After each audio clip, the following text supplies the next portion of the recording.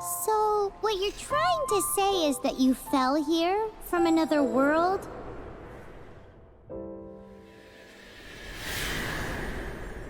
But when you wanted to leave and go on to the next world, your path was blocked by some unknown god?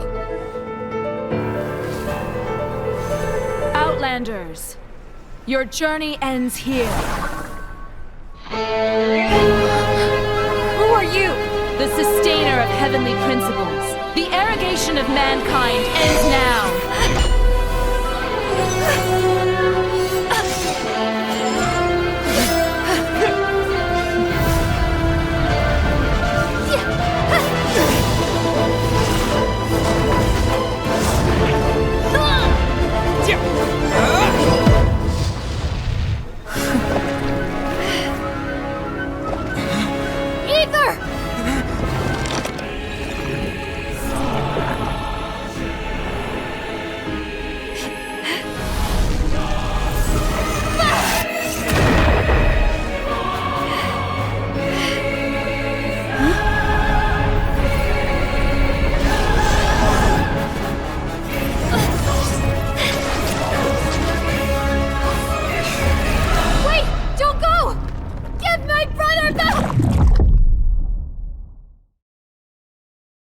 Just like that, the god took away my brother.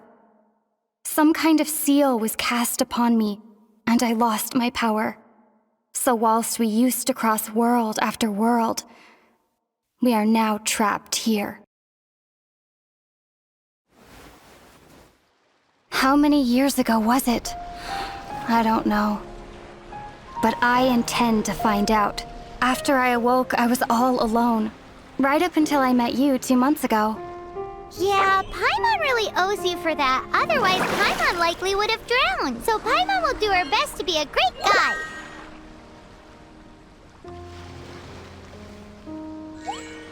We should head off. Let's get going.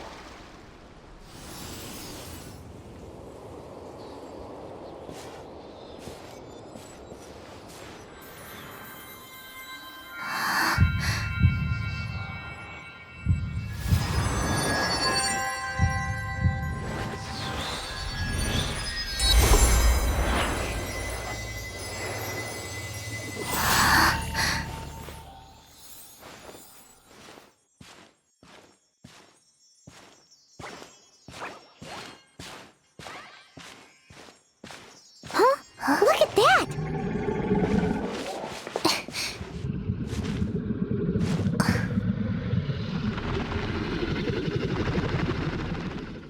Don't be afraid.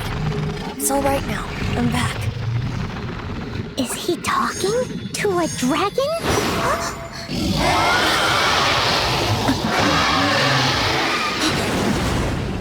Who's there?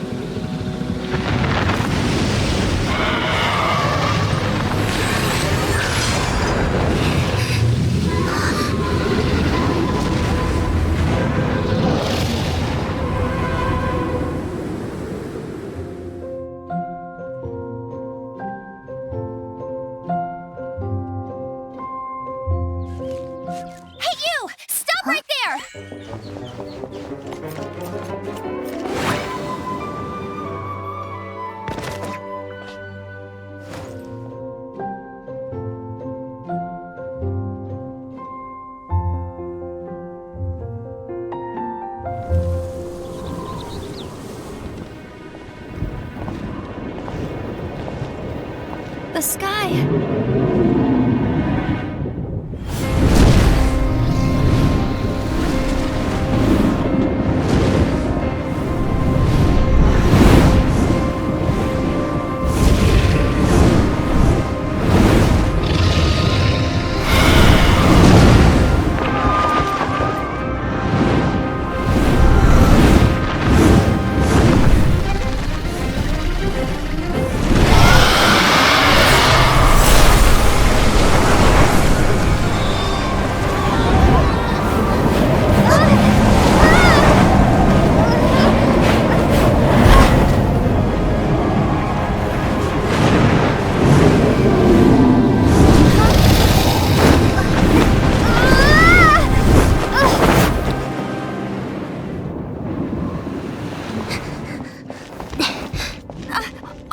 hurt?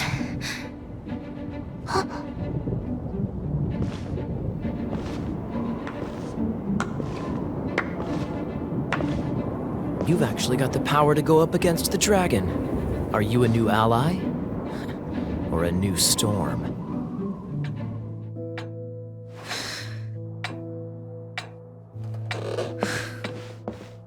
Jean, what's the hurry?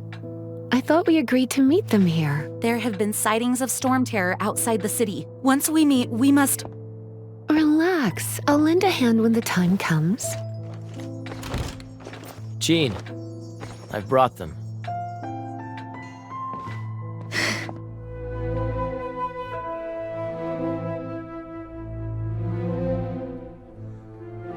Quite rewarding, no? We've seized another temple from Storm Terror's grasp. I can take care of the rest here. You go take care of other things while I'm at it. See you later then, bye-bye. There's no way Hilly Turtles organized an ambush like this themselves. Not with their limited mental capacity.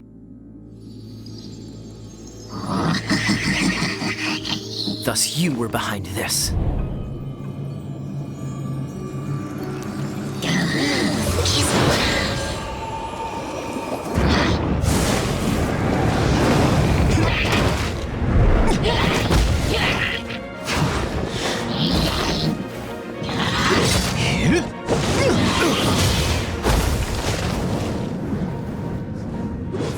Knights of Favonius, always so inefficient. Agree to disagree, but your involvement in this just made things a whole lot more interesting.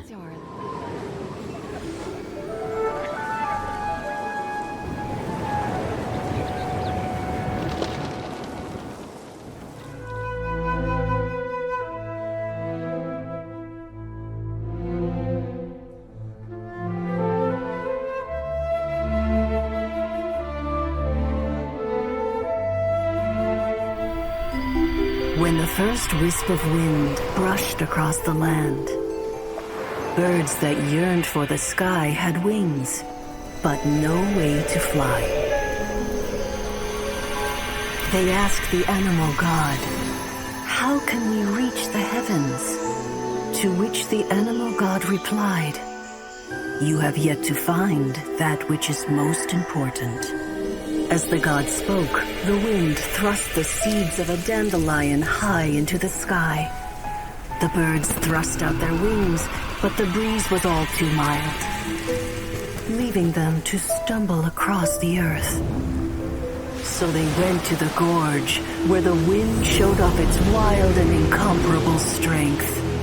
They threw themselves off the cliff and flapped their wings amongst the howling winds until they were able to fly freely in the sky. To the animal god they went to gleefully say, "We understand now. All we needed was a stronger wind to fly." In reply, the animal god said, "What you lacked was not wind, but courage. It is courage that has allowed you to become the first flying birds of this world."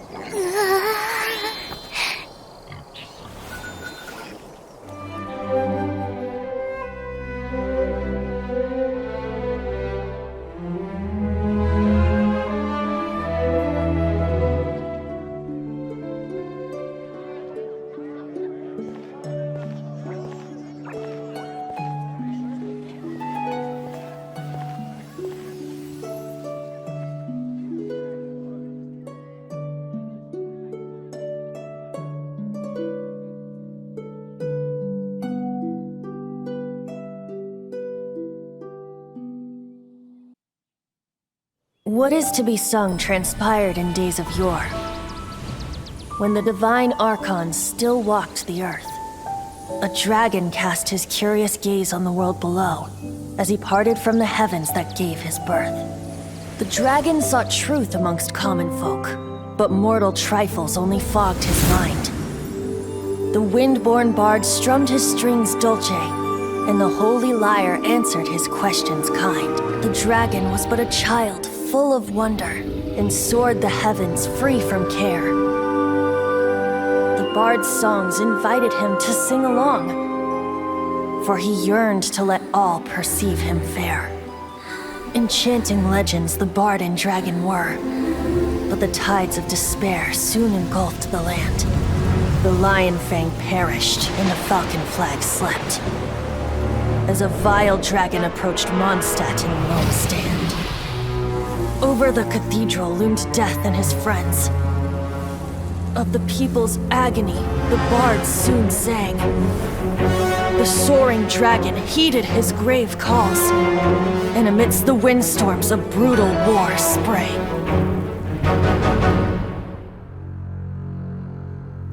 Blood of venom sent the sky dragon into slumber, only to awake to be expelled in abhor. Why do people in this age loathe me so? But the holy lyre replied no more. Wrath and woe, vigor and venom, poured from the dragon's bitter eyes. The dragon's curse sprawled in silence, but the lyre could no longer soothe his cries. He was once such a gentle child, now so full of rage and suffering. I also came across a teardrop crystal. Can you purify it?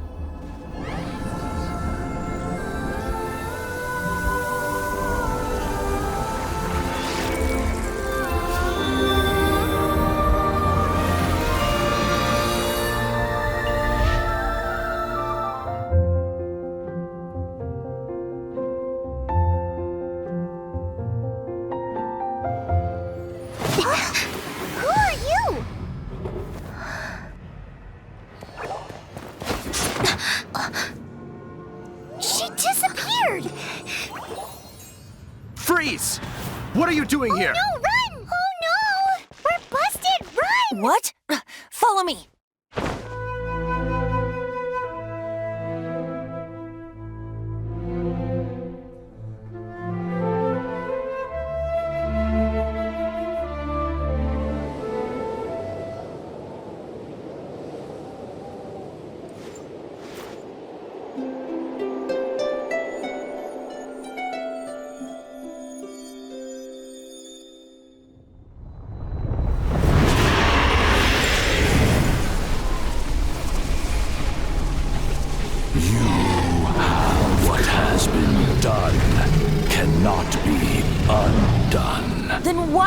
Sadness in your eyes.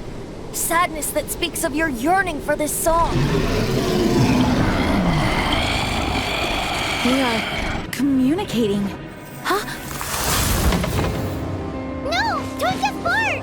Do not be fooled by him, dear dragon. He left you to rot alone. Now he attempts to deceive you once more. Let your wrath fester. Mondstadt has already turned its back on you.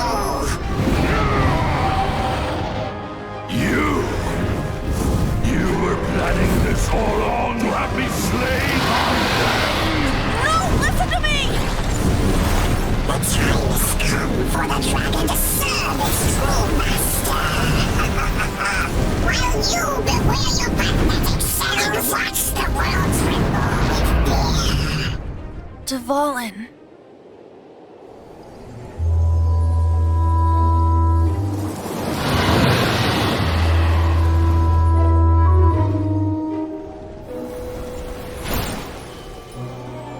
Your Highness, your humble servant returns. When your homeland returns to this world, we shall revel in its glory.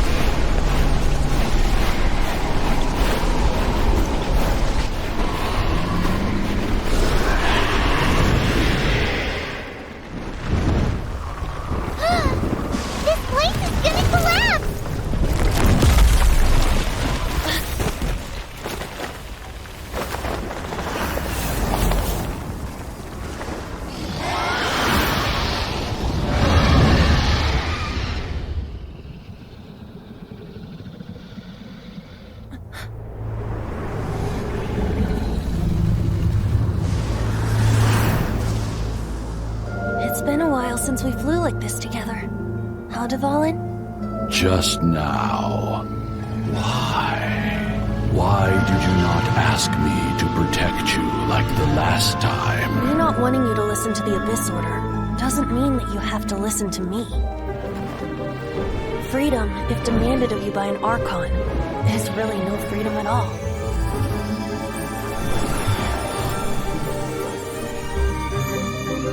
Is this the power of the Animal Archon? But I am no longer part of the Four Winds.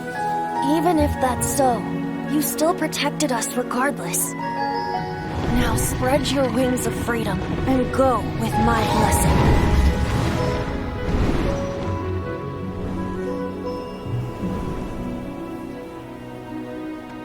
And so, the Storm Terror threat was quelled.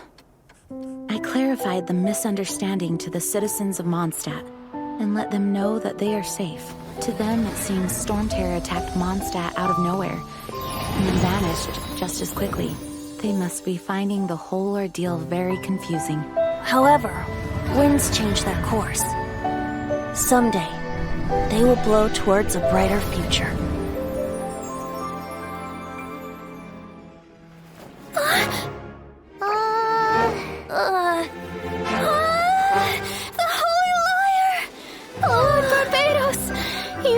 Atone for these sins for the rest of my life, it would still not be enough. Oh, give it here.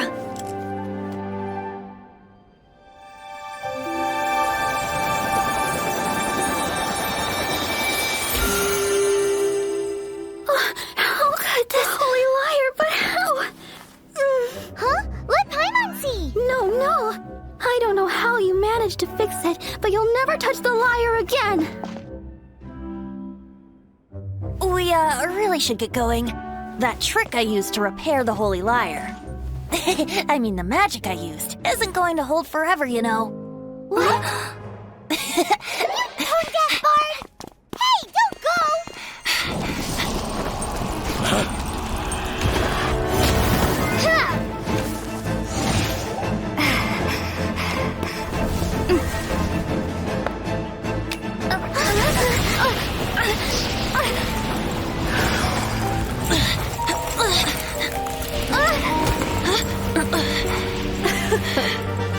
At last, Mondstadt's rodent ruler in the flesh. Scurrying through the streets looking for leftovers? Mondstadt calls this a god? Resident rodent beats invasive vermin. Don't you dare speak back to me, insolent bard.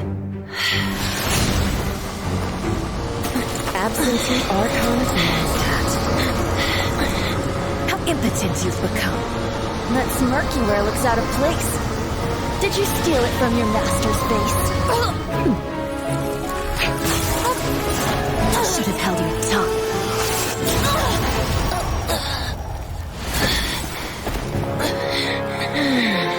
So, this is a gnosis. Wouldn't be caught dead wearing this ugly thing in public. Beauty is a waste when the beholder has no taste.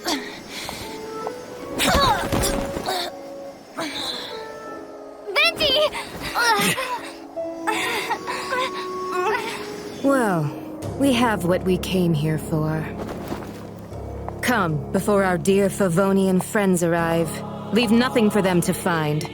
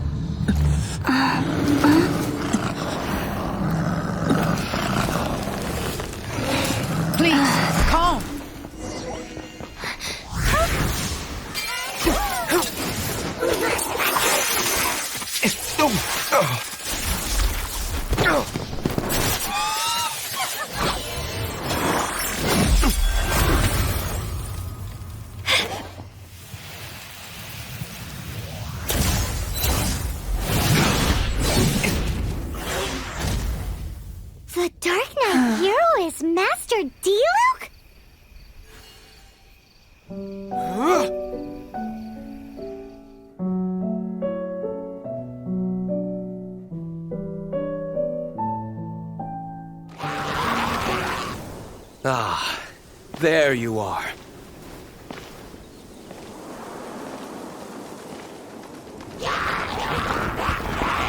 Dealing with you will be the easy part.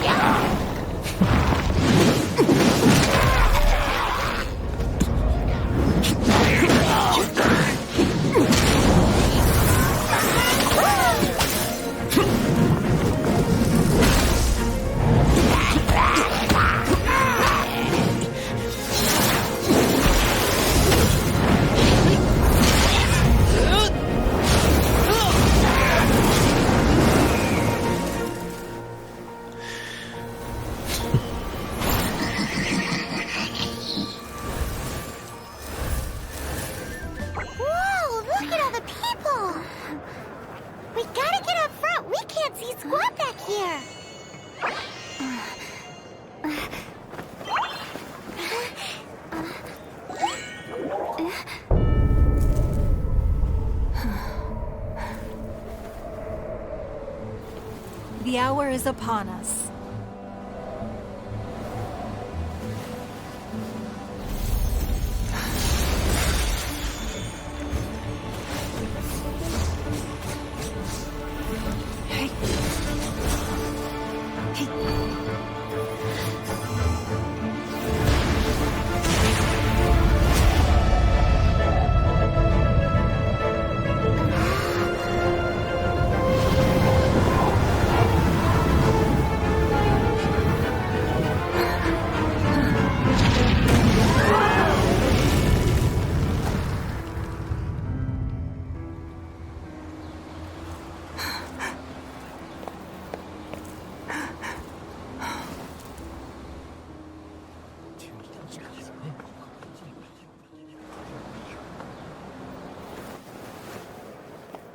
Rex Lapis has been killed. Seal the exits.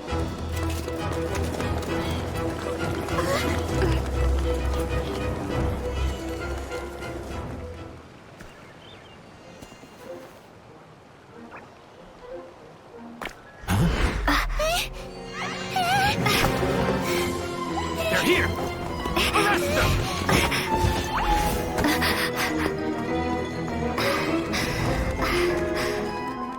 There's nowhere to run! Hey, girlie, hold still.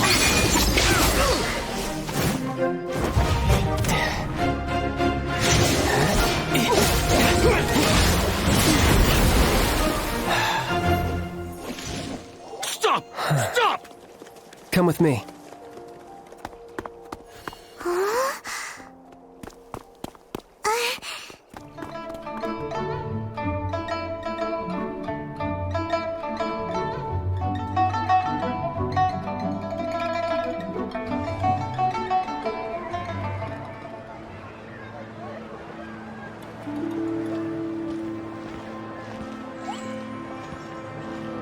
Welcome back, sir. You honor us with your patronage. Mr. Zhongli is awaiting your arrival in the room you booked.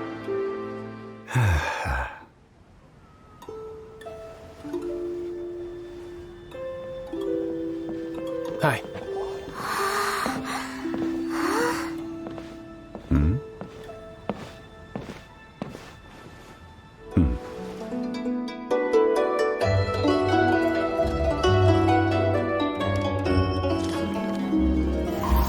They say that when Lady Ningguang ponders important affairs, she retreats to her jade chamber with none but her 3 closest confidants in tow.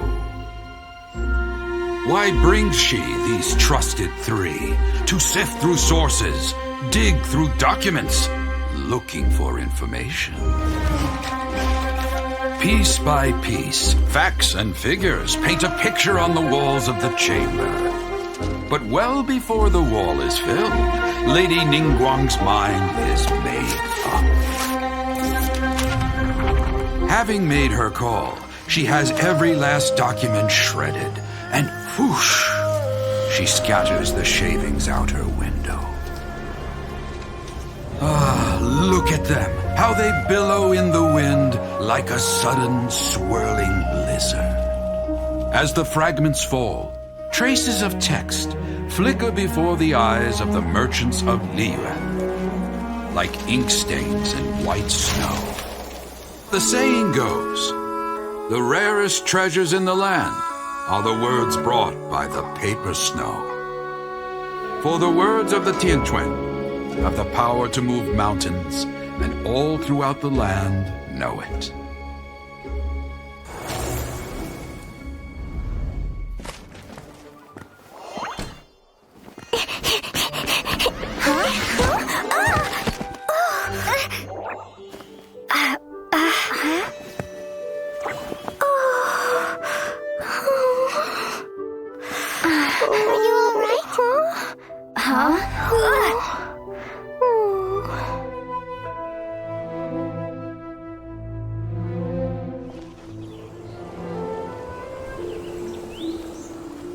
Lady Vanessa, I hope your watch over Mondstadt remains unclouded.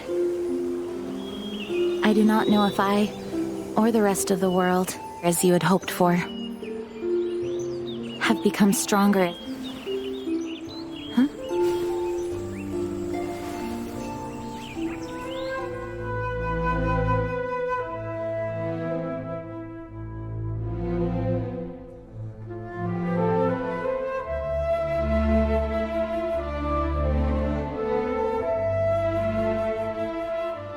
Hans Archibald. My true name? How did you know?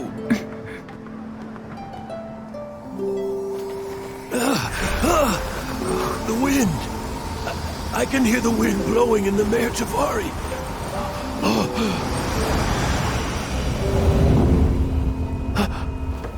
I always believed you existed. Will you hand me your old friend's spirit?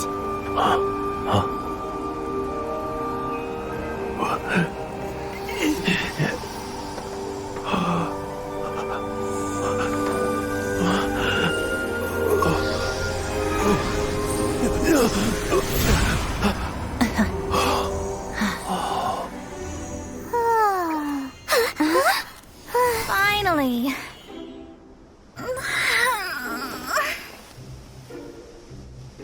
I almost fell asleep waiting.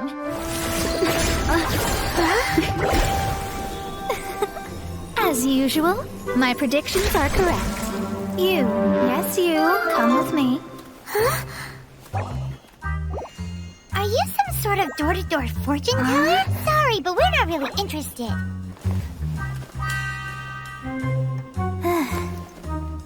You're not from this world, are you?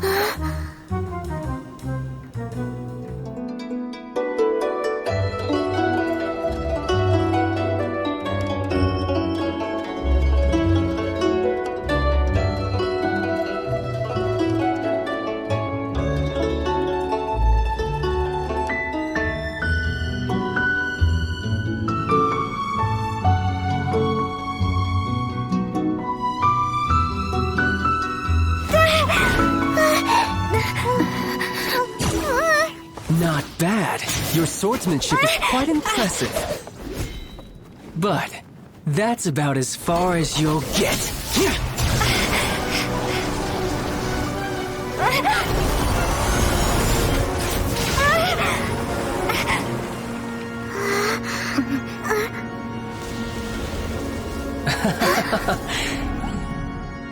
Didn't think you had that card hidden up your sleeve. You were just playing us to get close to the Exuvia! Oh, quiet down. Stop acting like some wide-eyed recruit. You've seen this world. You of all people should know. This should have been expected! Well then, I'll be taking Morax's Gnosis now! I see. Well, this is most unexpected. You beat me to it, didn't you?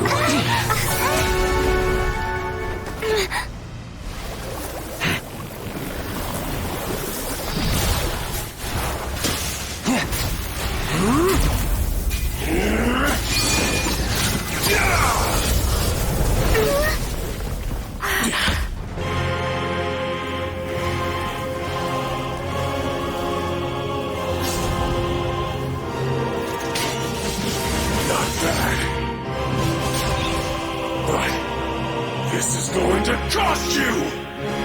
Yeah!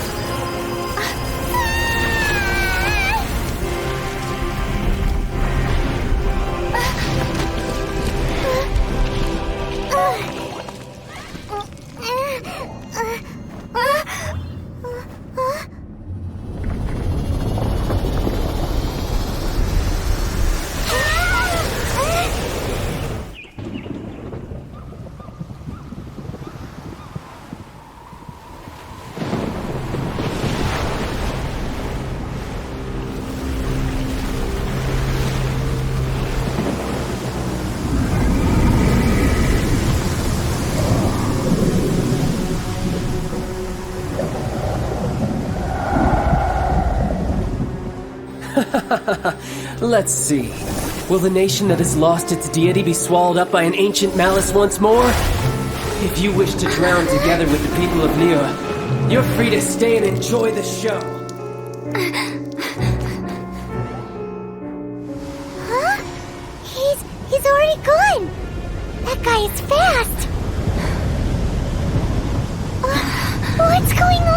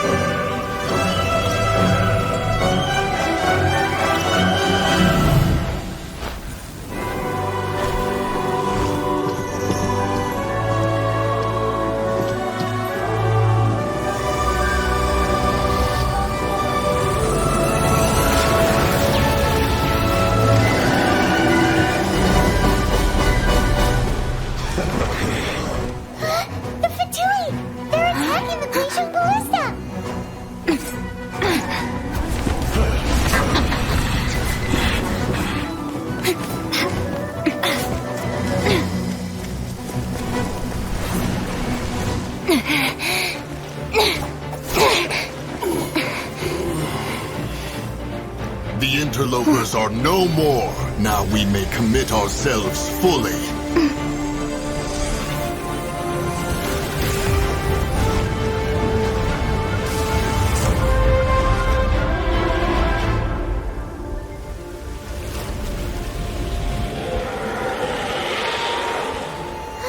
It's working! We just need to keep this up!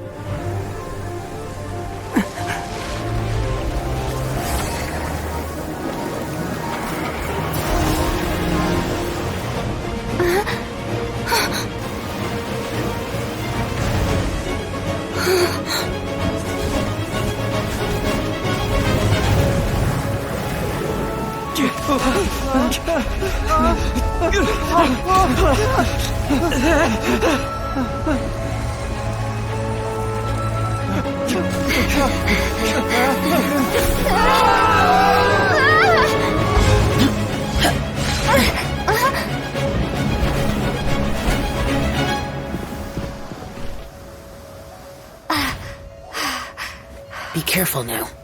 The Guizhong ballista is destroyed.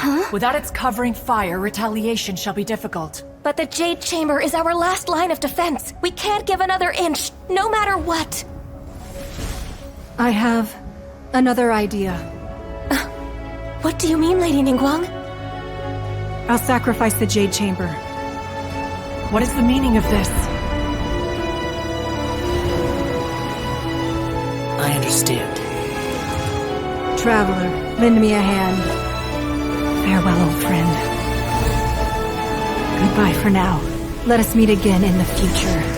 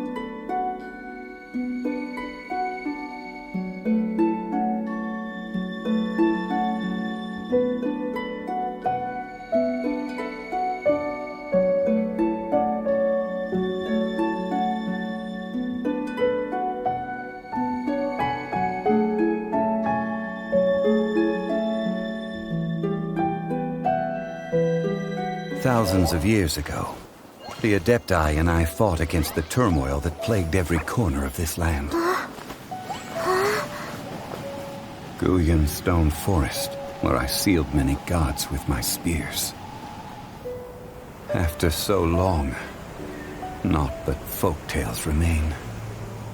Oh, Xiao, you and I were foes. But our ancient grudge is but a bygone memory now.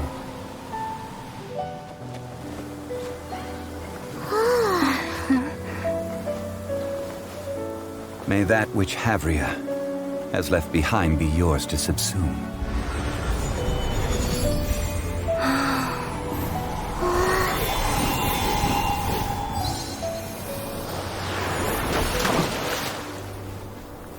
And thus another spark of divinity departs from Liyue. My legacy shall now be left to those who come after to debate.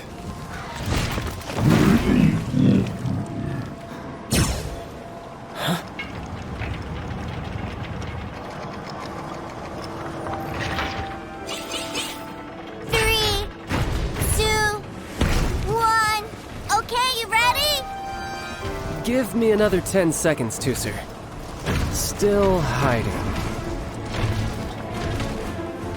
Huh. Now who's the cheater? All right, 10 seconds, that's it.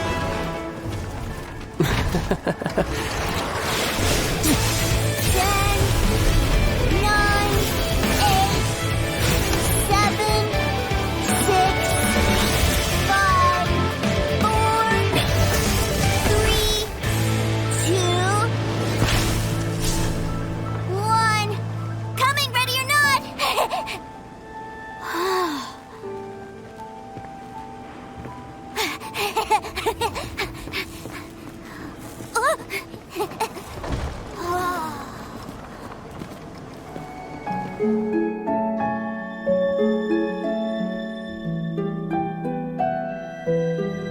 There was a meteor shower last night. The strike zone was very large, covering the entire countryside of Mondstadt and Liyue.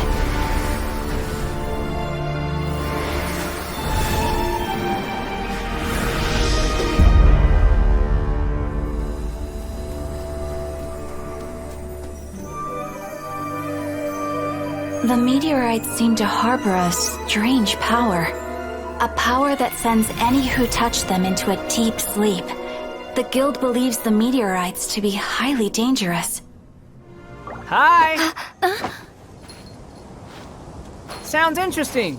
Mind if I join you? What ho! We meet again, Vagrant of Inazuma.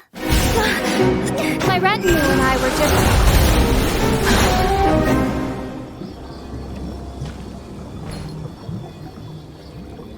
The first time the Monoliths were present, I had to forego the chance to strike down Mondstadt's savior. This time was a perfect moment.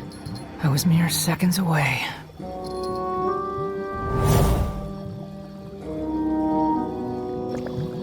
But who was that mage?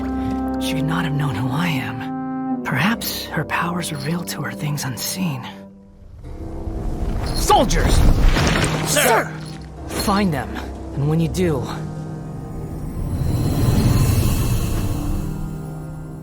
Another one? My lord! It's happening again. This is the largest one we've seen so far. They just keep coming. But so be it. Move out. Change of plan. Your prior objective remains in force. Continue to research the meteorites. My lord, leave them to us. We will make short work of them. Are you deaf or just stupid? When did I give you the right to issue your own orders? My apologies, my lord. Now move out and complete your objectives as assigned.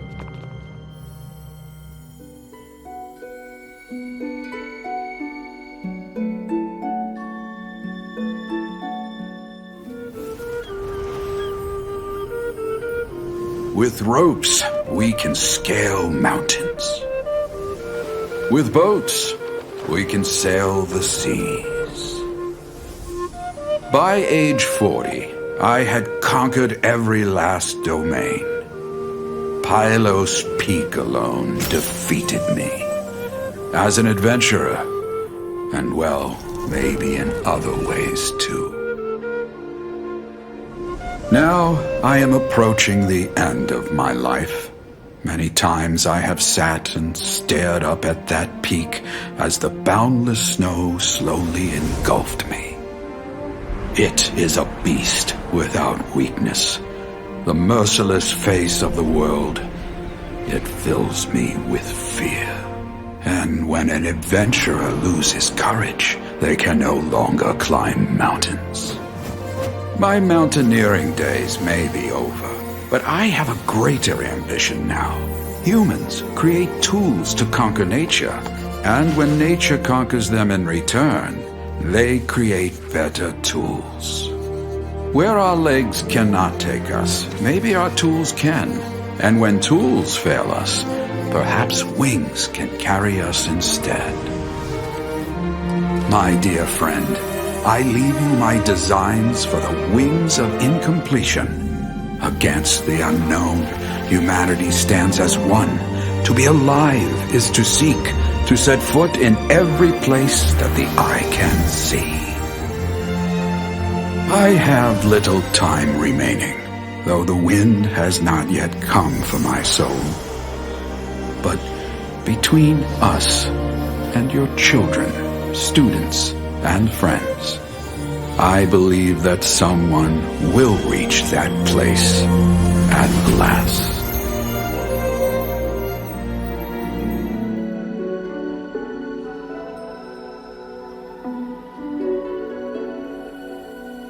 Most benevolent among all Adepti are the Childe. They drink only spring water and eat only whole grain.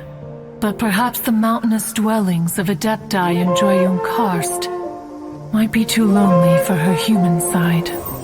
Under moonlight did one see her last. She stood by the precipice's edge, and upon the mist-veiled mountains she gazed. Her thin figure was immersed in the vast sea of clouds. One noticed her loneliness, and sought to convince her to go back to the human world. But just then, she said thus. Liyue Harbor feels even lonelier than Joyun Karst. When I look at the sea of clouds in Joyun Karst, I merely feel the loneliness of a solitary cloud gazer. When I step into the sea of people in Liyue, I feel the loneliness of an inhuman that doesn't belong in the human world.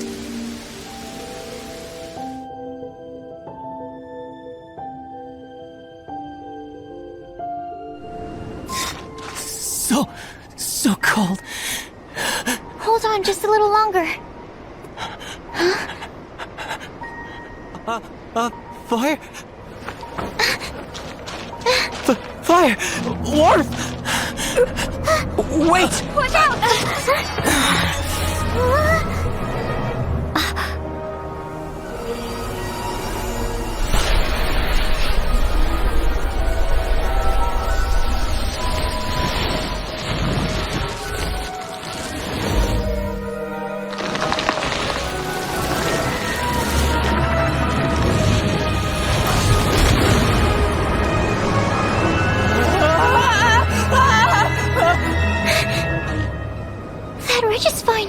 Brought back to life.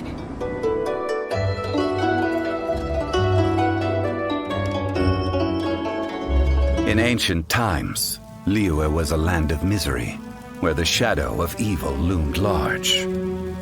As slain gods festered, their vengeful wrath cursed the world, manifesting in infernal forms. When demons stirred, miasmas, monsters, and mutations infested the land. Then Rex Lapis summoned the Yakshas to vanquish the demons. They swore an oath: restore order through slaughter, purge evil through battle. To this we dedicate our lives. Eons of bloodshed later, karmic debt weighed upon them, phantom wrath seeping into their broken souls. They went mad with fear, turned on each other, or succumbed to the darkness. Of the 5 foremost Yakshas, death came to 3, while the 4th vanished without a trace. In the millennia since, one conqueror of demons remains the sole surviving Yaksha in the mortal realm. And only on moonlit nights, in the glow from Guyon, and in the sound of the Dihua flute, is his memory preserved.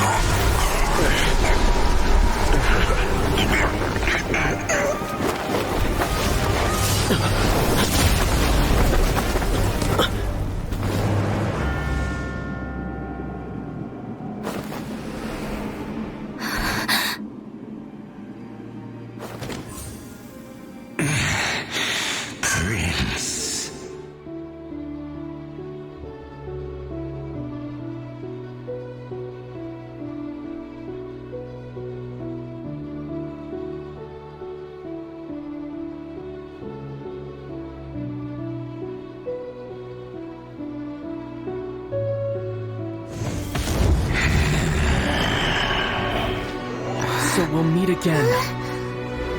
Though we need not rush, sister. I have more than enough time to wait for you.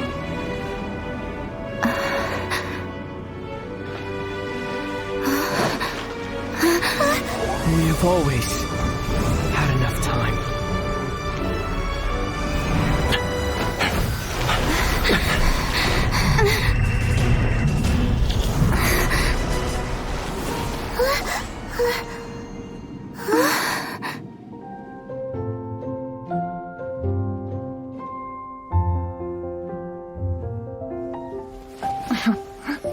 The Windbloom Festival originated in the Crown of the North, the City of Freedom. Oh, we gotta bring enough supplies this time. Otherwise, you'll go hungry again. So, if you're asking me... Unofficial business? We're grateful to you, as are we to you. Funny, we haven't gotten together for a little while. It's been so busy lately. What should we do on this day? Mr. Albedo! How's the research going? We've had a few issues. Have a look at this. Of course, any good tavern offers bar snacks. Really? How should we do it? Who should we do it for? Quietly? Or boldly?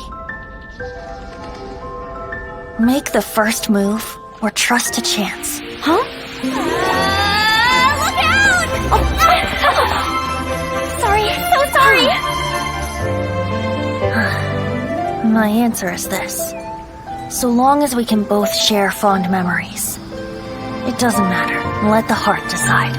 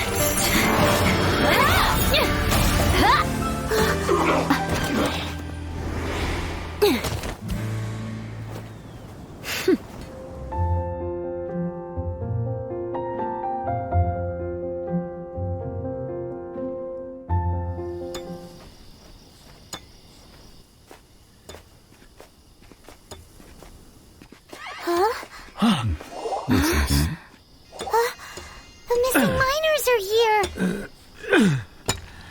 What are they digging for? I'm afraid that this whole tunnel is the fruit of their strenuous labor. That gate. Has it been there all along? Digging a tunnel to this ancient seal. Had they not been discovered, they would undoubtedly persevere till the gate.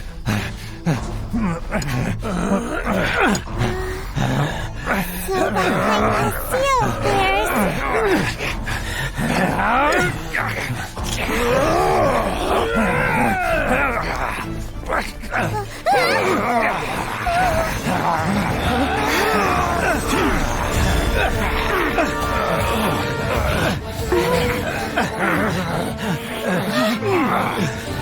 What do we do? We can't hurt them.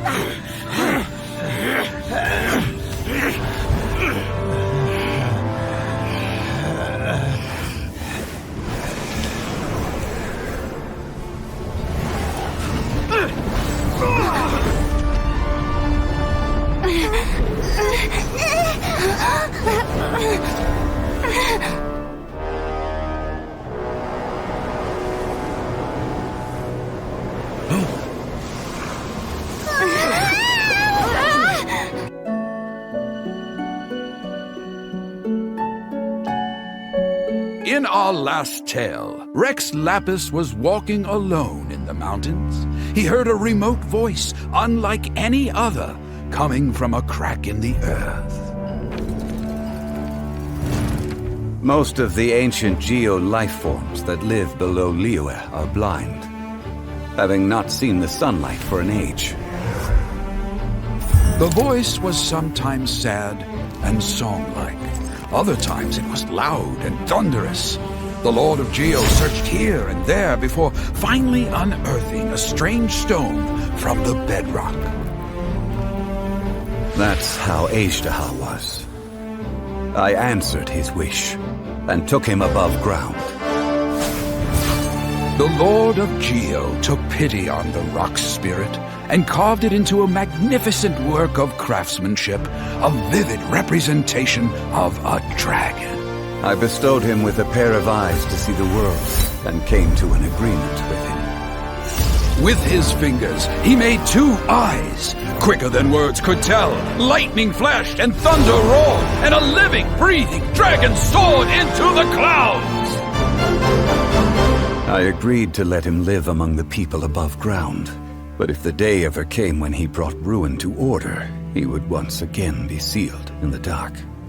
The dragon accompanied the Lord of Geo, fighting campaigns alongside him in the 4 corners of the world. We have a saying to eulogize these events. The crash of a spear brought billowing dust. The mountains and waters made way at the sound. The sight of a dragon bestowed with a touch the promise of rainwater blessing the ground.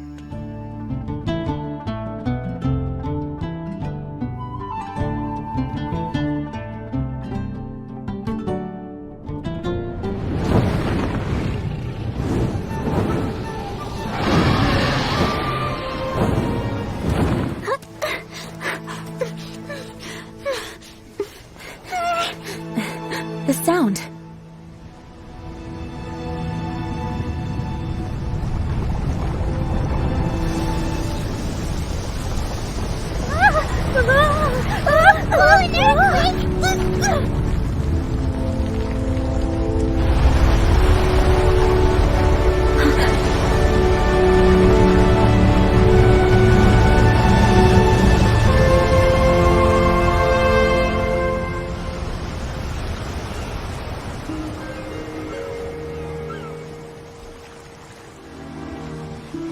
What's happening?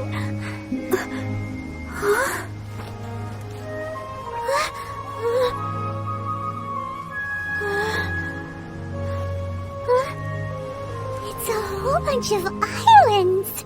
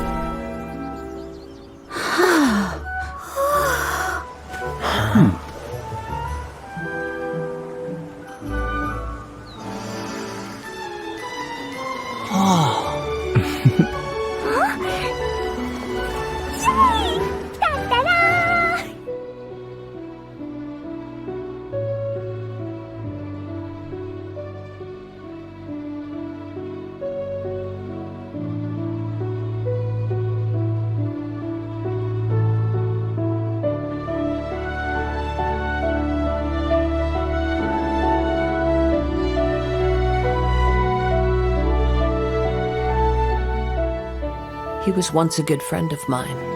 One day he asked me about a sword art of which he had heard, the Musono Hitotachi. I told him it can only be witnessed when divine punishment is administered. It is the pinnacle of the Raiden Shogun's skill, a symbol of ultimate power. But he replied, there must be one who can withstand it. There will always be those who dare to brave the lightning's glow. Then, the Vision Hunt decree arrived. People's aspirations were stripped away as the Raiden Shogun began to construct her ideal of eternity. While I was fleeing from place to place, I heard that my friend had challenged the Vision Hunters to a duel before the throne.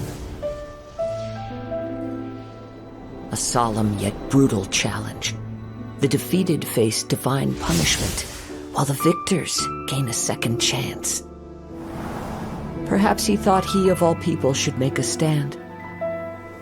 Coming face to face with the Musono Hitotachi was all that he truly desired, after all. When I arrived at Tenshukaku, the duel was over. I heard his sentence of divine punishment, his severed blade hitting the ground. Perhaps that was the glory he had yearned to witness.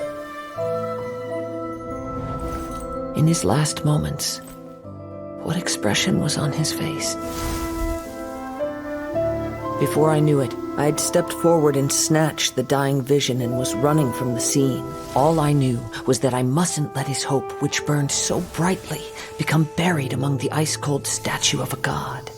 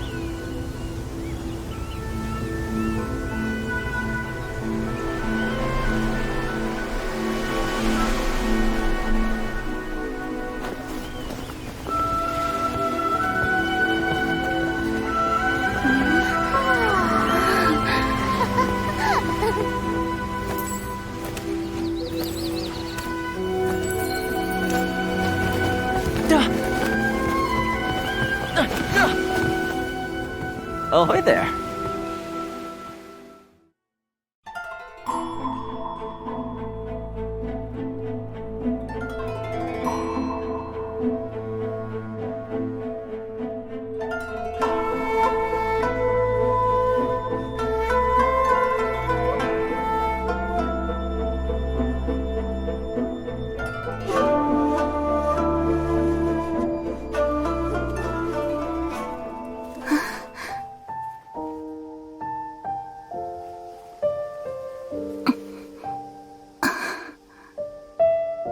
Traveler. Huh? There's something that I'd like to do. If you could spare me yet another moment.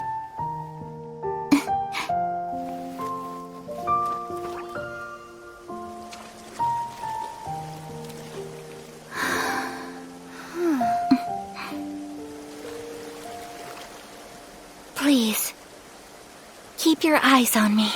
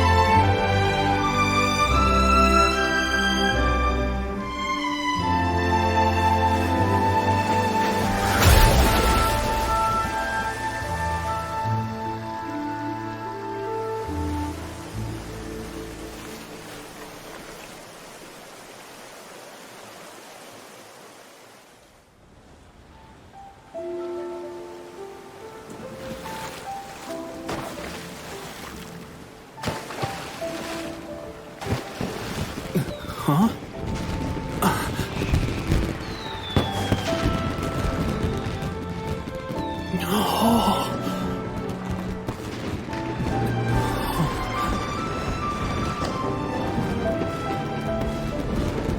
Oh, it's...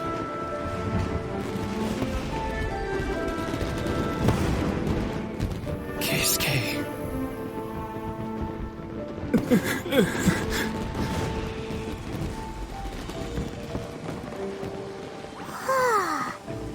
So, Yumiya, these fireworks, what do they mean to you? Yumiya? Shh. Huh? Oh.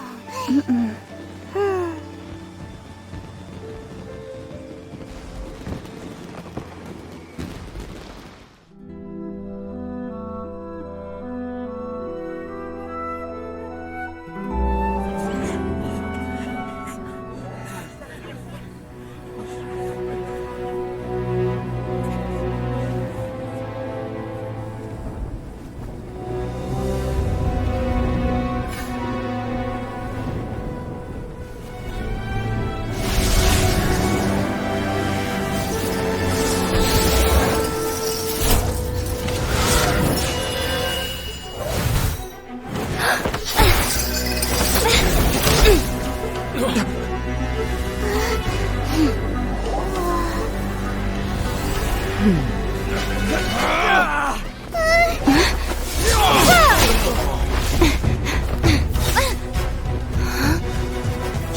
of using elemental energy without a vision.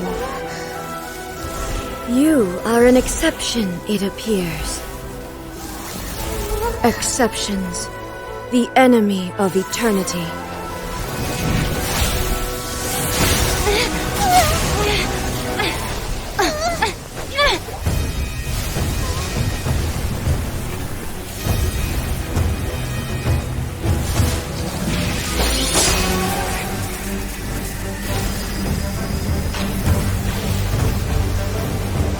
You will be inlaid upon this statue.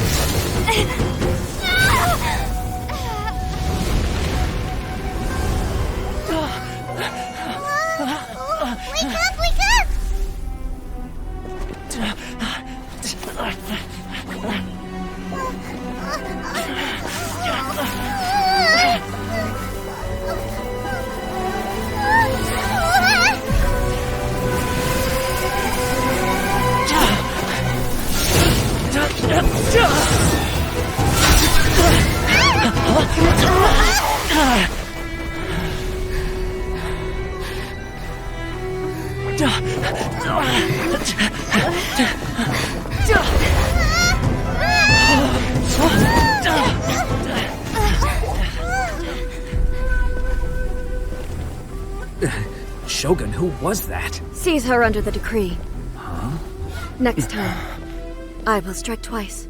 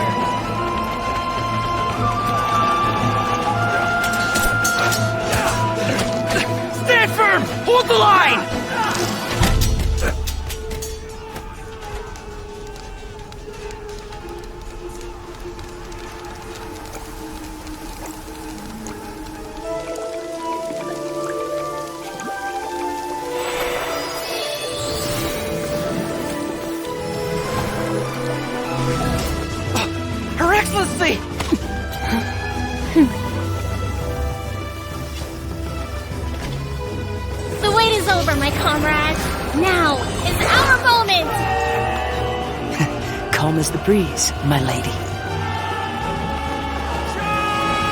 I just hope you can afford all these mercs you've gathered!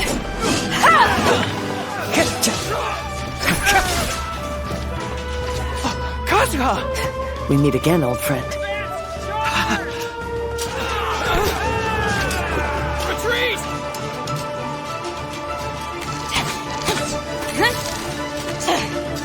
All forces, retreat!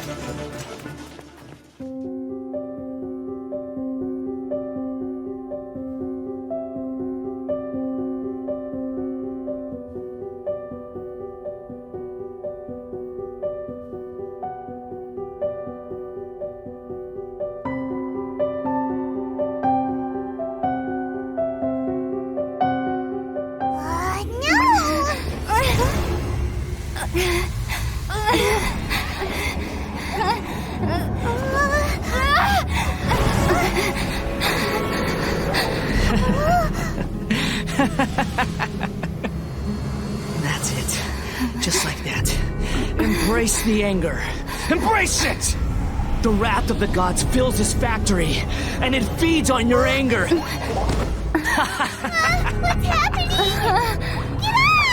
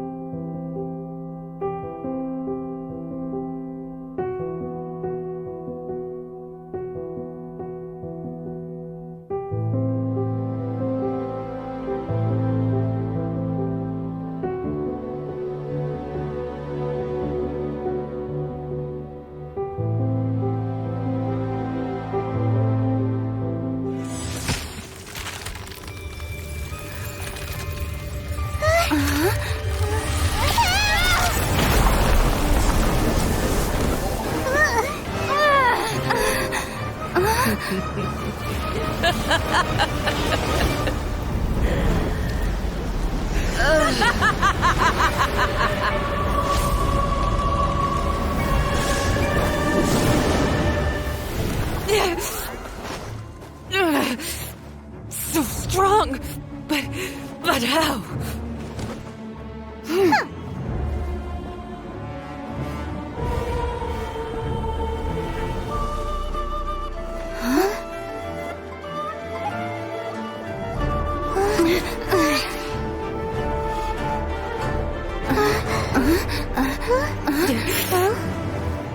I am a Snezhnayan diplomat. You know what happens if you lay a finger on me. I swear, if you strike me, I will make sure. The Fatui will make sure that your precious Inazuma... Stop! I order you! And you!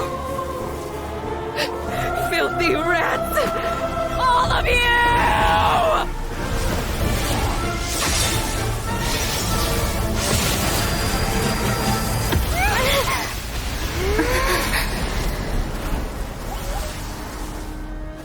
You are the enemy of eternity. But as the victor, I acknowledge your honor. Therefore, I shall allow you to leave Tenshukaku alive.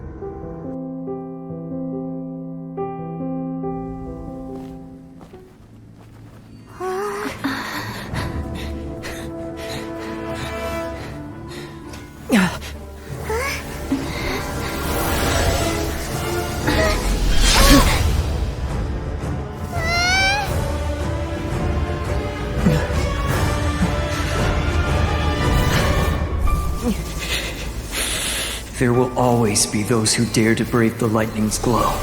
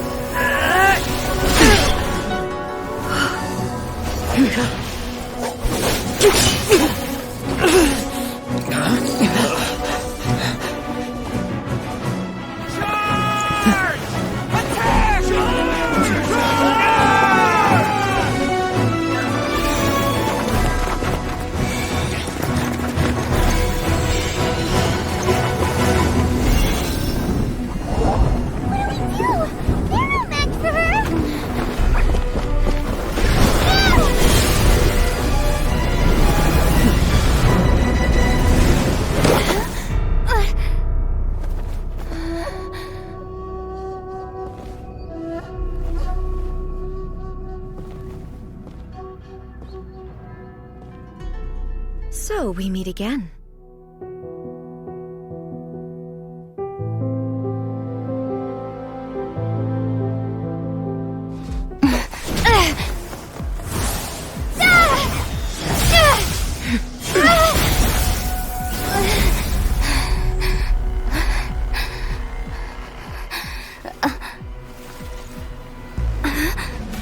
Dear me, aren't you cutting it rather close?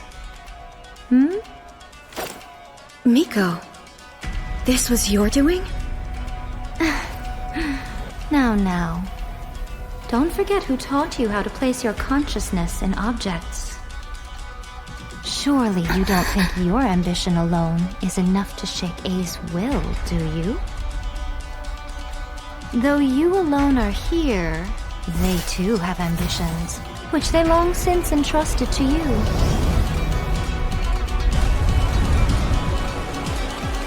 Now then, close your eyes.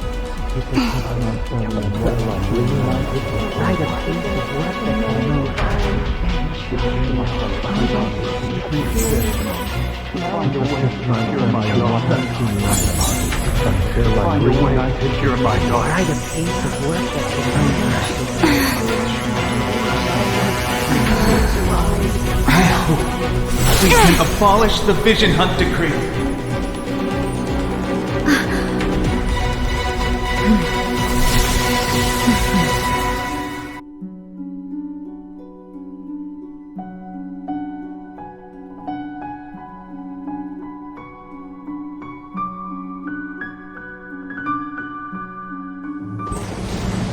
When lightning flashes, it casts a shadow. My name means shadow. With my blade, I purged all obstacles to progress.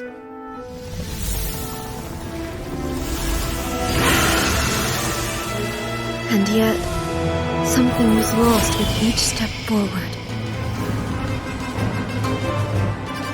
In the end, I even lost her. The tales are still retold in the shade of every thunder sakura. But the wounds left on our nation by that terrible loss still ache. Never stop searching, even if only for a brief flash of light. If nothing else, we have the present moment. She said that once. But I've seen a nation stride forward and lose everything to the heavenly principles. Perhaps only if time stands still will the lightning's glow never fade. The present moment is a fragile illusion. Only eternity can bring us closer to the heavenly principles. I am no longer the shadow. Mine is the most supreme and noble form. Let power over the realm be vested within me. In this form shall I honor my subjects' dream, for a land of eternity, unchanging forevermore.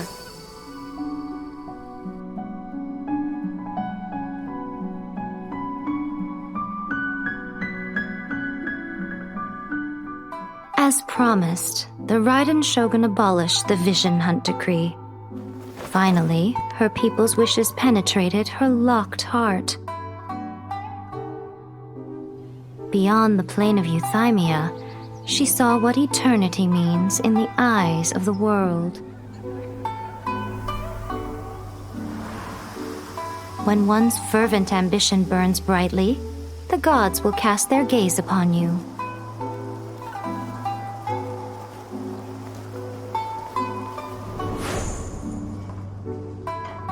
Some ambitions have the power to heal wounds, to bring victory, to inspire hope.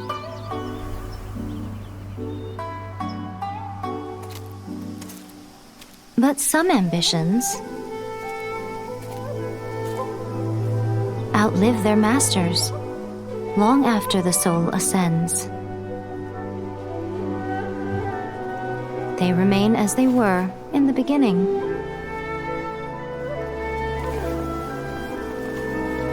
Burning bright and true for all eternity.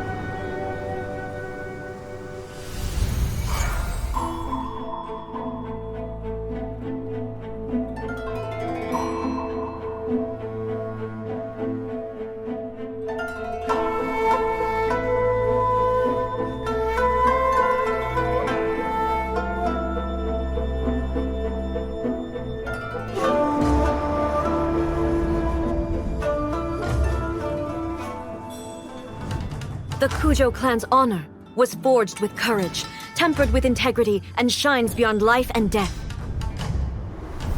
Show me whether your blade can bear the weight of your name. Ready to learn. Almighty Shogun.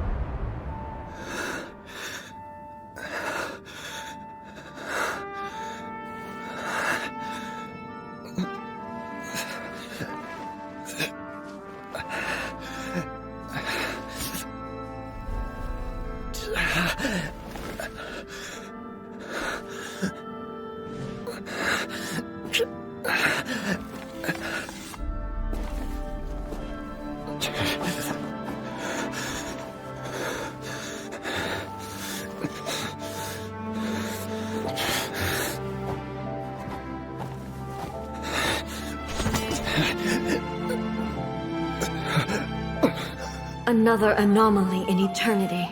Nevertheless, it appears that the Kujo honor still courses through your veins.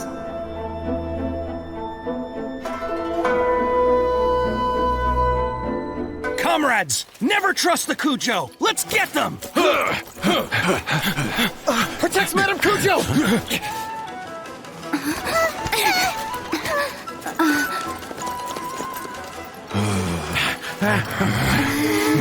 Number 16. No, wait. 67? Or is it 73? Which one is it?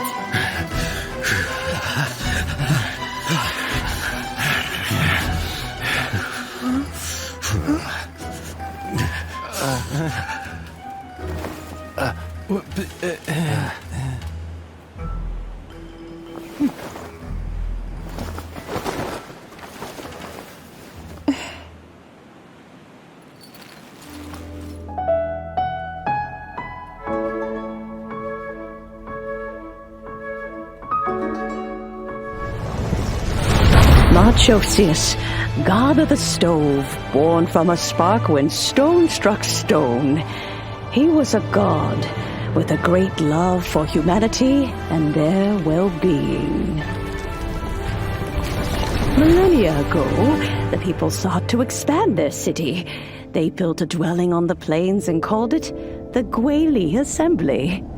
The stove god cared greatly for the people, turning himself into minions who went into every home, fostering food and solidarity alike. Alas, their home was taken by a flood. The waters ravaged the Gweli Assembly and forced the people back south to Liyue Harbor. Though the distance was not far, the journey was plagued by a terrible storm. For a dozen days, the Adepti stayed by their side. During this time, the stove god cooked an ancient delicacy, flatbread with a meat sauce to stave off the cold and damp, fit for those on the move. Centuries later, disaster and plague arose once more. The stove god would appear no longer, for he placed all of his power into the land itself to quell the calamities. His power expended, and his wits greatly reduced. Thus his body decreased in size. By the time he parted ways with us, he wasn't even the height of a human. He told Rex Lapis and I of the dishes that bring joy and of the secrets of the flame, then went into the mountains and entered into a long slumber.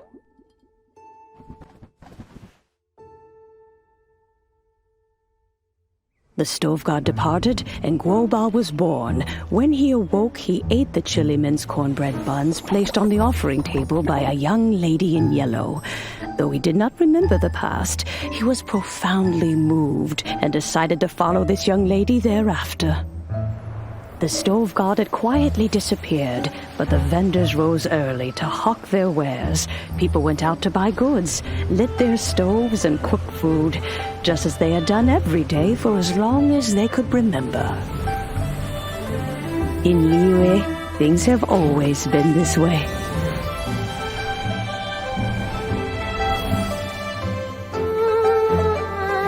Nature provides, the mountains rejoice.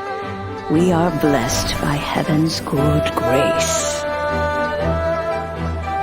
Years have gone by. The world has transformed, but our way of life survives.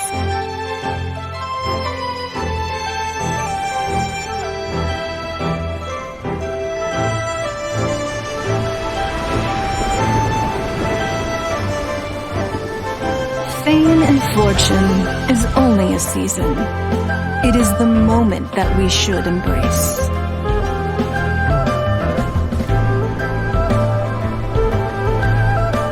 Past meets present. Heritage becomes legacy. Long into the future may we thrive.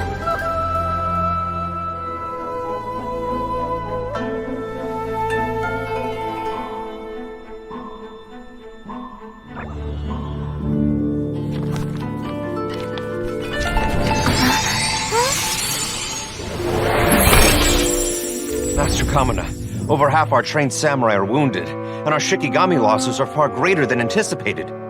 Besides, the outside situation is beginning to stabilize. Do we really need to keep pursuing this ultimate attainment? Why so apprehensive? This is all within my expectation. Harunosuke, forgive my directness, but she's not coming back.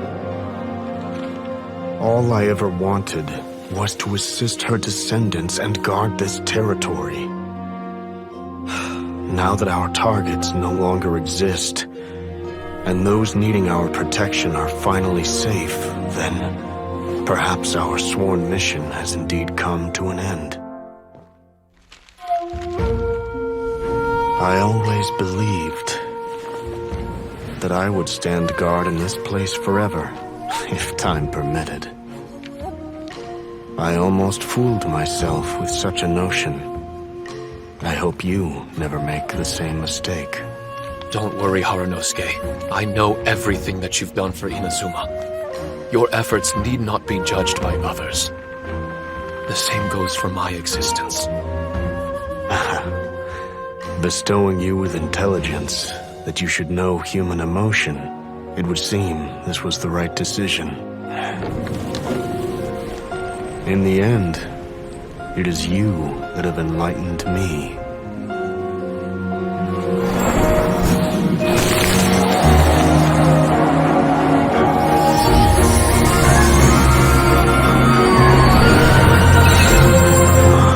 Rosy-cheeked in the morning, bleached bones by dusk. How so very true. I have nothing left to keep me. Shiki Taisho, my friend, you have completed your assignment magnificently. As for me, I need wait no longer. I will set out again, in search of a new purpose. Then this is farewell, Harunosuke. Be safe in your travels.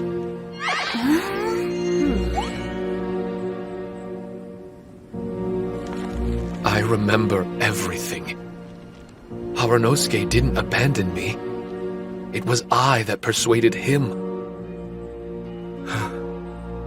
and helped him escape the labyrinth of his heart.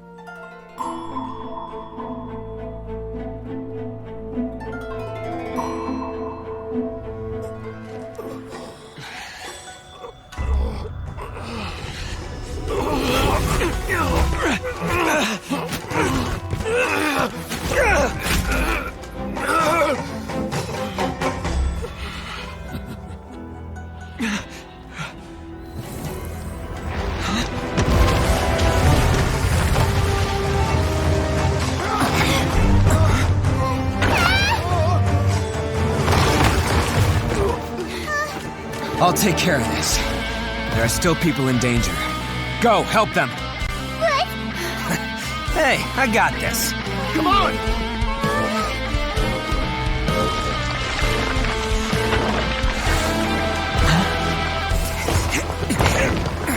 Forget about me! Just go! It's what I deserve! Ah, shut up, would ya?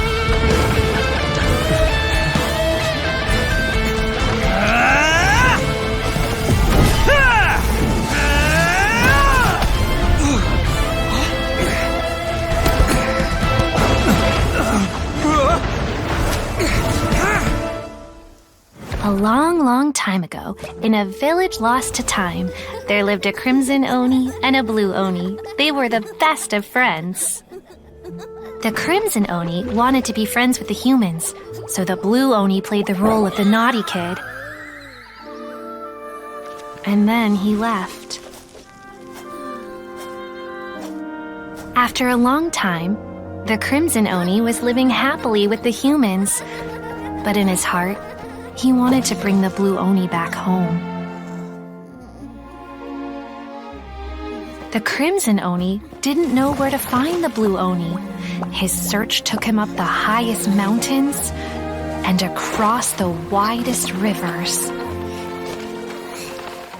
He found many traces of the blue Oni, but the more he found, the clearer it became. The blue Oni was hiding on purpose. So just as the blue Oni had once done, the crimson Oni left him a letter. Dear Owl, I've made lots of human friends now, and I want to have a big party for everyone. I want all my friends to be there. That means you too, Owl. If you don't want to meet me, you can just watch from a distance. The blue Oni snuck back to the village and hid in the shadows. He saw the great feast and roaring fire and longed to join in. But though his stomach rumbled, the blue Oni remembered the oath of old and kept his distance. Suddenly, he jumped. The crimson Oni was right behind him. Hey, you're finally back. Come on, I'll introduce you. It's time everyone met my best friend.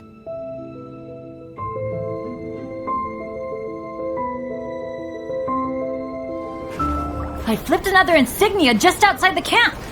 Wrong again. So your bad luck is all used up. We'll be down the mountain in no time. Yeah, my thoughts exactly. Today's the day.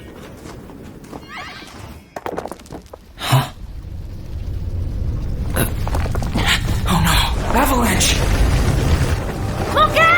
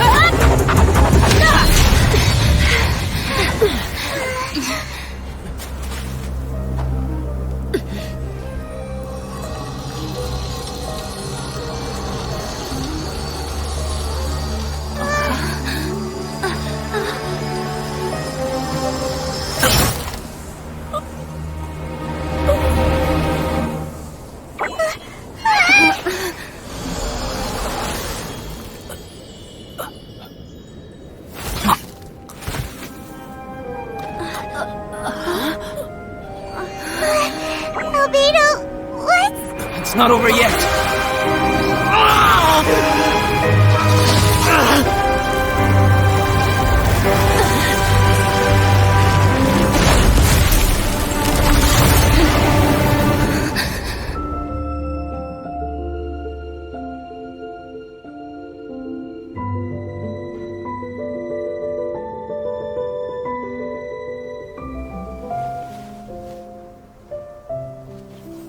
My story. Yes, I should have known. Master's failed specimen in the dragon's belly. This is where the story truly begins.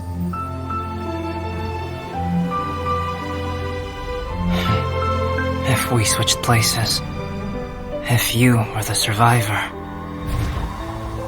then as the abandoned experiment, the failure of the primordial human project, I'd want to replace you too. I would replicate your appearance, study your alchemy, and create miraculous life forms to divert your attention. I would wait for the right moment, then dispose of you and the Traveler, the sole person to have known your secret. And then, I could finally experience the joy of being brought into the world.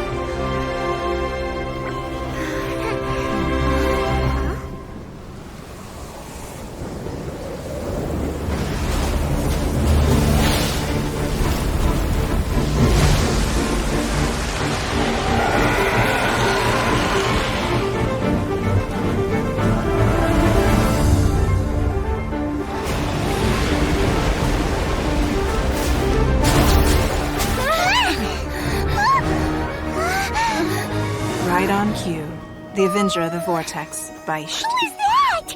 Osial's wife. Final follower of the Overlord of the Vortex. Sounds like you knew this was coming!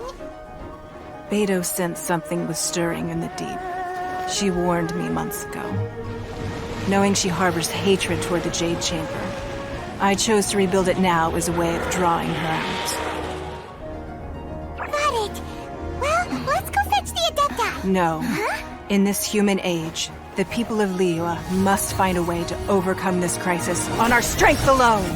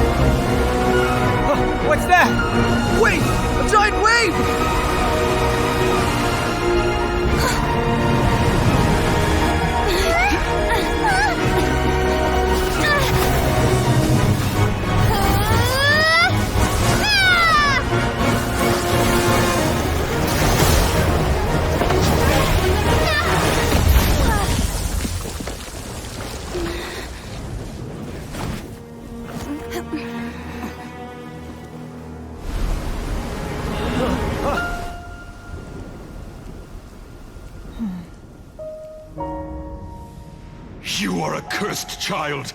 Your life brings nothing but disaster to us all. At least if you die, I can bring her back. The day you learn how to use your strength for the good of others is the day that you can truly become part of human society.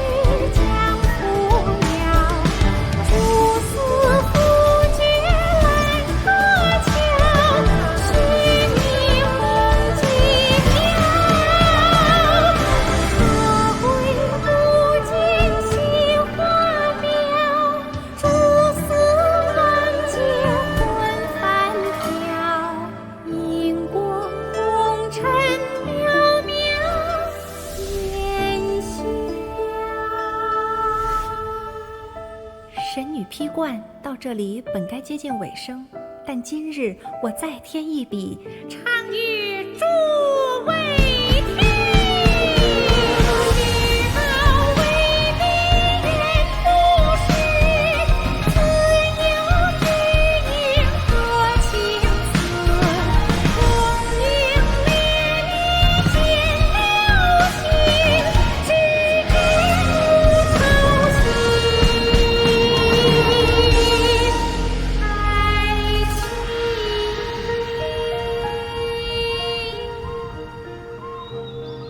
彼时鹤归，茫茫天地无依靠，孤身离去。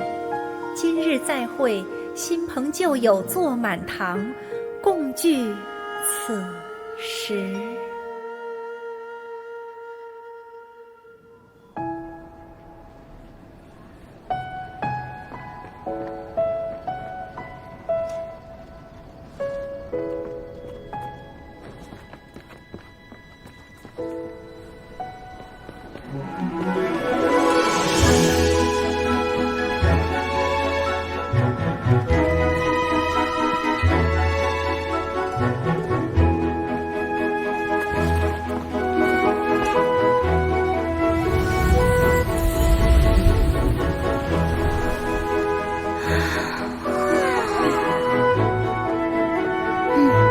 Lady Kuching, the item Lady Ningguang prepared for you has arrived. Traveler, wait here for a moment. Don't go anywhere. Huh? Must be something important.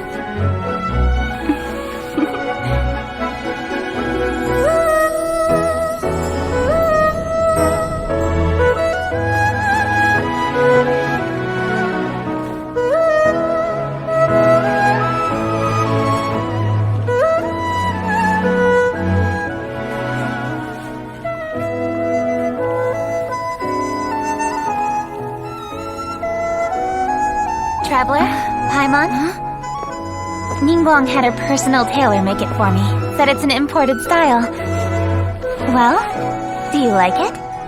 Wow, it's beautiful! It's time. Traveler, please enjoy the grand finale of this year's Lantern Rite. The fireworks show.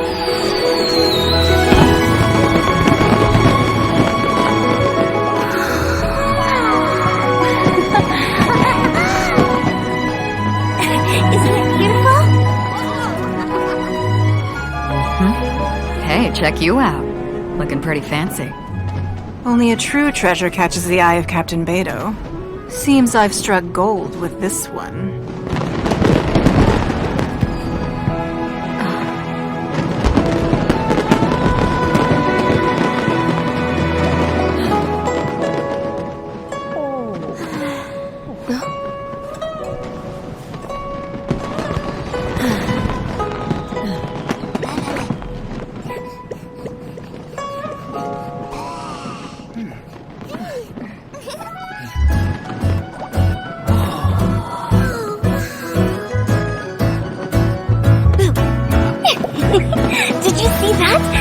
There, a firework that looks just like a pig! So it does.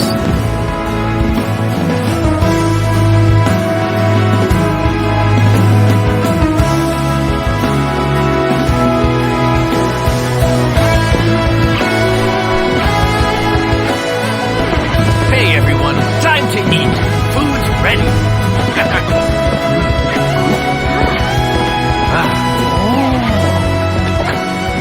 No better way to celebrate.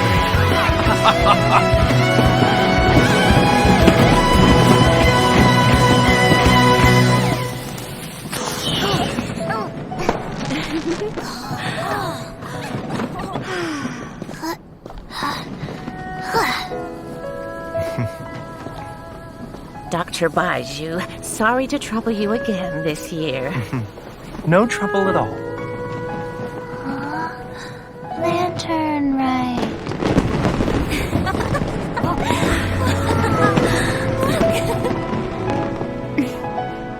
Happy Lantern Rite. Huh?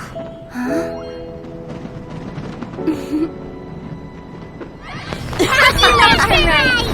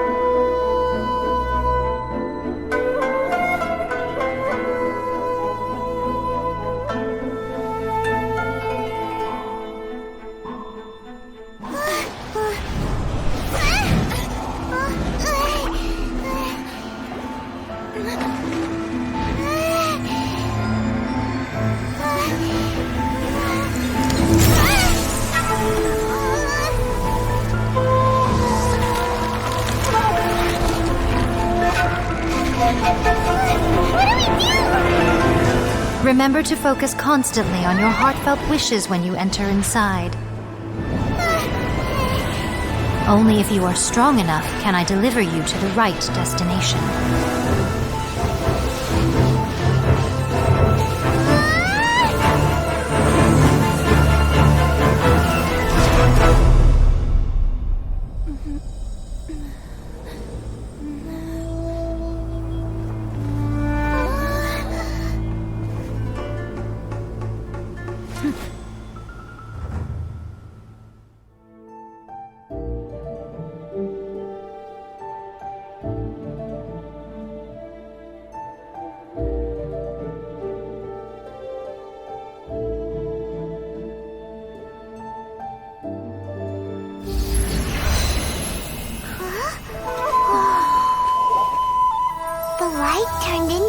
A seed? The miracle tree that blesses the people, in this moment new to the world and yet to be known.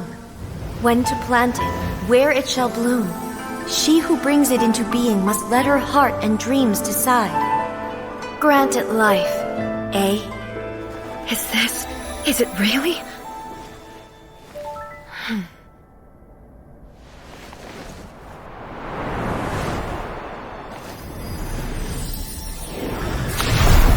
Eternity extends time into infinity. Dreams illuminate each moment within. When both shine in unison, the sacred Sakura blooms from the darkness, finally free from the clutches of the heavenly principles. Now the nightmare has dissipated, and reality is made whole. The vision we both yearn for is still further ahead. My only regret is that I cannot witness Inazuma's future. Nor can I walk this journey with you.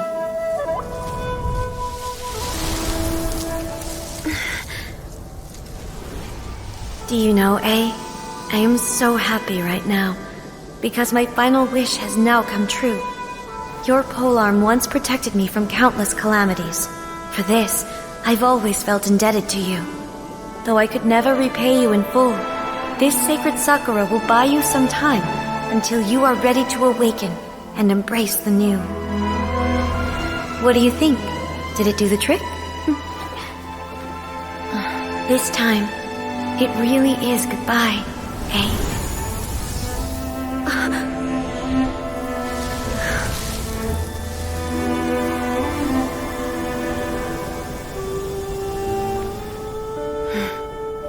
Goodbye, Makoto.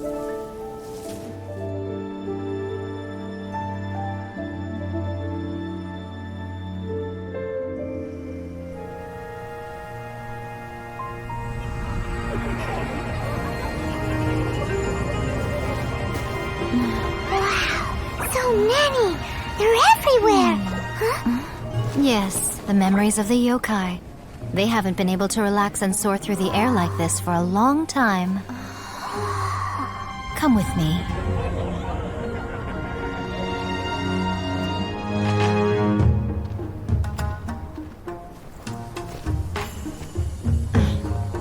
You all right, little one? You look a little nervous. It's just, Hyman's never seen anything like this before. Whoa, they've really blacked out the moon!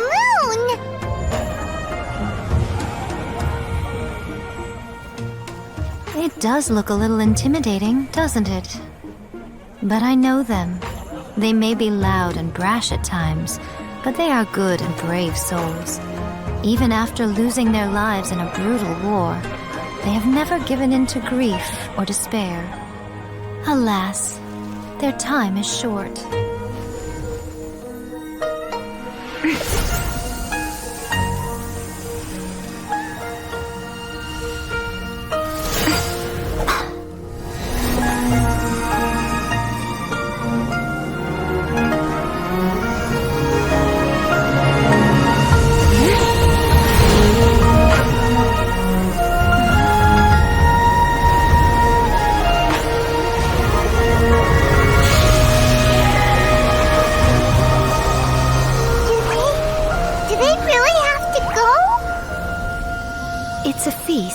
All feasts come to an end.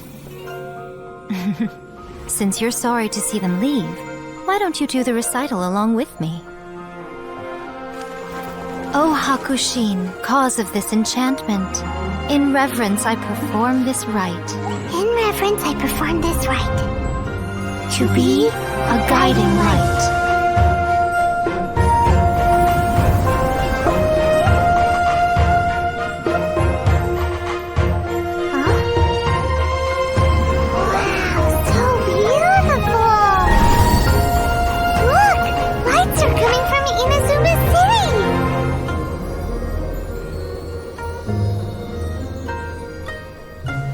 Book says, recite the secret spells of Lady Kitsune tonight, and our wishes will come true.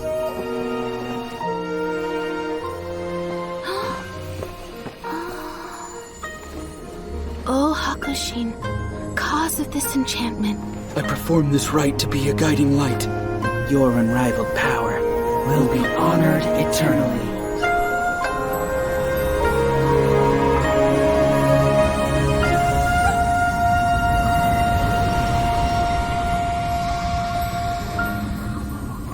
Murakusai, you asked if I was doing well. Really, every day is a happy day for me. But watching you all leave now, I can't help but feel a little lonely. Just a little, of course.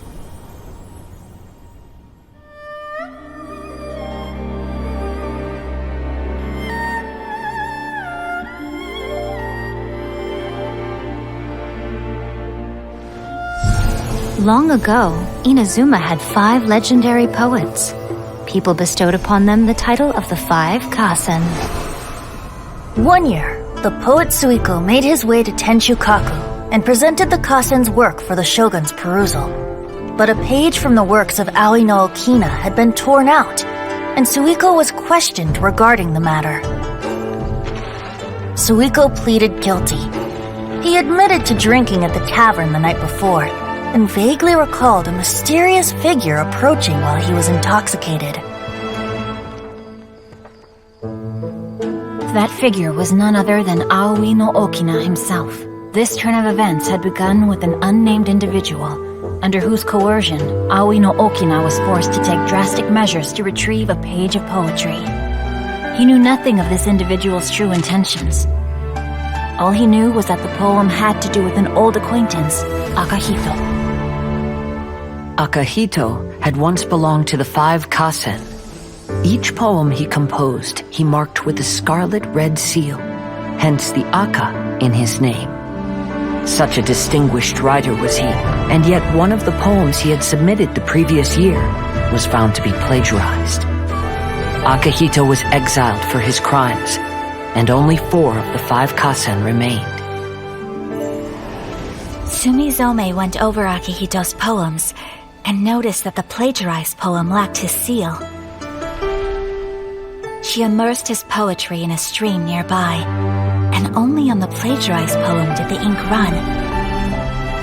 Aoi no Okina passed by and witnessed Sumizome's doing, which he then recorded in a poem. Thus transpired the events of Suiko's poetry submission, and this is where the story comes to an end.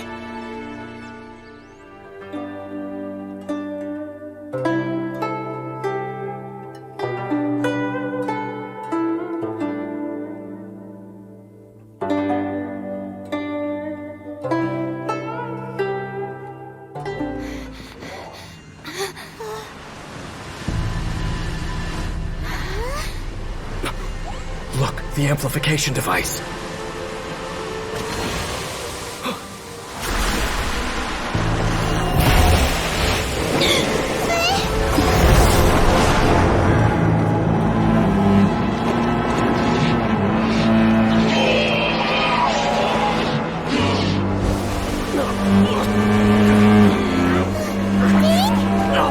Am I too late? They're in agony. This is no way for them to meet their end. Find a way to stop that thing.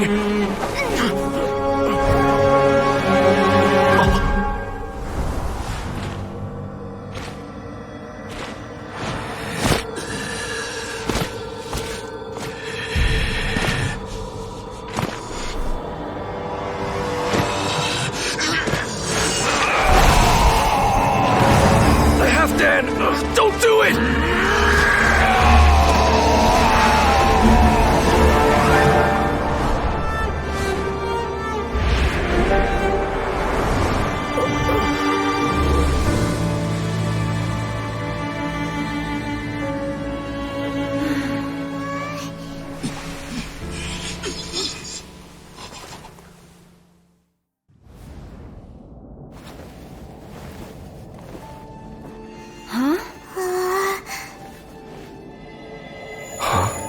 Light.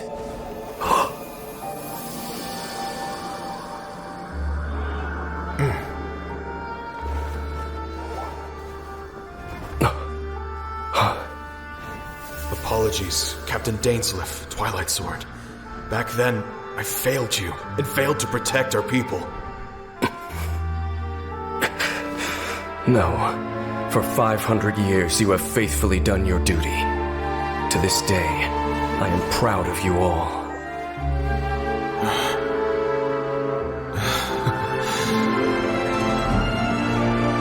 Kaeya didn't fall, did it? Since you're still here.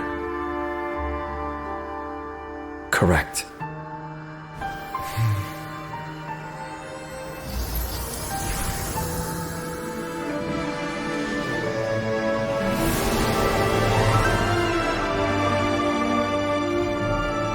So, no need to revive the homeland.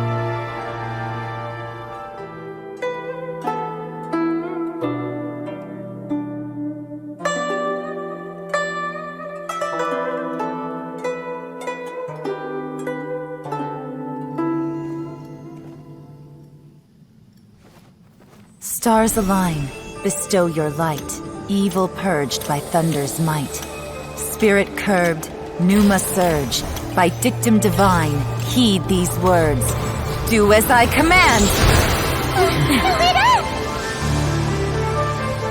Aha! The fantastic compass is an amplifier. Maintain this energy level, and we may stand a chance. I will maintain the energy flow. Understood. Everyone, stand back.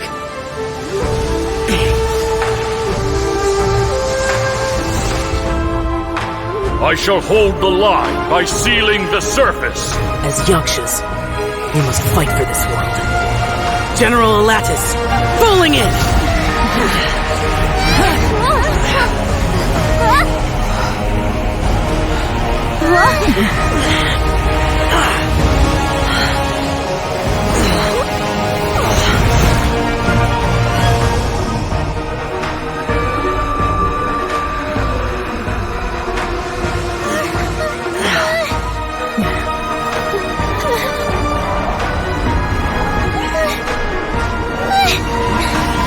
Watch out!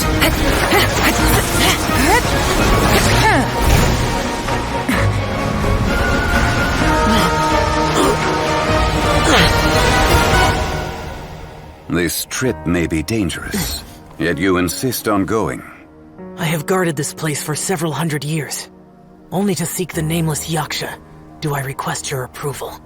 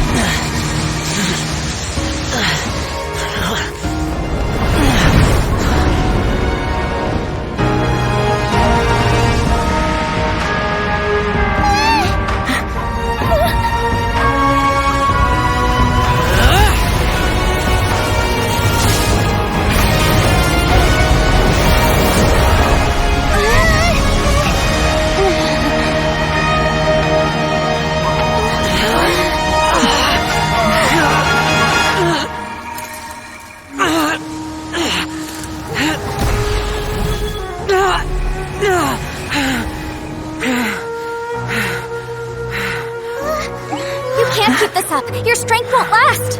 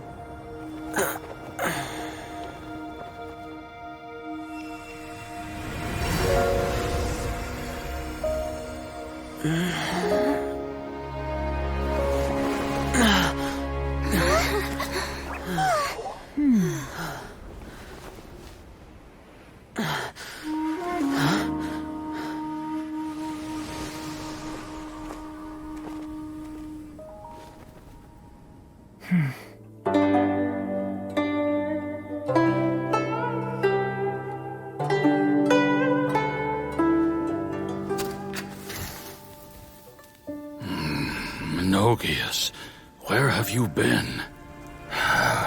Brother Yaksha, you're confused again.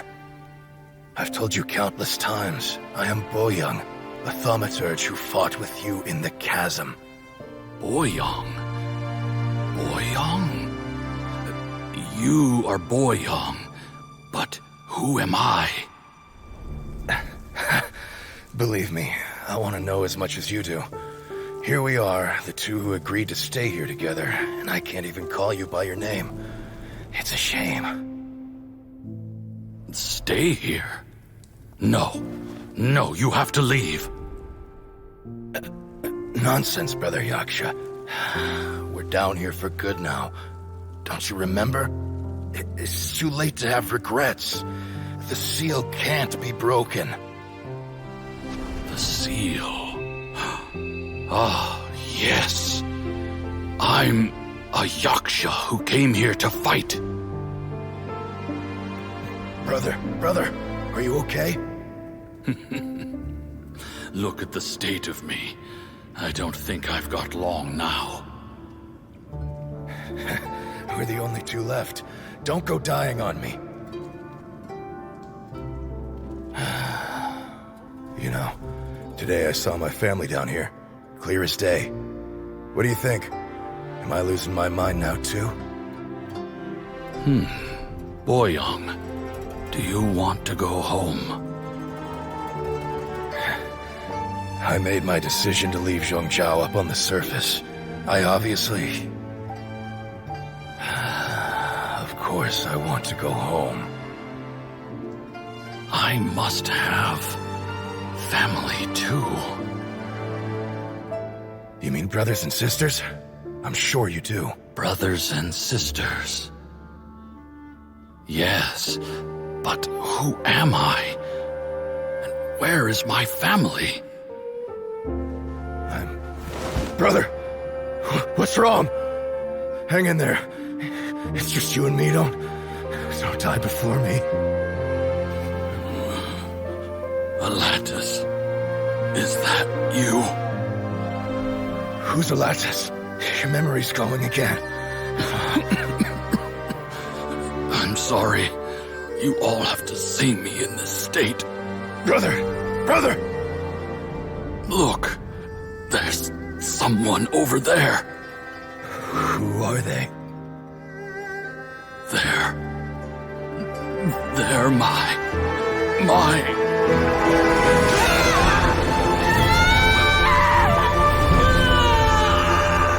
Remember now. I know you.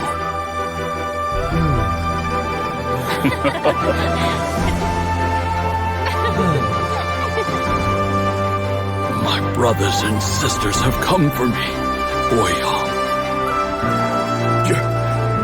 You're awake? At least tell me your name. Brother Bosacious. Hey, Bosacious. Bosacious. I am Bosacious, and my destiny is to make the ultimate sacrifice.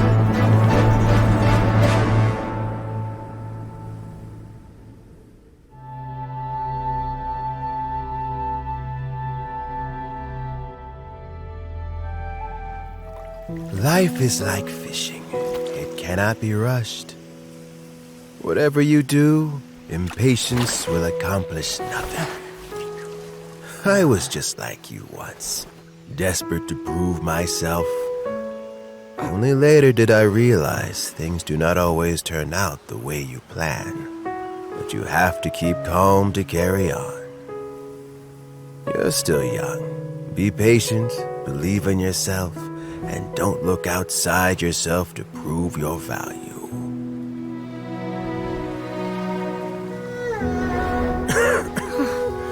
Where's Jury these days? It's been a long time since he last paid me a visit.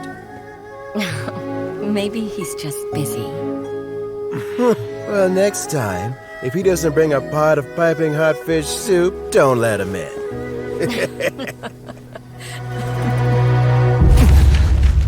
Whatever you were thinking about, you'll have plenty of time to mull it over in prison. Oh, I almost forgot. If the Fatui find out what happened today, prison might not turn out to be the safest place for you. Trying to have friends on both sides, it has a way of turning everyone against you. But right now, I have an opportunity for you.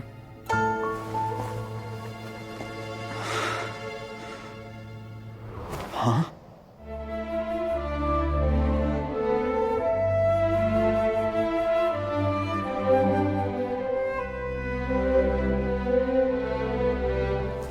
I often travel during storms, which means my eyes are often blinded by the rain. Many times, I couldn't even see what was right in front of me. One day, I finally reached the top of the mountain. I looked out with the clouds beneath my feet and only the gentle breeze murmuring in my ears. The highest mountain is a clear and enlightened heart. Here, there is no self, no hatred, no regrets, and no desires. Let's embark on a journey, for I am the breeze. We will meet again, no matter how far along the road. Life has just begun, and maybe the whole world can be my home.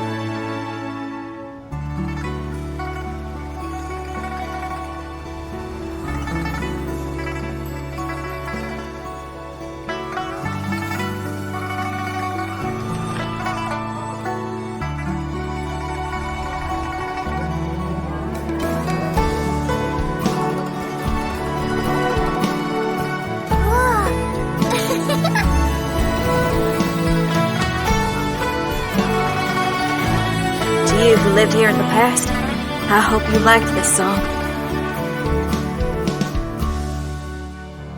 One stormy night, a girl found a way to the future in the library.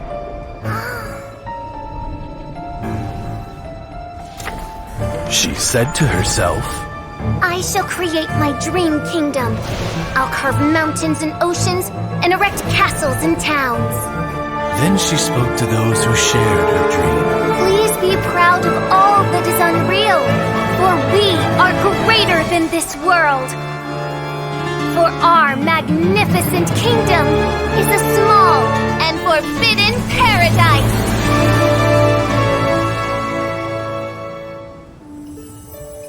There was a transparent bird made of crystal. It was beautiful and fragile and could sing the most beautiful songs. But since mortals couldn't see it, they believed it to be a trick. How could a transparent bird possibly exist, let alone sing?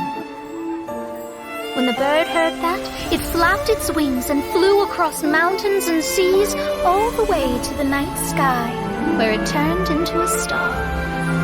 Its brilliance was so dazzling that it illuminated everyone. It allowed all those that could see it to follow its light through the dark night, to sail through the seas under the guidance of the stars. It was born in wisdom, but trapped in ignorance. It has never voiced a complaint, for this is its destiny. Guiding people to see their destinies is the very meaning of its existence.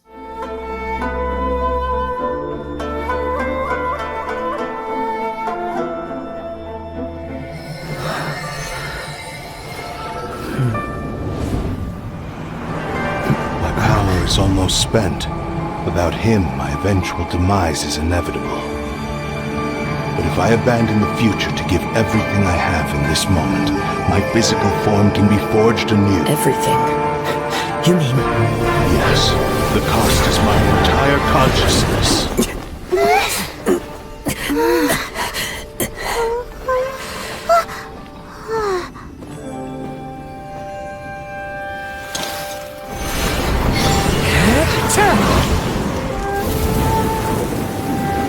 You were right. There's nothing that I can accomplish But there's still a chance for Ishin art. Once remade, I will be a valuable resource for your studies. Ishin lives on, and its finest hour is yet to come. Even if I am not the one to prove its might to the Shogun, as long as it is an Ishin blade, crafted by Kaedehara hands, it will still fulfill his final wish. Thank you, son of the Kaedehara clan. Over the years, my real name has been forgotten by all. I'm ashamed to utter it, yet it remains strong in my mind. Kagotsurube Ishin. This name is now yours to keep. Rest in peace.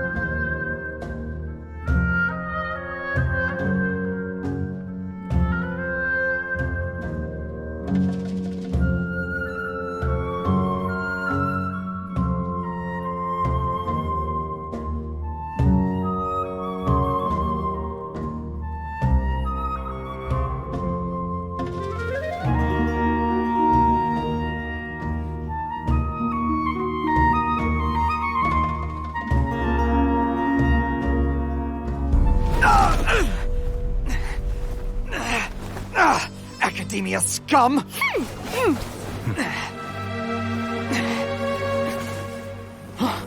Boss! Finally! Did you use it? Great! Now we can...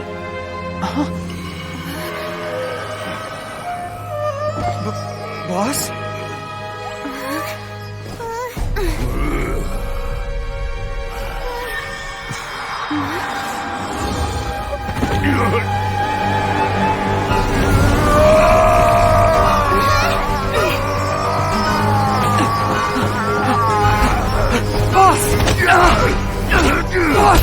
What's wrong?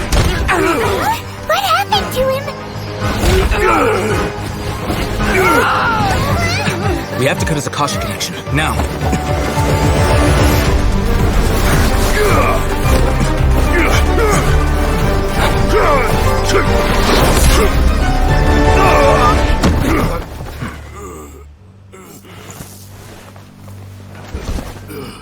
Target acquired! Arrest him!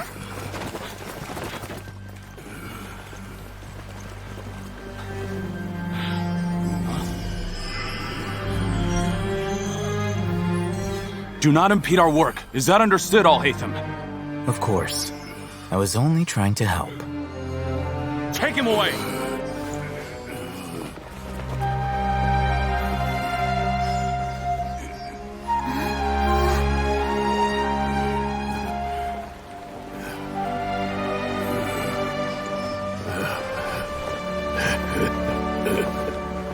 World, forget me.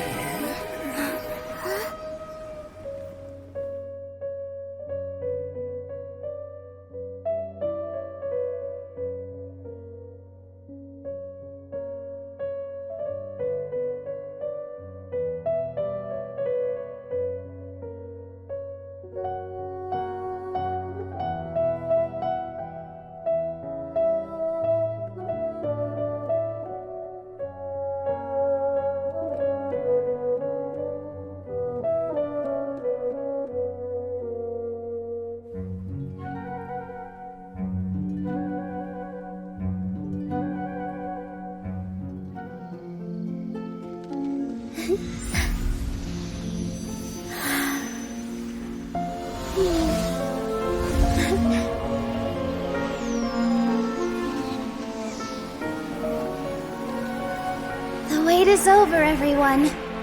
I dedicate this to our god, the dance of Sub-Zeros.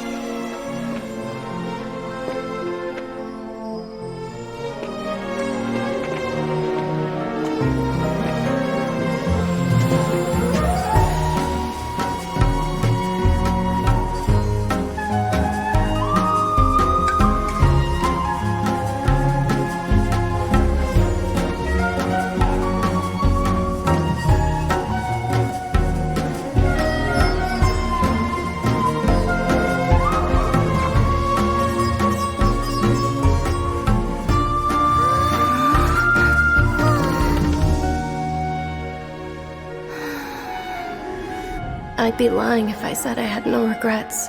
I would have loved to see Nilou's dance.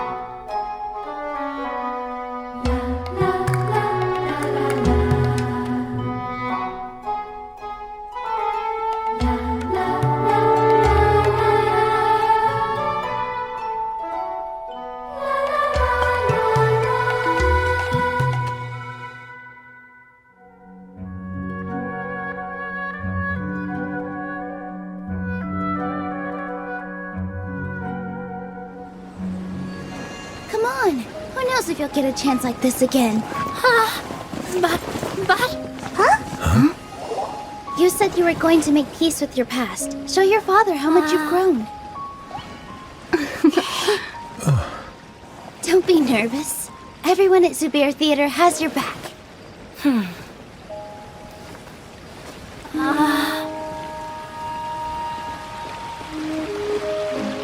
Hey, let's go somewhere else. We should give them some space. You sure they'll be okay? I don't know, but I think we should have faith in them.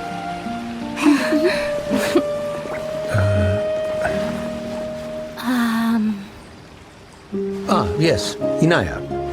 I have something for you. I'm still learning. It's hardly a masterpiece, but it's yours, if you'll take it. Huh? You don't have to take it. It's fine. Never mind.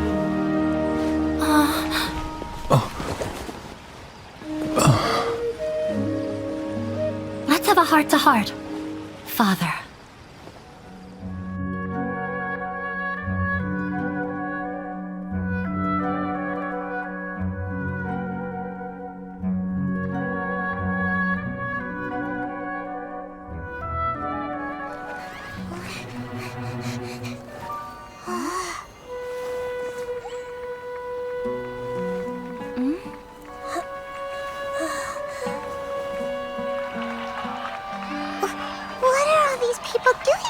This hour of the night.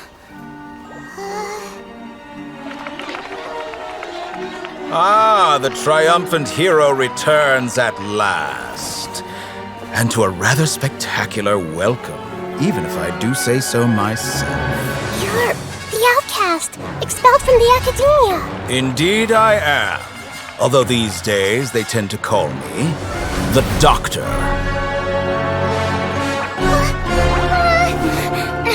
If you're looking for your researcher friend, she has already been taken into confinement. With some basic caution, she could have discovered the listening device on her person. Clearly, she lacks the degree of rigor expected of a true scholar.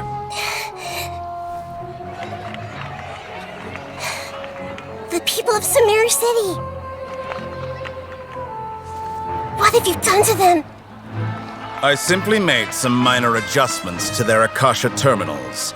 Now they can deposit information directly into the subconscious. As you can see, all these lovely people now believe this traveler is a hero who has just saved the world. My experiment is a success. And now it seems they can no longer hold back their sheer adoration. No, what should we do? These are all just regular people. Leave now. You need to get out of here. But that guy's a Fatui Harbinger! We can't just leave you here! Nor can I abandon the people of Sumeru!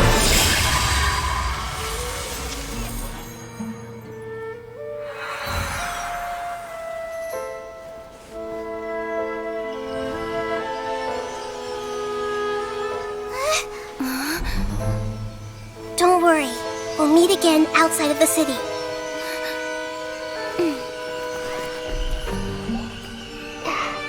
I see. You appear to have overridden their mental faculties with your own consciousness. To possess such a powerful mind, you must be the god of wisdom.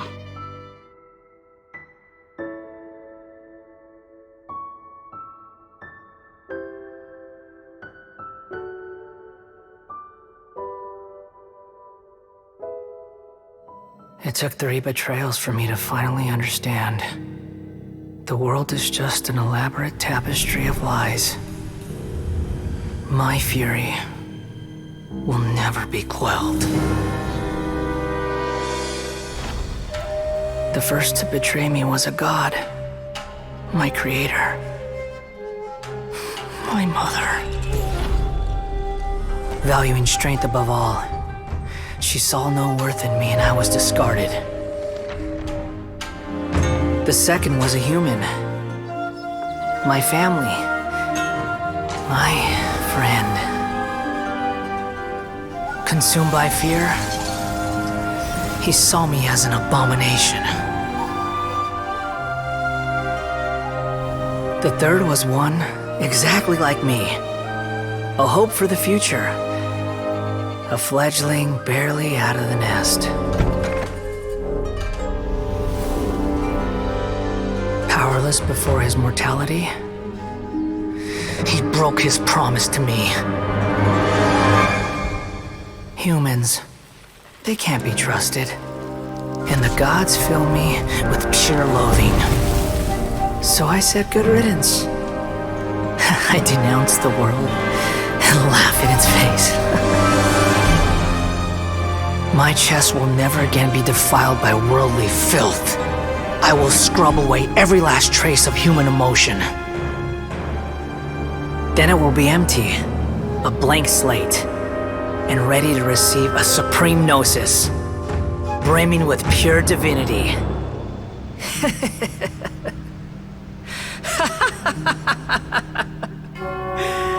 There is no need to fear. The pain will be brief. Your era is coming to an end.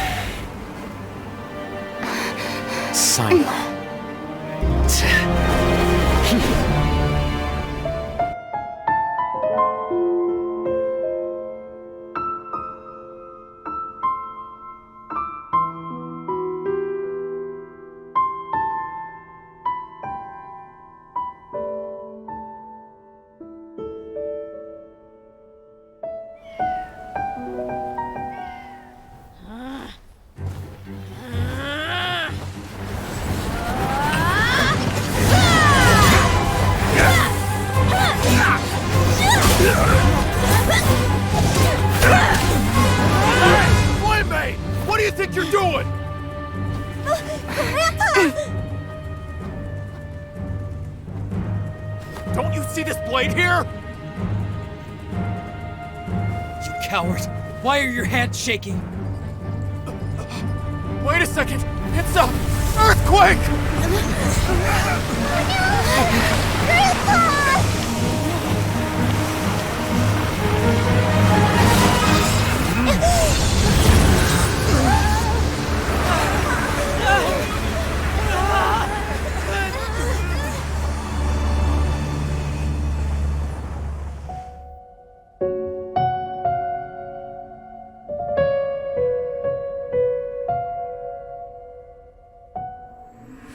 Civilization is born of knowledge, but so too can knowledge be its demise.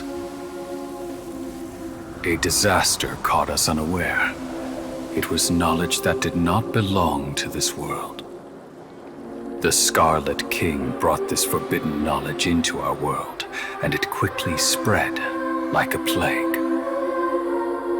People's minds were filled with crazed whispers, Dark gray scales spread across their bodies. Even the land was stripped of its vigor. Only a desperate, deathly silence remained. Were it not for Greater Lord Rukkhadevata from the forests, the damage would have been irreversible. She summoned the priests to build temples and infused into them the divine power of life. The disaster was miraculously tempered, and the embers of our civilization were preserved in Aru village. Alas, the miracle could not last. As long as forbidden knowledge continued to exist, it would forever blight this world. In the end, the proud king of the desert, my eternal lord, chose to sacrifice himself. I have spent my whole life since guarding one of these many temples. But now, my duty is coming to an end. As I close my eyes for the final time, the sight of that noble deity will appear in my vision once more. In helping the Scarlet King to eradicate forbidden knowledge, she exhausted her strength, and her form became that of a small child. How strange. Now that I think of her, I no longer have any fear of death, for I sense that the spirit of life will abide with me during my eternal sleep. Children of the desert, cling no longer to past grievances, but hold tight to the memory of this act of benevolence.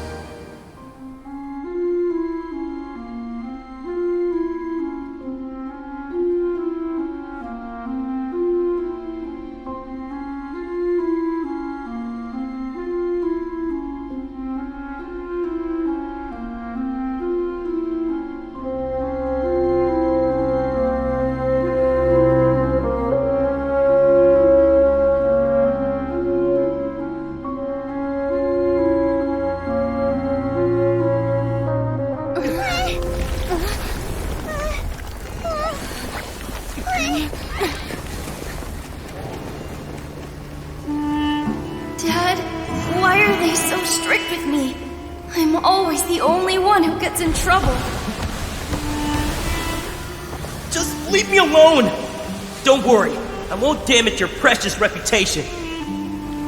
Alright, Dad. Let's start over. By the way, I finally found an area of research I wish to pursue. Why can't you show even a little leniency? Why? Because we are Matra.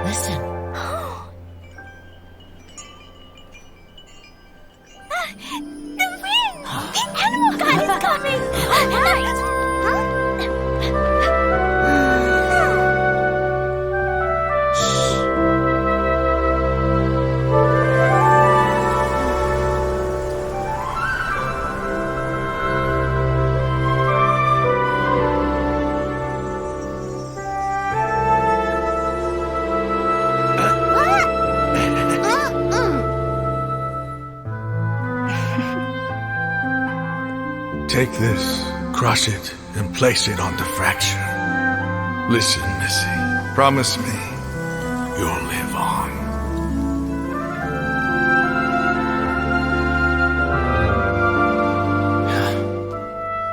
This is where you must stay. You are our only hope. Forgive me, Kaeya.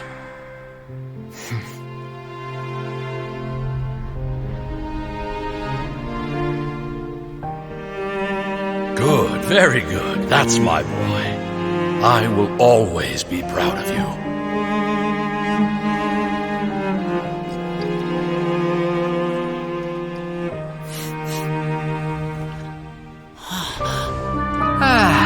After all the time we spent on it, the wine still isn't ready.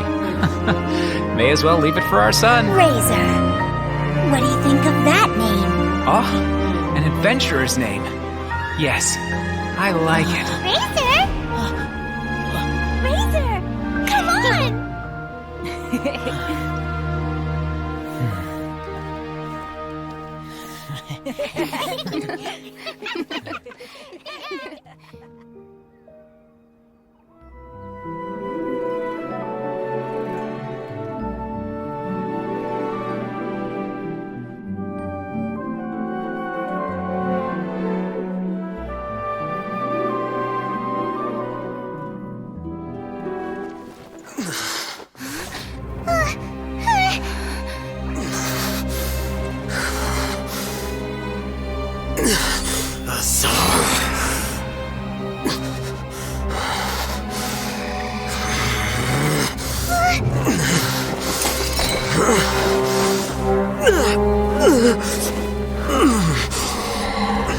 Well, what do we have here?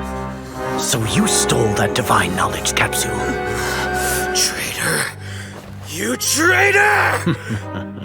Even the most rational scholar will yearn for the power of a god in a moment of desperation.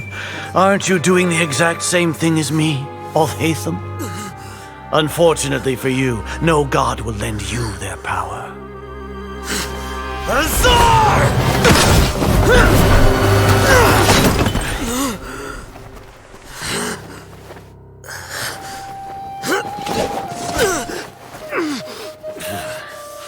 He has gone completely insane.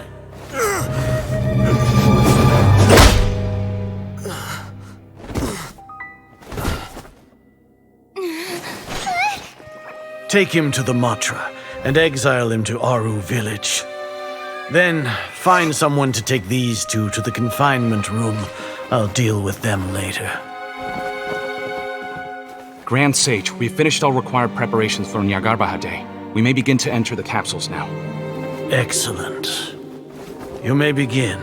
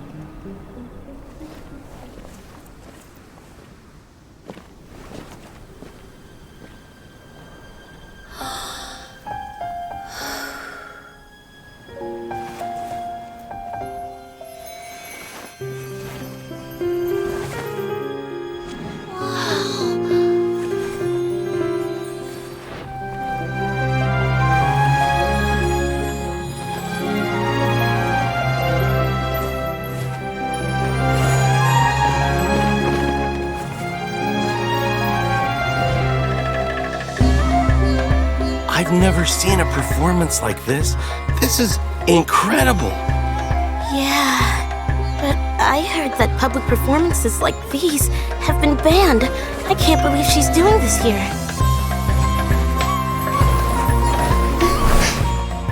Grand Sage, there's some commotion outside. How uninteresting. Issue the new Prohibition Act from the Akasha to the guards. They'll know what to do. Do you think we should, stop her? Let's just watch for a little bit longer.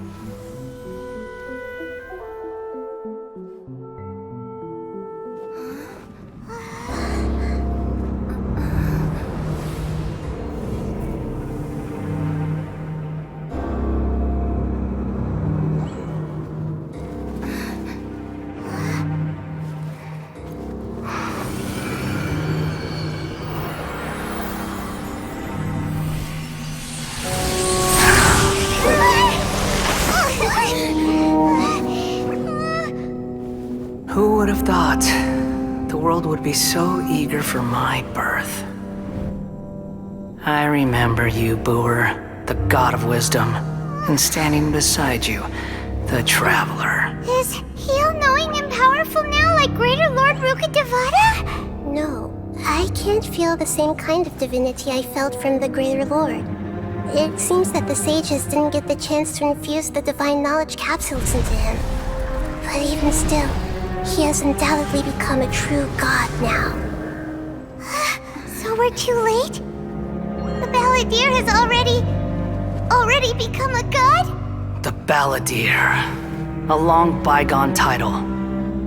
When my spirit ascended to divinity, I felt as if I had existed for the same number of epochs as heaven and earth. Looking back, the existence of what once called itself Kunikazushi appears infinitely small and ugly.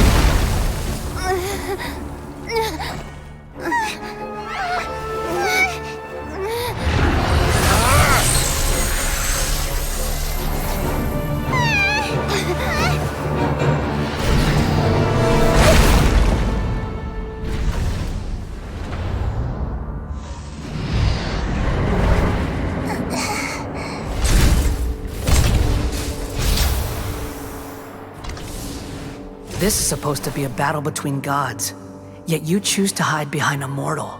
And now, you're acting like you'd sacrifice yourself for a human. Are you having fun proving a false sense of heroism to yourself, Boer?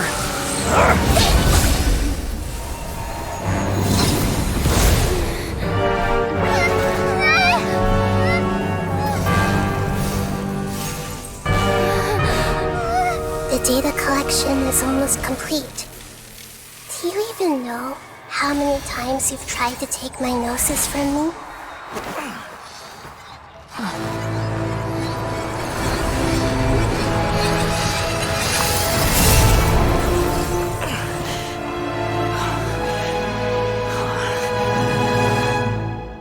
We just concluded the 168th loop.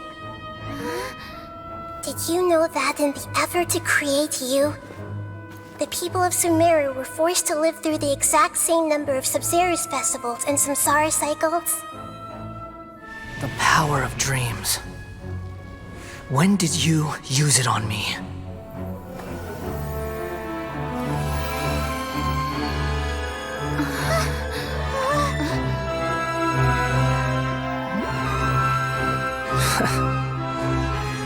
You can't even defeat me in a dream. What do you hope to achieve with this little trick? Come, Traveler. Just like before. Allow me to awaken the memories in your dreams. All that battle experience! It's more than that. Compile everyone's wisdom in the name of the Archon. That is the original function of the Akasha. I've sent everything that happened just now to the people of Sumeru in the form of knowledge. I've asked them to help you find a way to defeat the false god.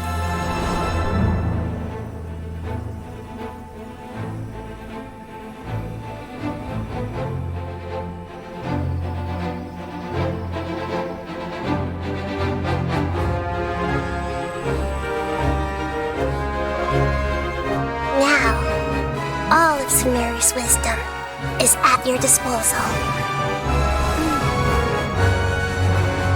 Meaningless tricks won't save you.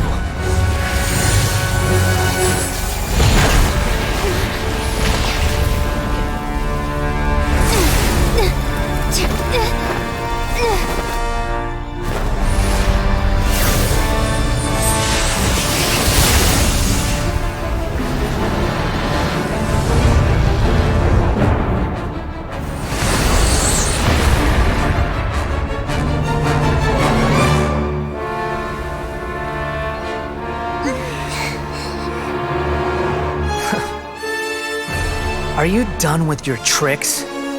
Can I finally take this as a real battle between gods? I'll leave this to you, the first sage of Boor.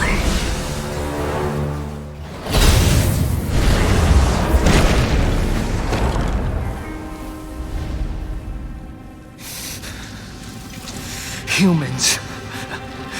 Filthy humans.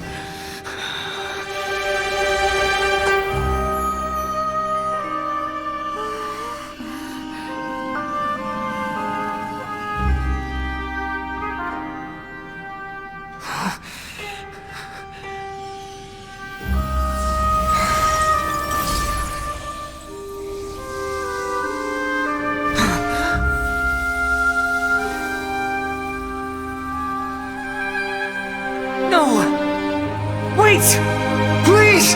Anything but the Gnosis!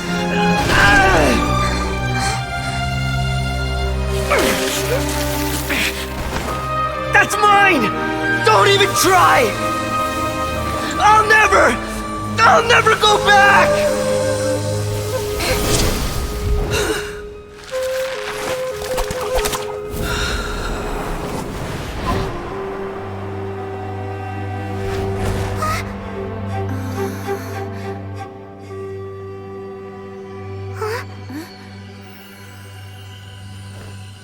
We haven't yet found the answer to the most important mystery.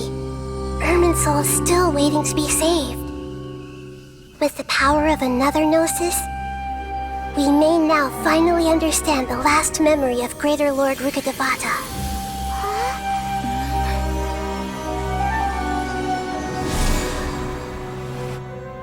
This is... That's right. This is the last memory of my predecessor.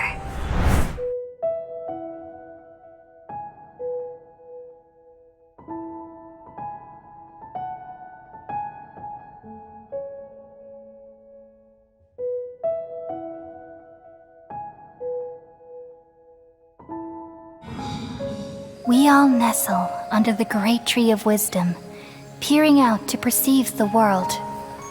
From the earth and from the rain, we perceive its wonders, until we become a white bird to perch atop a branch, and finally snap off the most important leaf.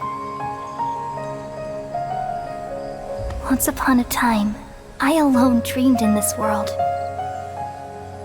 In my dreams, everybody would also dream after they fell asleep. Wild and wonderful thoughts would emerge from their minds. Some tumbled to the ground, and others floated to the sky, connecting all things in the world into one dazzling net. Among a plethora of worlds were numerous smaller worlds, all of fate, finding within the tapestry their brilliant glow. I gradually understood that these indescribable and constantly changing things are the most profound things in the world. Only they can completely repel the madness. Only dreams can awaken consciousness from the deepest darkness.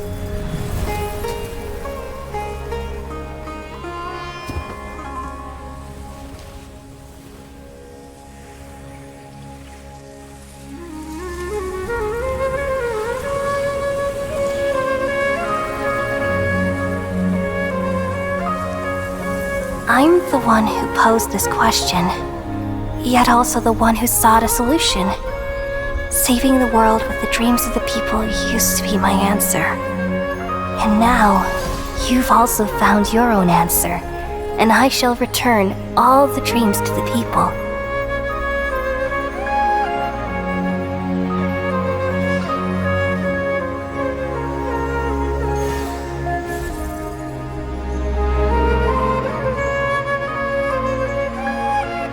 Goodbye, people of Sumeru.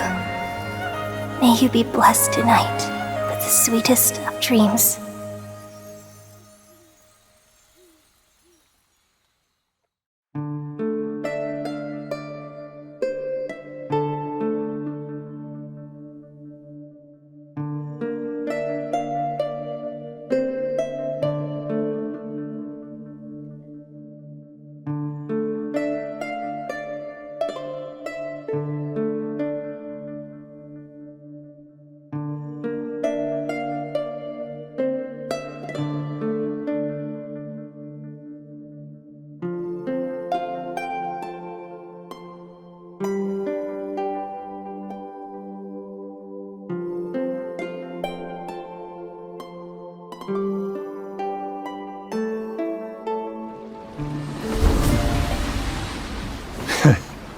You haven't won just yet.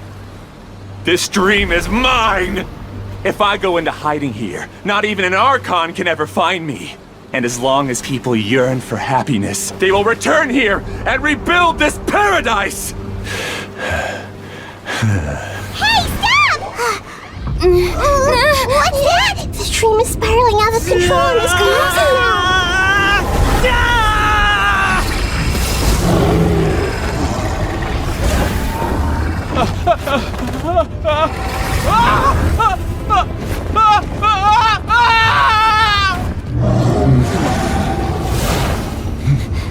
Oh no. Amira! Amira! Amira!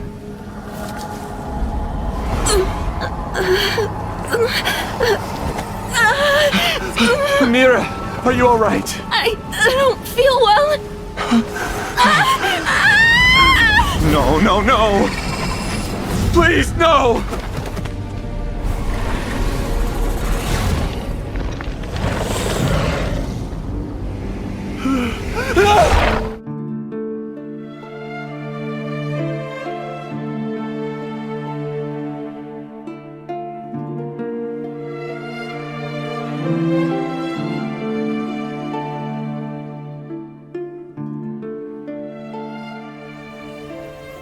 You have made your decision. Now, take this.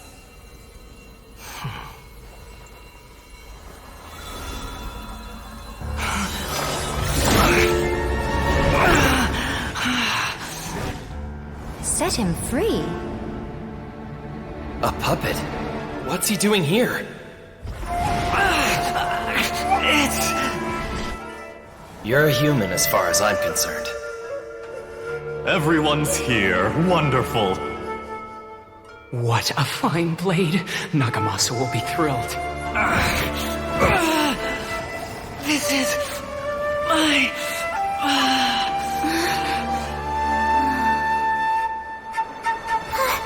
Is he alright?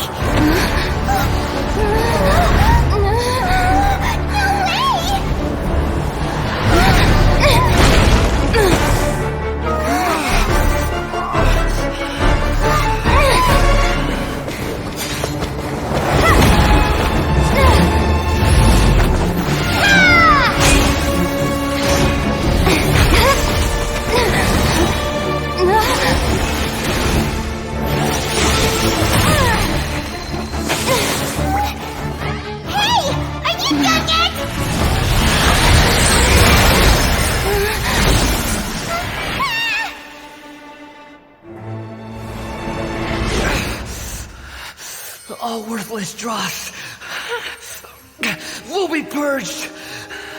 That's why this won't be the end.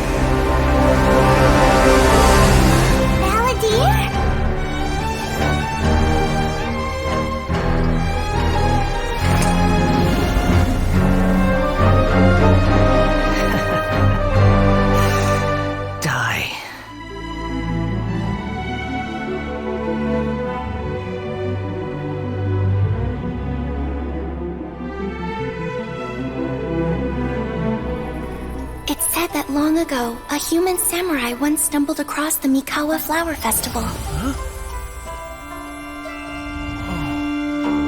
What's a human doing here? We erected the barrier, didn't we? What a pain. The yokai at the festival began discussing how to drive away the human. When suddenly, they heard a voice. This is our festival, and the point is to have fun. What difference does it make if a human joins us yokai? The speaker appeared to be a prominent figure among the yokai, and when he spoke, the other yokai fell silent. You there, young man. Do you drink sake? Yes, I do. Ha! Then join us!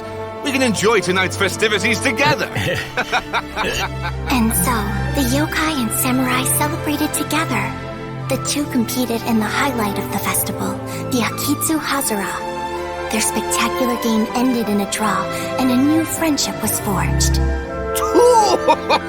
I can't believe a human could keep up with me! Witnessing the dynamic powers of the yokai will certainly help hone my swordsmanship. You're a swordsman? Oh, yes. I'm currently traveling the world in search of formidable opponents. Then let's make a deal. We meet for a duel every 10 years. What do you say? I look forward to it. The samurai was about 25 years old when they met at the festival. They met again 10 years later and remained friends. They spent time together drinking, traveling, and sparring. When they had first met, they merely respected each other, but 10 years later, they became best friends. After another decade, the samurai had reached the pinnacle of his swordsmanship and won their duel by a narrow margin. Kamai was so astonished by his defeat, he gave up drinking and began training to become stronger for their next duel. However, another 10 years later, Kamai did not meet the samurai. As it turned out, war had broken out in the south, and the samurai had gone to defend the border. Kamai was unconcerned, because 10 years was nothing in a yokai's lifetime. But when they met once again, Kamai discovered that the samurai was already 65 years old. He couldn't believe his eyes when he saw the samurai's gray hair and scars covering his body. Hey, old friend. Can you still wield the sword? I'm getting too old to fight. This time, I've come to say goodbye. I see. Then, how about one last game of Akitsu Hazara? All right. The samurai gave his best effort during the game, but had to quit halfway through because he was too weak. After putting down his agoita, Kamai remained silent for a long time before letting out a long sigh. What a shame.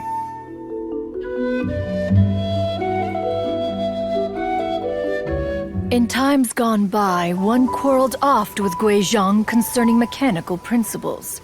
We each had our ideals, and neither would yield. Under the pretext of a social gathering, one invited the impartial Rex Lapis to judge the quality of our creations. But Rex Lapis declared that Guizhong's Obscuro Vulpus mechanism was superior. Though one was too proud to acknowledge it, in one's heart, one knew that Guizhong was indeed the superior talent in the mechanical arts.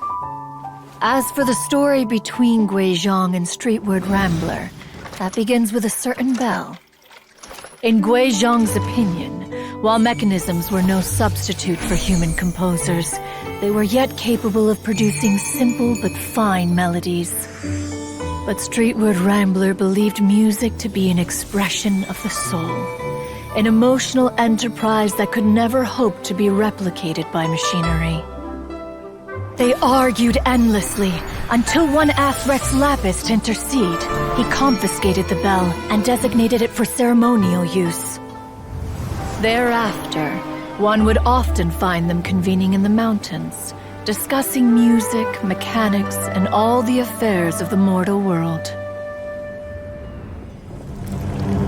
these good times were not to last. War broke out between the gods, and soon engulfed the Guili Plains. Gui Zhang was overpowered by the enemy, and fell in battle.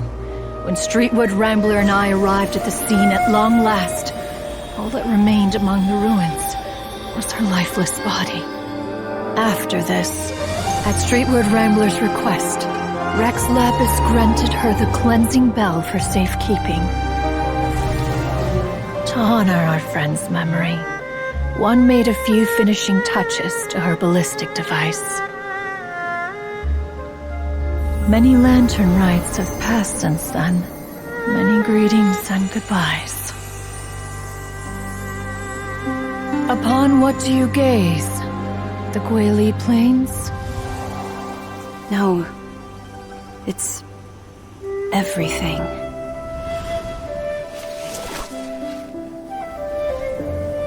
We think of human life as like a lantern that's lit one minute and extinguished the next. But are we Adepti so different? Perhaps as dust settles after a storm, we too must one day return to the world below.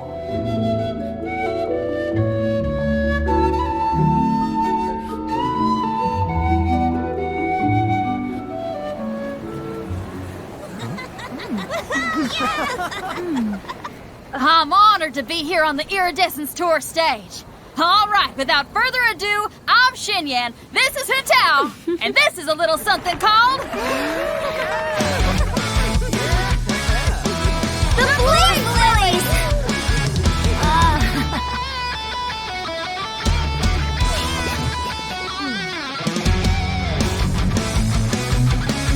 I'm up here blazing trails through the midnight sky, lighting up the world below.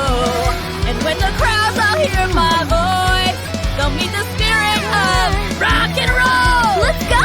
Hey, you butterfly, you too buzzing by, guiding your way to the afterlife, opening the path without a fright. Oh, I'll light the fire, watch it blaze across the universe.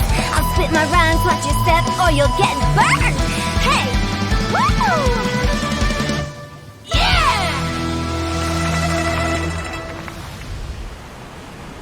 Does anyone have any plans tomorrow? With another year behind us, I think we deserve a celebration of our own. My treat. Interested? The Tianquan footing the bill? I can't miss out on that.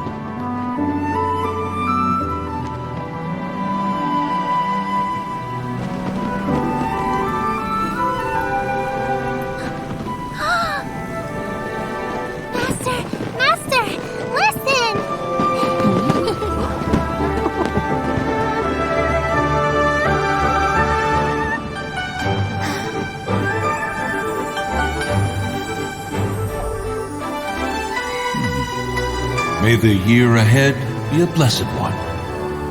I believe it shall be.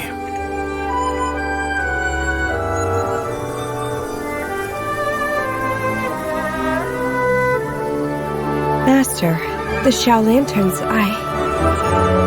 Ha! Elementary. One shall fashion for you a Xiao lantern the likes of which the world has never seen. And you must take it to Liyue Harbor to display its magnificence for all.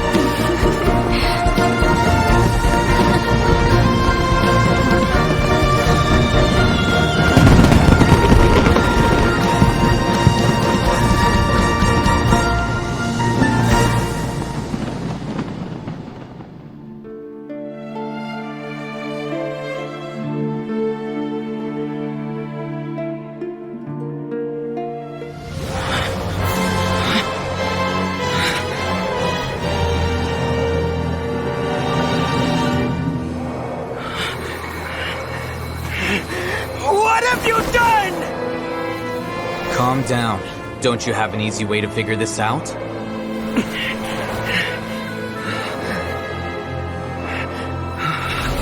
You were only designated as number 36? What a shame.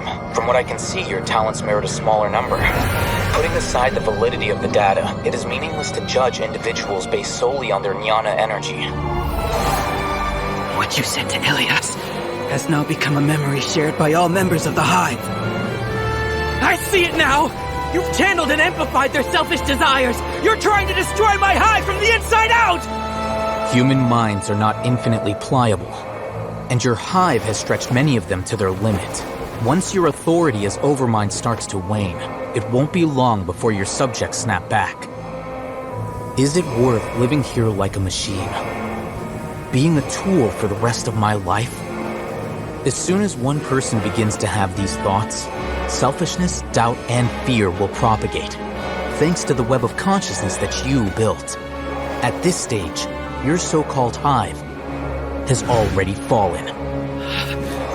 It's not over yet. I am the Overmind! There has to be a way!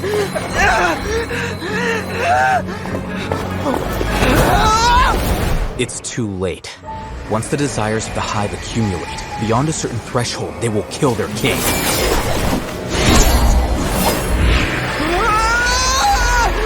Wouldn't have suffered such a disgraceful defeat if I was the Overmind. My numbers shouldn't be so far down in the list! Siraj is alive! This isn't what we agreed to! I should be the one in your position!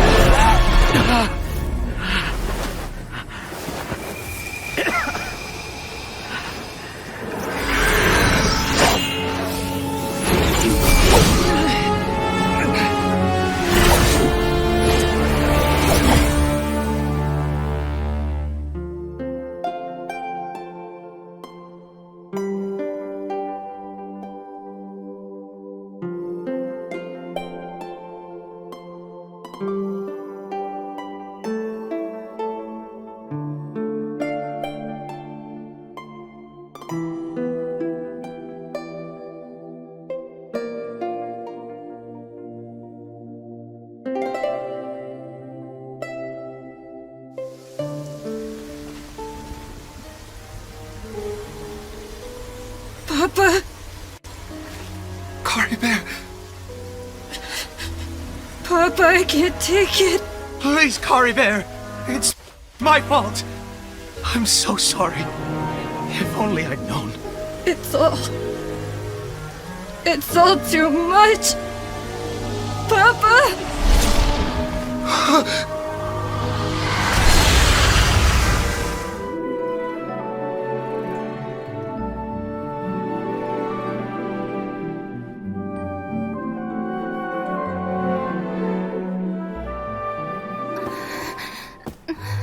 What did he just call me?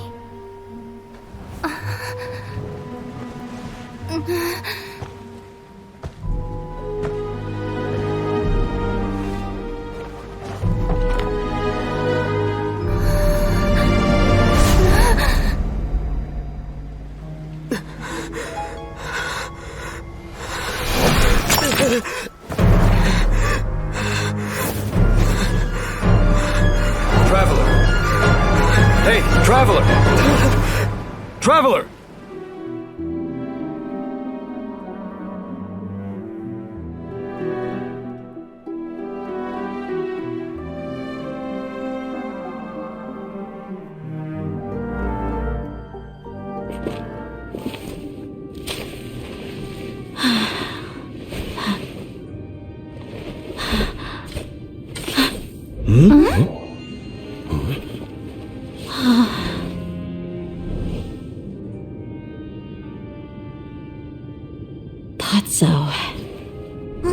Wait!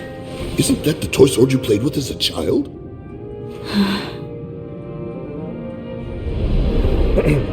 The dragon is no more, for Princess Dia has slain it!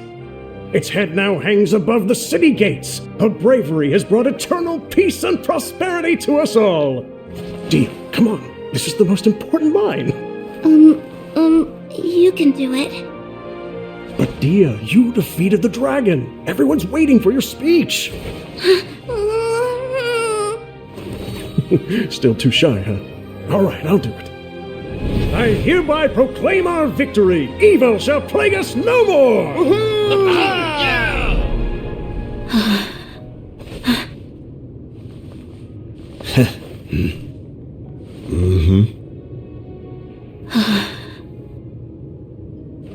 I hereby proclaim our victory. Evil shall plague us no more, Dad.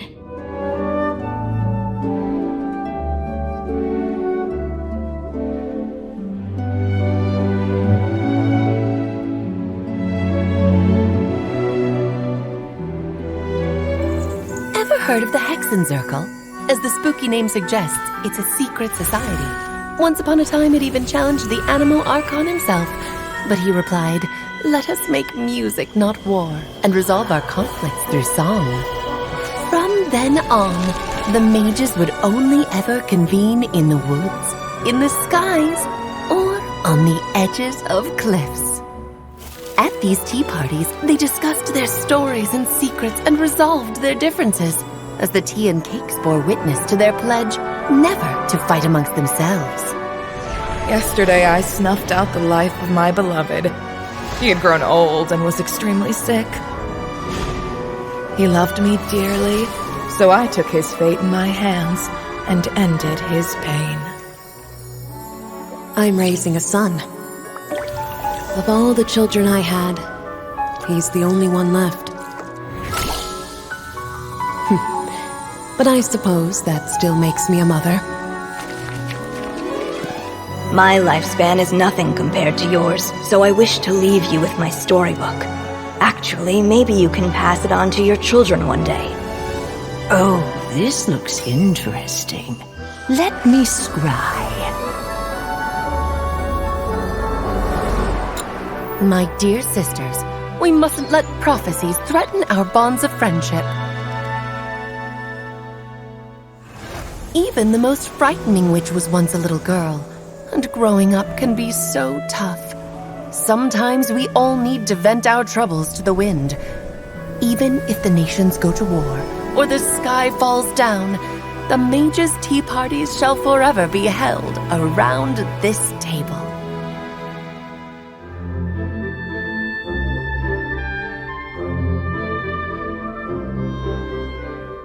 Long ago, when plagues ravaged the land, one doctor made a pledge to rid the world of pain and suffering. But even the most ingenious mortal medicine could not stay the tide of disease.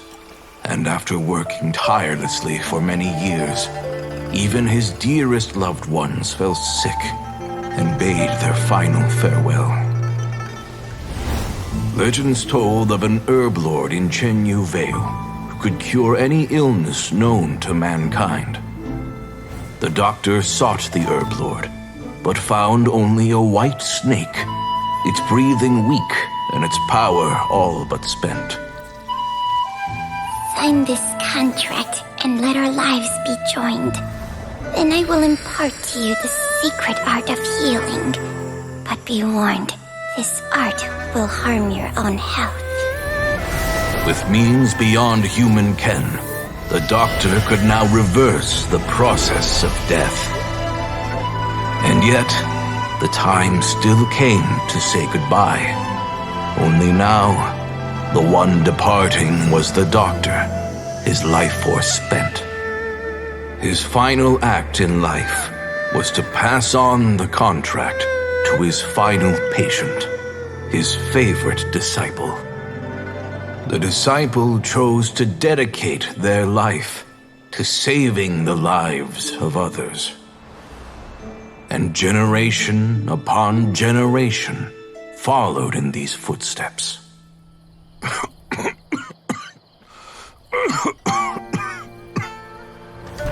Since I inherited this contract, I've always respected the path taken by my predecessors, and followed it myself unquestioningly.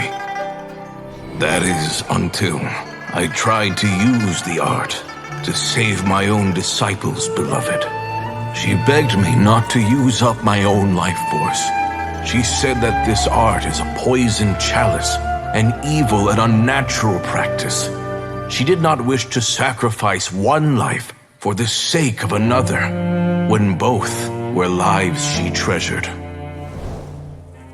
Only then did it occur to me. Did I not suffer when my master passed away, just as patients' families do at their loved one's deathbed? Are not the lives cut short by this contract just as worthy of saving as any patients? What is this contract to us? Medicine or poison? Alas, I no longer have enough time left to find the answer. I entrust to your care both Changsheng and this final question. May you find a remedy for this conundrum, which has ailed us so. Time and again, no matter how much I try to warn them or balance their chi, I can never save them. And you? What's your answer? If I abandoned the contract and left you without a host, what would happen? I suppose I'd spend my final moments taking a nice nap on Mount Yaojun. Then I'd be reunited with my old friends and your predecessors. Then it's decided.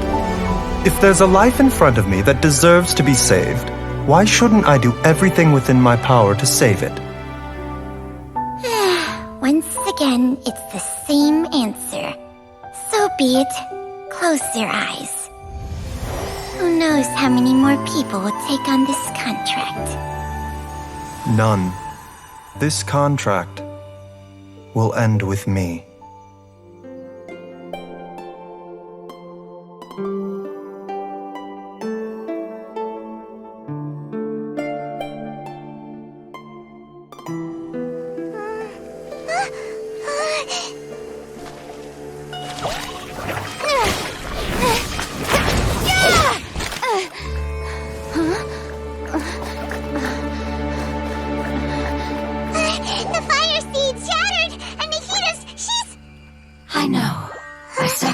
Must be made, but not by the Lord of Dendro. We've all grown on this long journey. If the purpose of that growth was to return home, then our wishes have come true.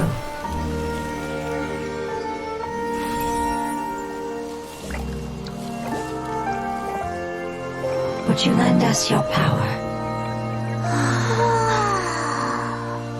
You knew it would come to this. All the knowledge, language, and emotions that you have learned will be reverted into pure elemental energy. In your new homeland, nothing of who you were will remain. You won't be remembered by anyone.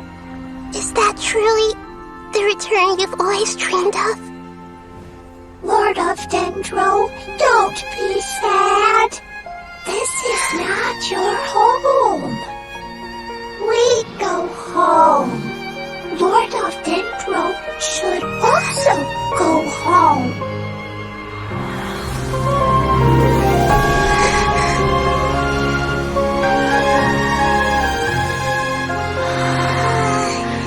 Hear us, please. Feel our heartfelt desires. Awaken!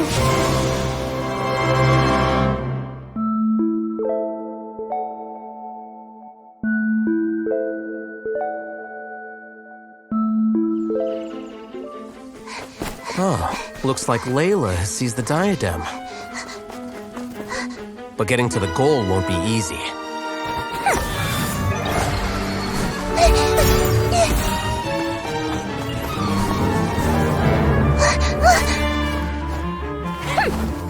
That guy enters the fray.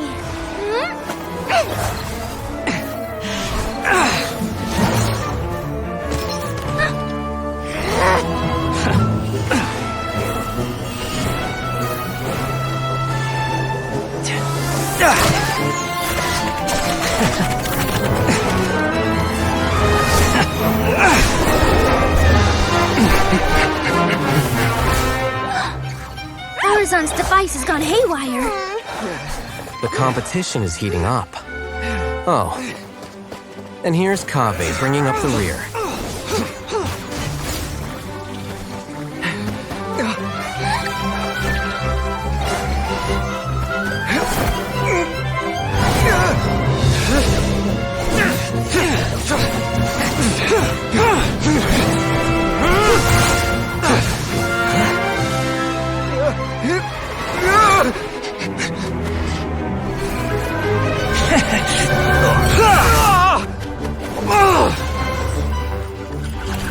It's Kaveh's toolbox! Throwing the diadem to its owner!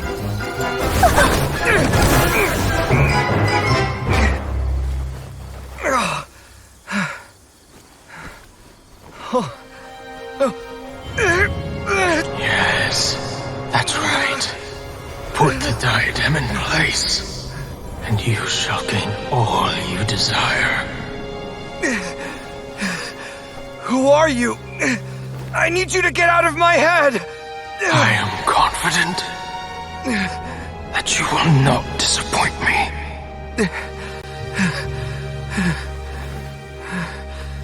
What just happened to me?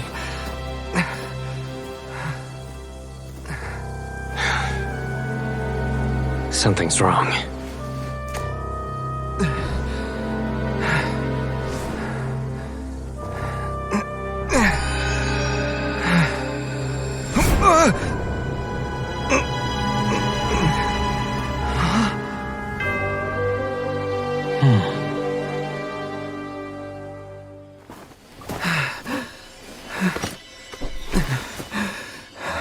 Will the verdict I reached cause you suffering?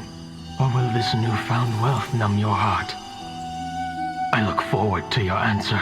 All of my research materials are being stored at Huh? I've heard enough! My life's enough of a mess already. The last thing I need is more suffering. Keep your Mora. I don't need it. Didn't you say that you saw a lot of people in pain? Well, if that's the case, then your wealth can go to them.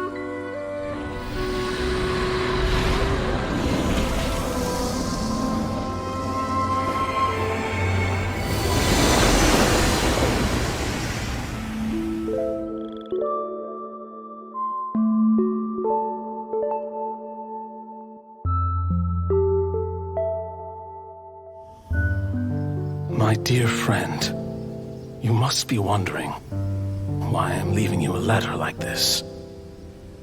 It's because... Hey, Gulab, I'm here. How are you feeling today? I gotta tell you, I had an idea for another card last night. Huh? What's that you're writing?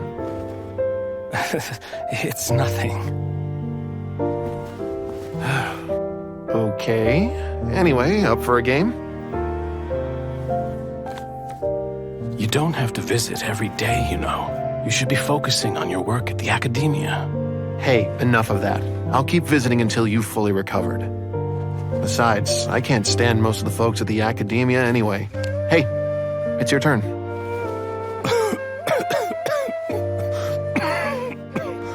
Gulab, are you okay? Garvapitum, you must understand. My Elazar. Hey, don't talk like that. You just need some more rest.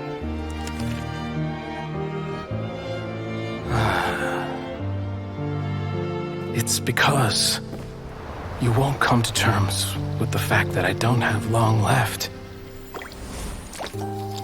Guess what? This game we invented is getting pretty popular here in the hospital. Really? That's great news. Yeah. I've even made a device to help people find other players nearby. Here, this one's for you. This way, you'll be able to keep playing even after I'm... Just stop! You're gonna get better, you hear me? I don't need this thing. I don't want it! I imagine the casket of tomes I gave you is probably gathering dust in a corner somewhere. So, this is my last gift to you. I'm sorry that I could only give it to you now. Do you remember when we first met? You were the only one willing to be friends with the kid with Elazar. Now, it's my turn to help you make some new friends. This way, I'll always be by your side, my friend.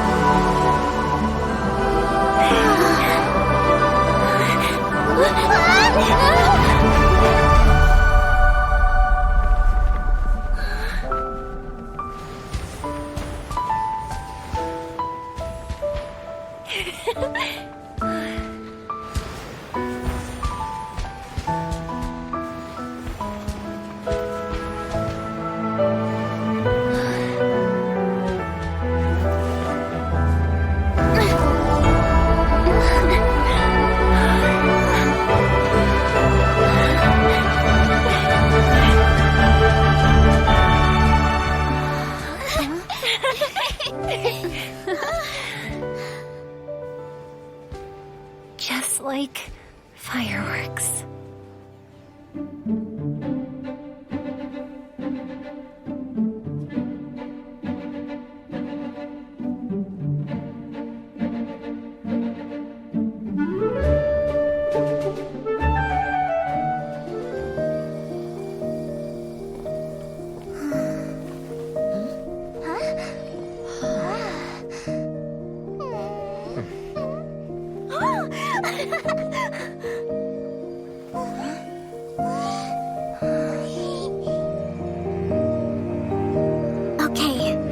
Combined power of our hopes and dreams is at your disposal.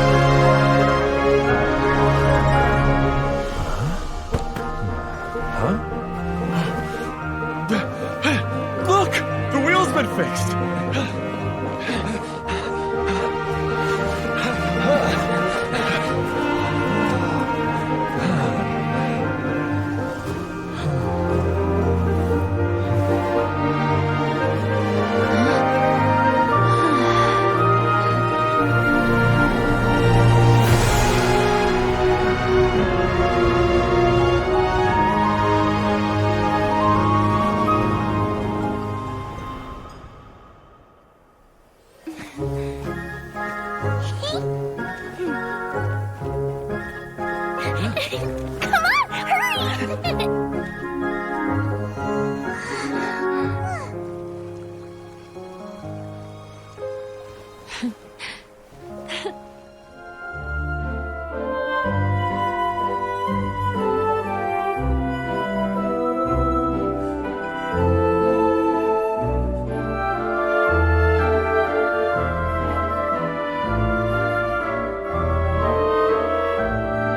magician's greatest skill is making things disappear or appear.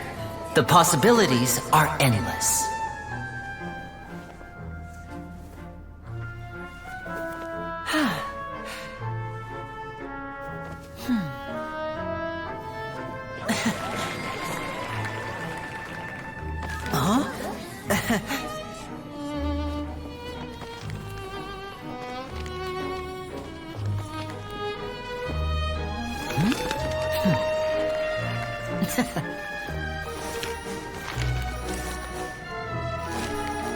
But this isn't what you came for. These little tricks, you've seen them all before.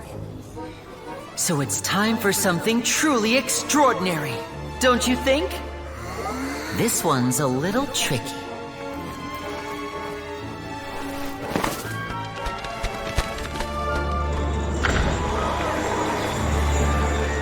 Using this water tank, I shall make my sister vanish completely, right before your very eyes.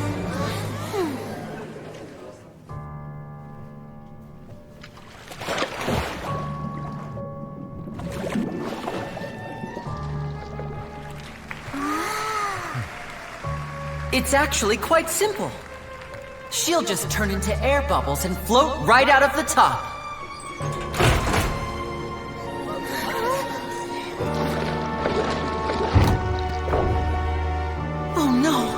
I told them to check all the props carefully.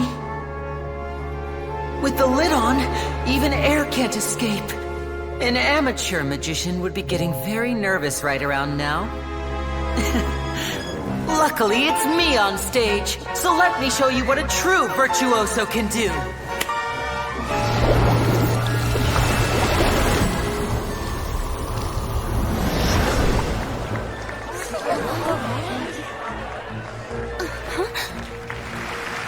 Lynette, are you still there?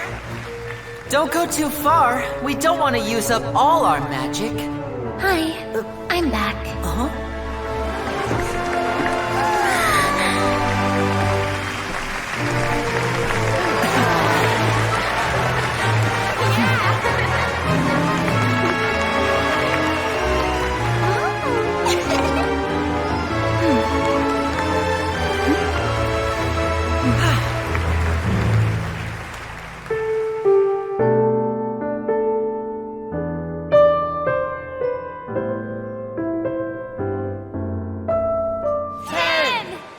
Almost there now. Whew. Swapping two people is harder work than you might think. Even a master magician like me can't guarantee I'll get it right the first time. Hey, wait! Is this the back one? I can't tell. They both look the same inside. Huh? Nope, that's not it. I'll try again. 7! Hey, slow down! Honestly! 5! 4! Whoops! That doesn't count! 0!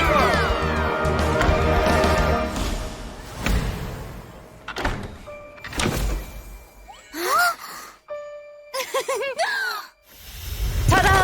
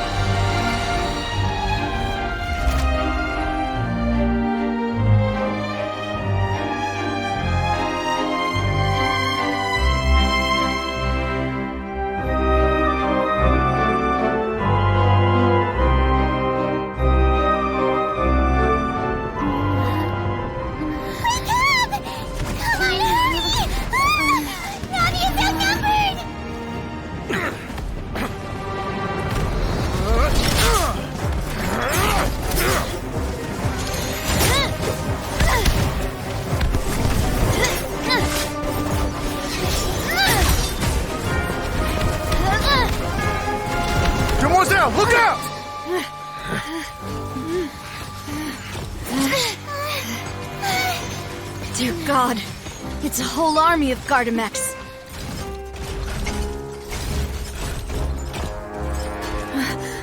Chlorand?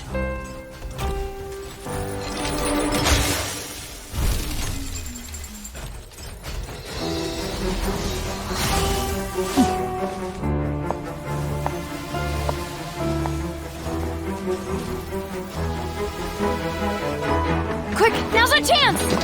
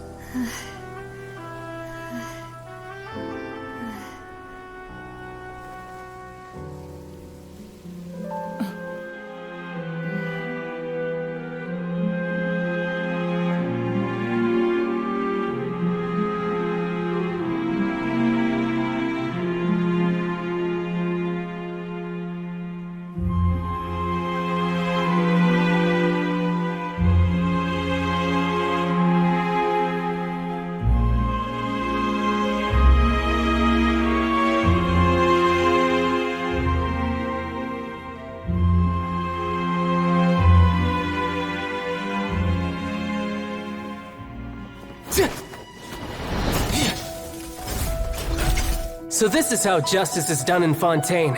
What a joke. You've got your rules. Well, I've got mine too!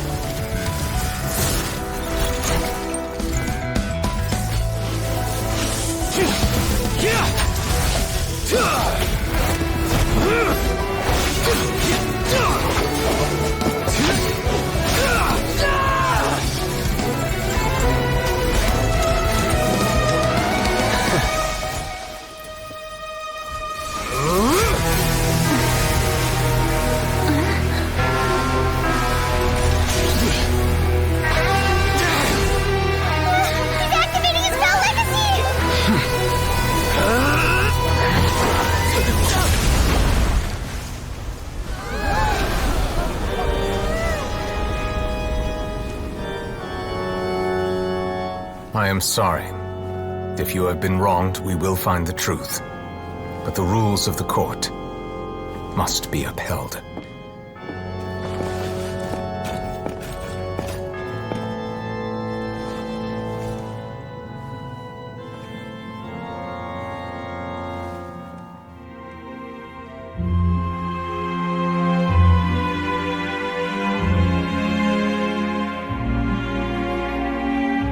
Magic should be mysterious, surprising, and defy logic. Magic is hard work. Every single movement has to be practiced thousands of times. It's alright. We're used to that.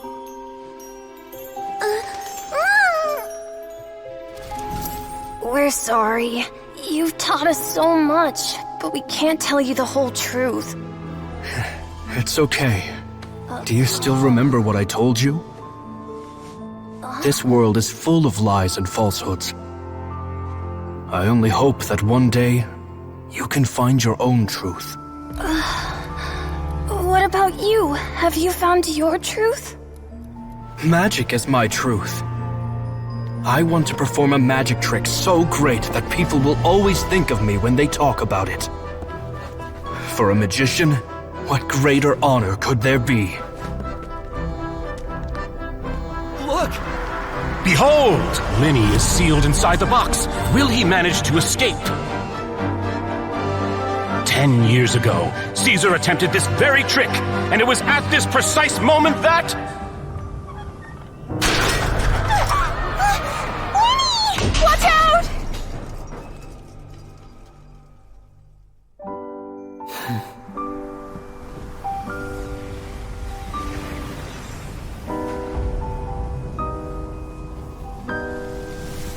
Mysterious. Surprising. and logic-defying. Isn't that right? This honor belongs to you, Caesar.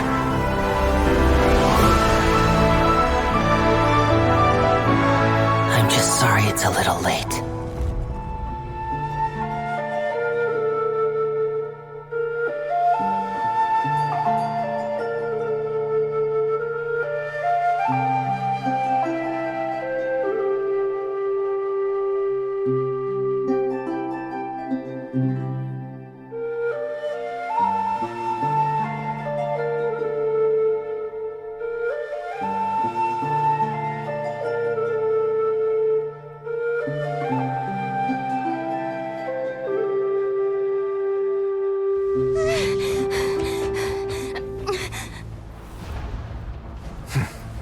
They're here. Just like I said. What happened? Huh.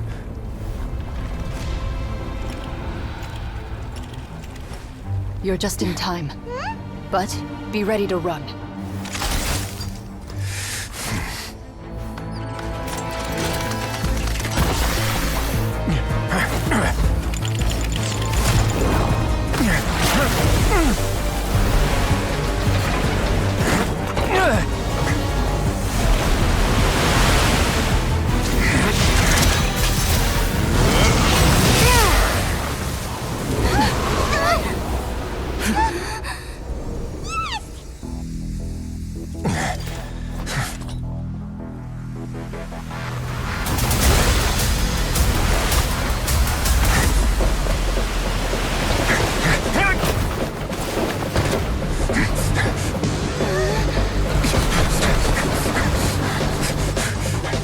Three, 2, 1.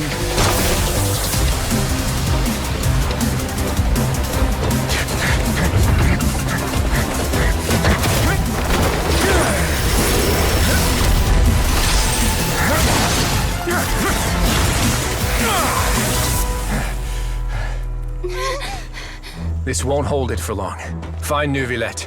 Tell him the defenses are about to collapse. Then what will happen to you?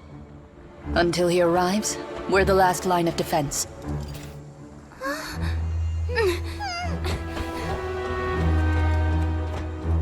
The gate. How long do you think it'll hold? That depends on us.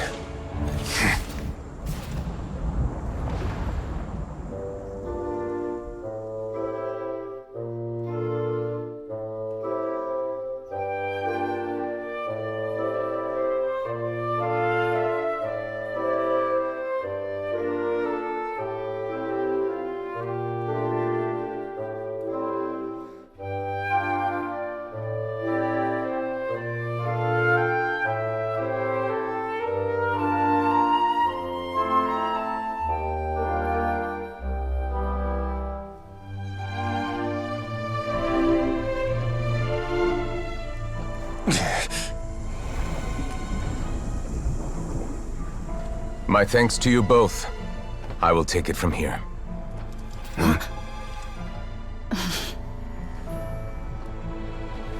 Sure you don't need a hand? Quite sure. Wow. So, what's your secret, huh? Let me guess. Nah, who knows? Maybe it's just your sense of responsibility. Sounds about right.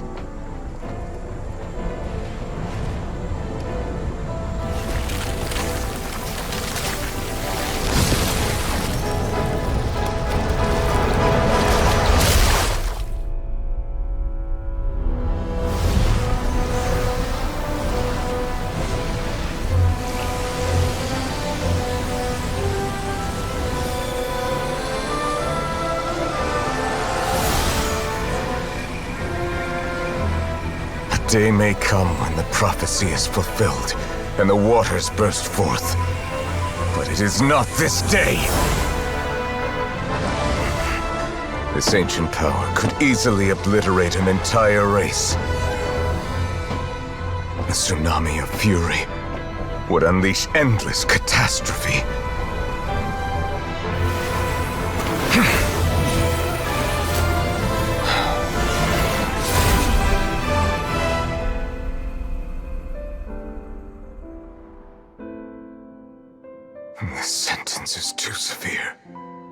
Forgive me for overruling it.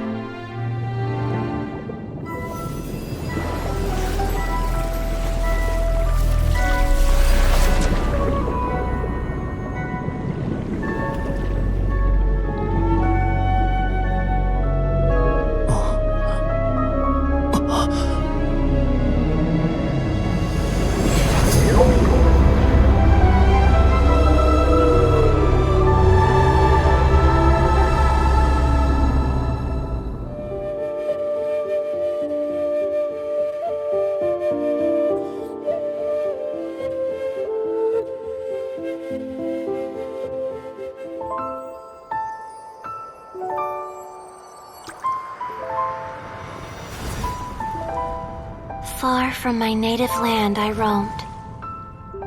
In streams I slept, many seasons I met as the sun set and rose. I searched for a garden to call a home, and the moonlight ebbed as the water flowed.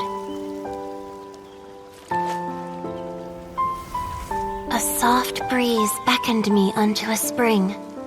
Sleep, weary wanderer, your journey is over. May the dancing petals sweeten your slumber.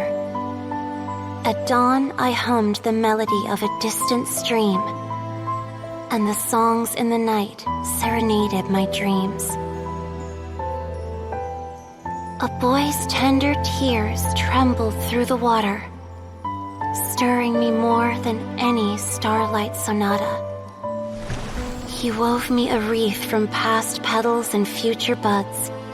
I crossed beyond the veil of dreams to the realm of flesh and blood. Look at the love that shines from his eager gaze.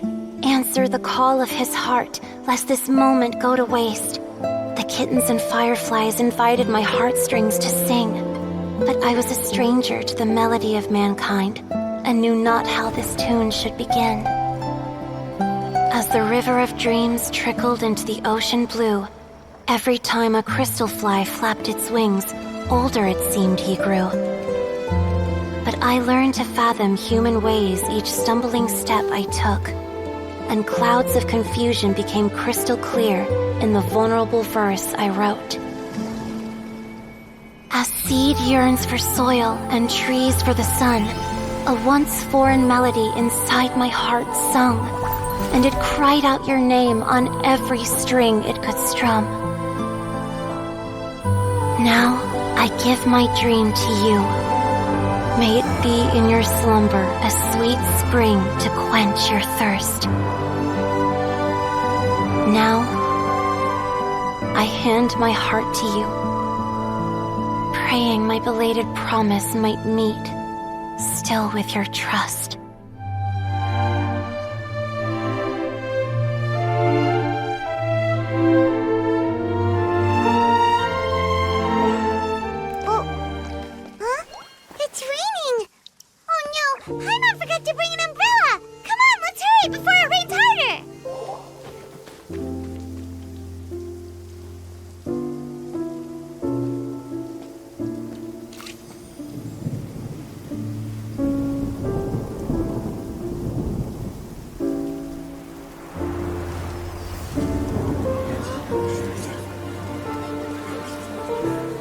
It's raining again? I've had enough of this weather.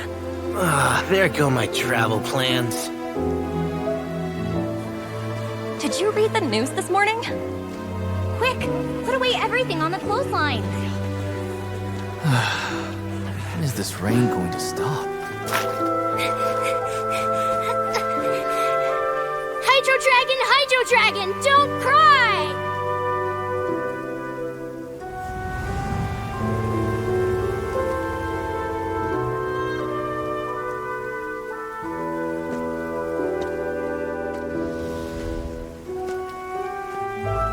They're planning to reanimate the monster.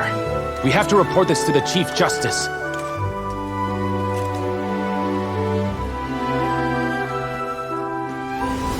The Fortress of Meripede. It's a good place for me.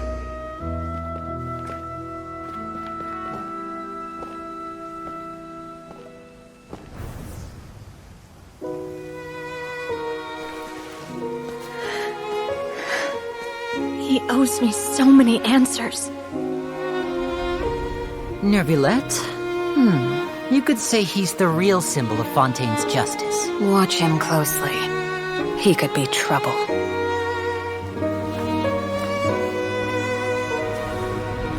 How can two completely different species possibly coexist? Who's been threatening Melusines? Show yourself!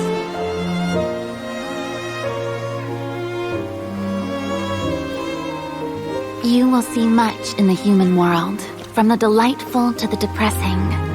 And one day, when you have dwelt among humanity long enough, you will be placed to bring judgment over all as a spokesperson for Fontaine's past.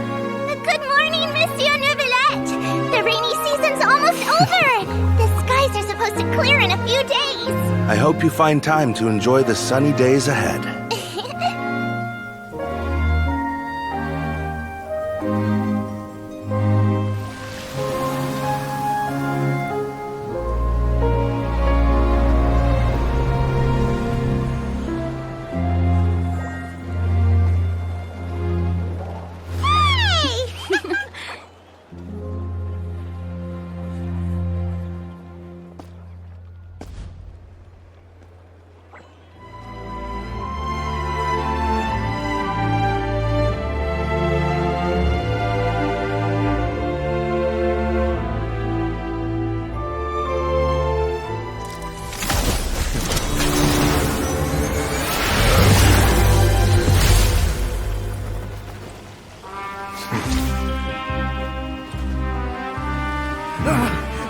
If you think fear can control everything, well then, terrify me. Don't high road me! You're just another crook! And it's time you got treated like one!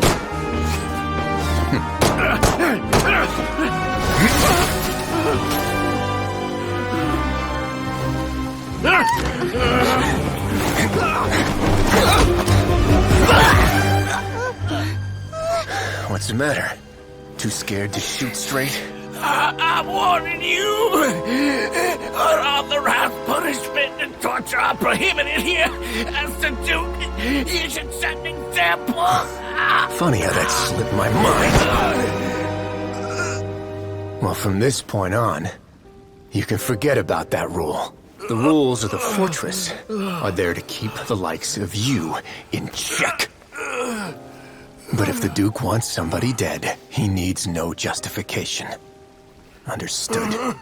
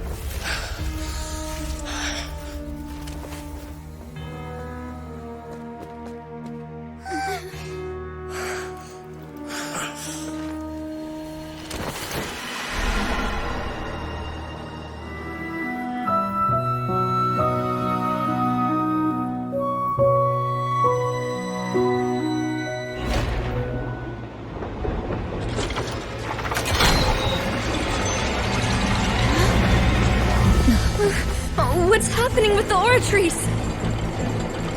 I believe it is preparing to carry out the death sentence.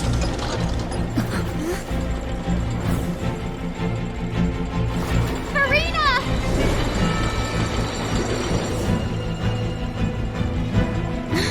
No, I still need answers!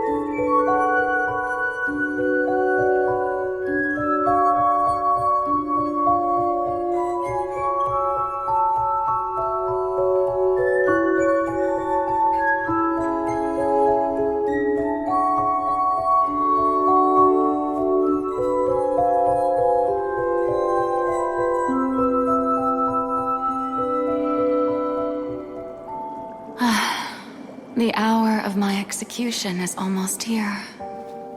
For the sinner, the curtain call has come.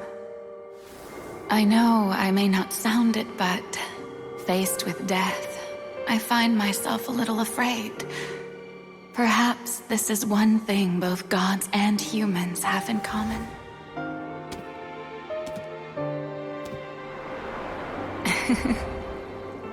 Farewell, Nervalette. I hope you've enjoyed the part you played these 500 years.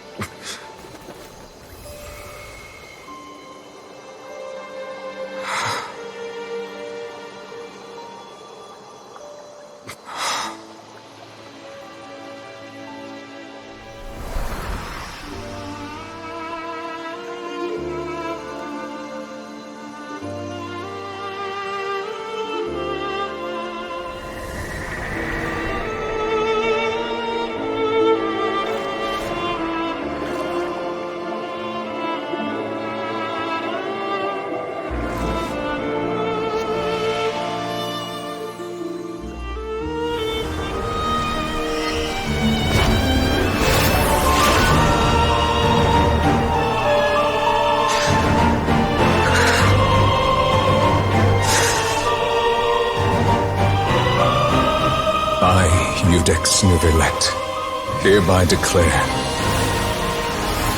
people of Fontaine, your sins are forgiven.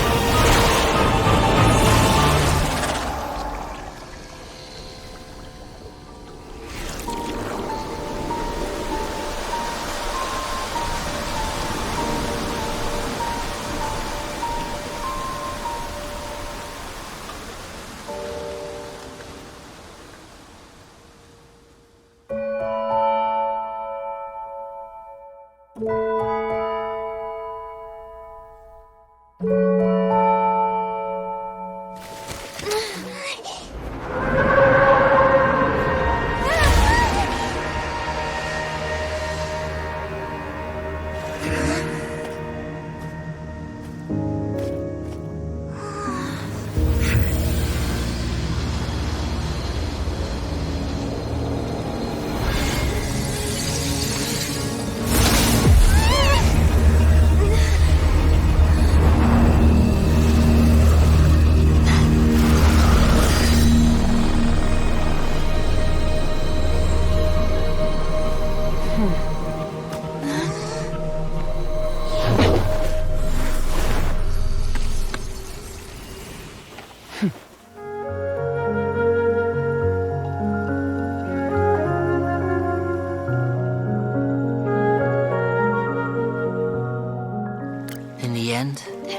people will all be dissolved into the waters, and only Farina will remain, weeping on her throne.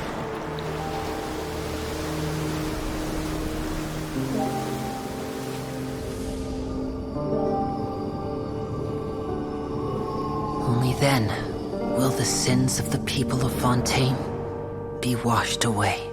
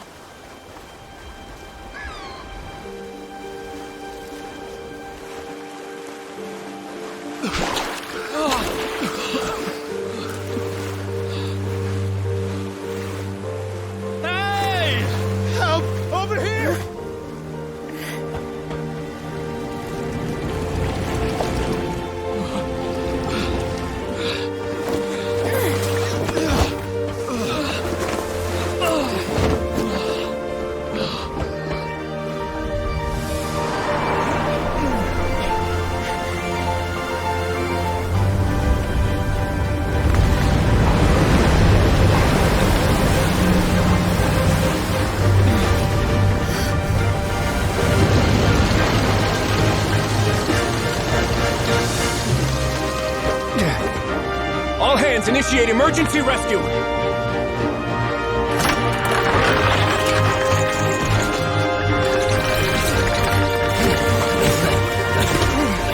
Hurry!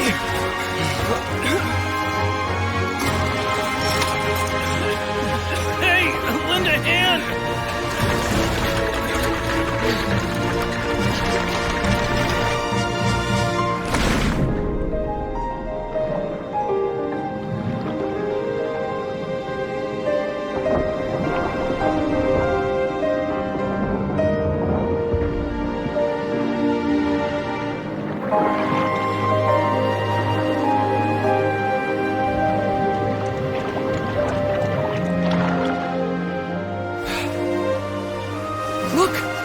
Receding!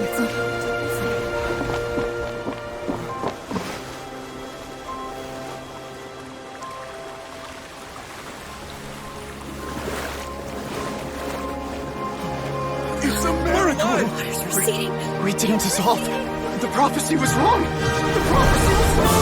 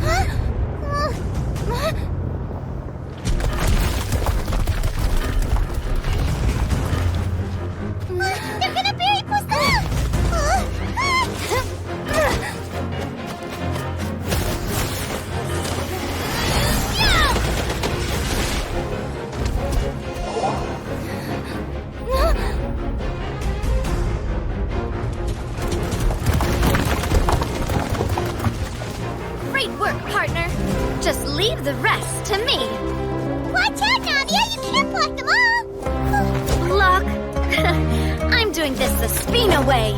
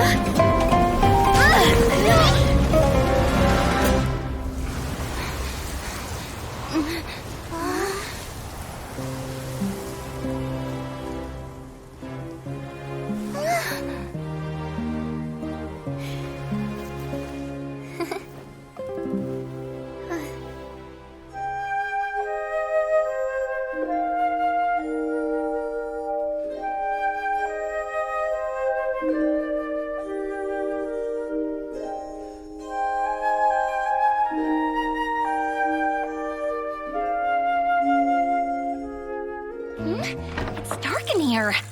Wait here, Mr. Morris. I think the light switch should be somewhere over here. Well, why did I have to get roped into this? What was that?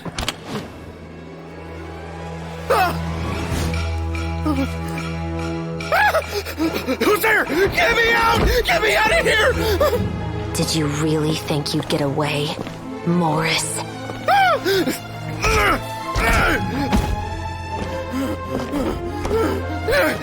You've got the wrong guy! It wasn't me! I'm not the killer! You know, Eliza died a far more heroic death than this. She fought your assassin to the end, to save the children she had hidden beneath the floorboards.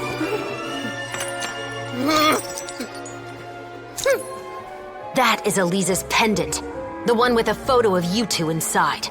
The one you gave her. Ring any bells? It's a fake! It has to be! There's no way! No way your assassin didn't destroy it, you mean?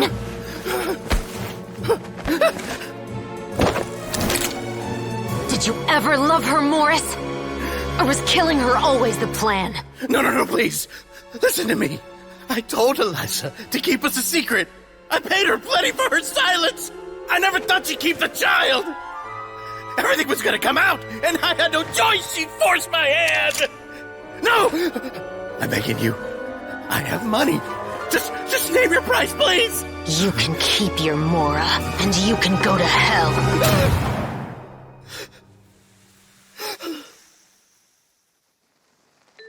I'm Captain Shovraz of the Special Patrol. Morris, you're under arrest for Eliza's murder. Huh?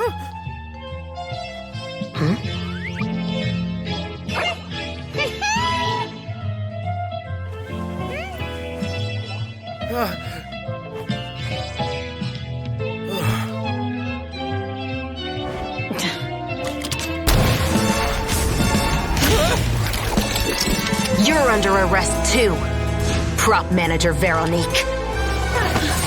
Or perhaps I should call you the Second Musketeer.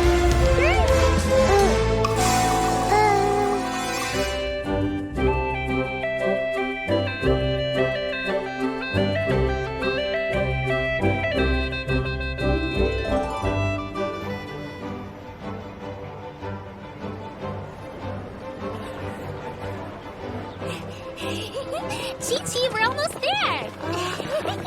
Okay.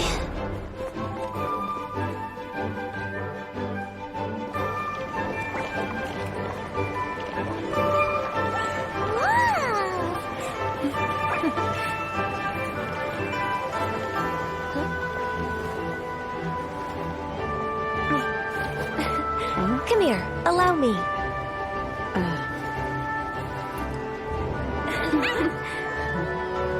The lantern Rite is as festive as ever!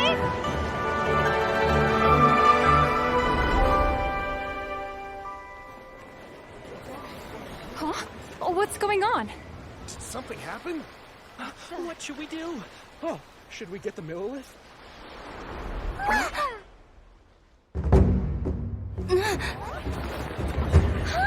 What's that?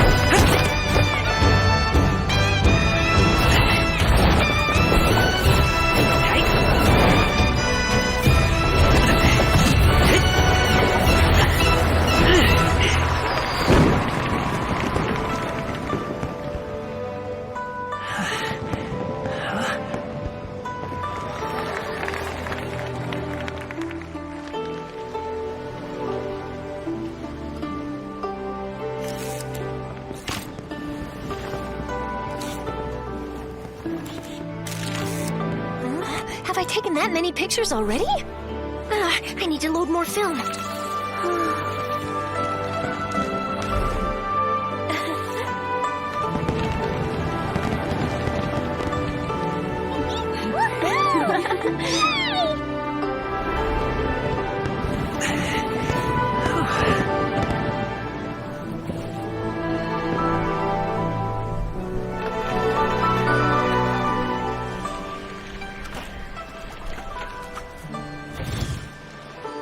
Wait, the wind. Oh my gosh! Mommy, I want a big kite like that too! Do you see that kite way out in front? It's so beautiful!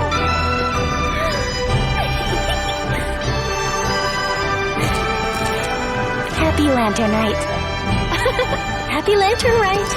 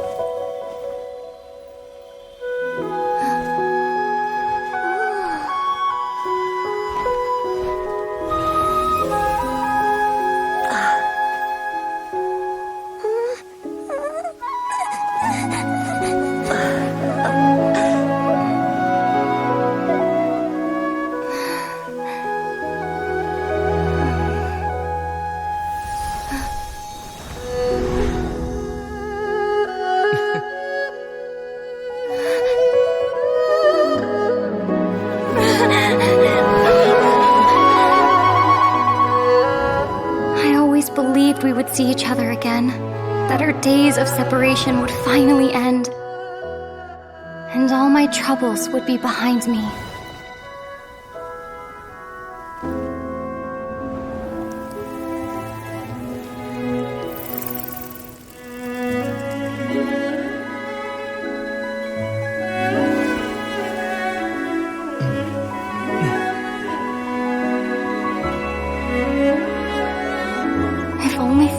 Stay this way forever.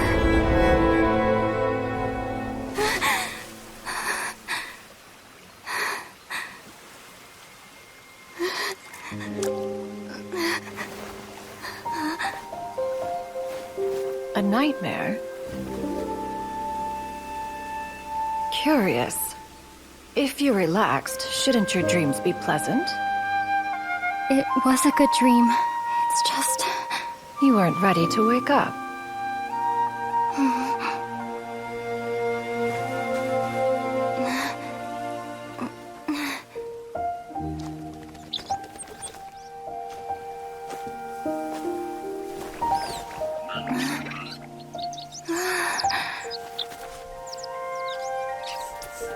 Eloquent as one may be, words of comfort are not one's strong suit. You are doing all you can. One can see your strength of will, your fearlessness in the face of danger. And so, whatever your dream may be, one believes that you shall achieve it. Of course, whenever the perils you face overwhelm you, or you become weary, one is always here for you. After all, as an elder, it is only right to look out for the young ones.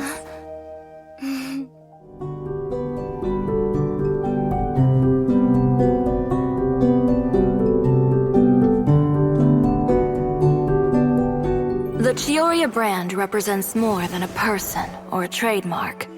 It's a way of life. Greetings, friends at Fontaine Fashion Week. Please feast your eyes on the extravaganza that Chiyoria Boutique has prepared for you today.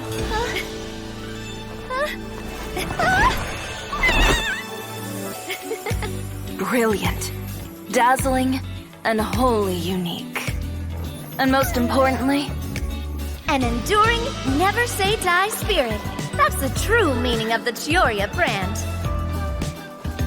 And now, let's welcome the thundering seamstress, Miss Chiori herself!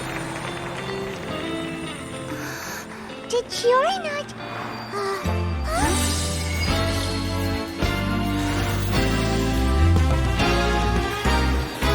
Lights! Cameras! Over here, please! Let the show begin! The world may change, fashion along with it, but Chiyoria will remain the same. No challenge is too great. Chiyoria caters to no one. Not even the times. Rather, Chiyoria will always lead the fashion of our time. Finally, let's not forget.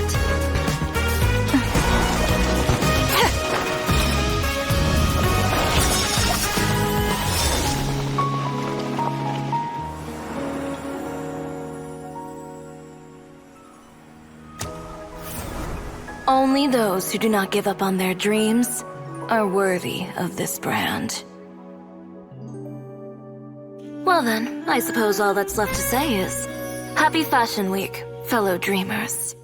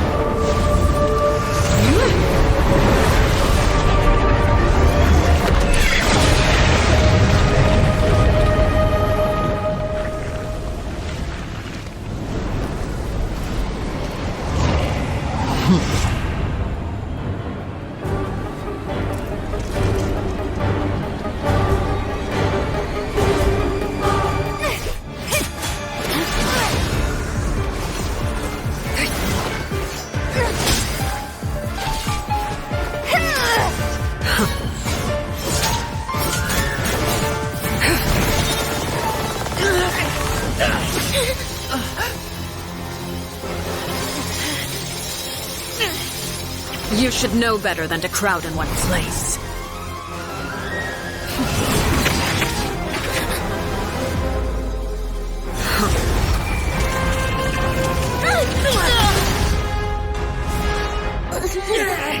Oh, I know.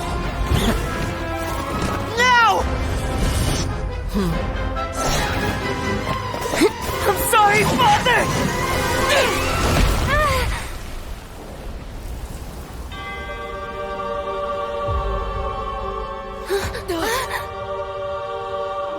Sorry for what? This pitiful excuse for an attack.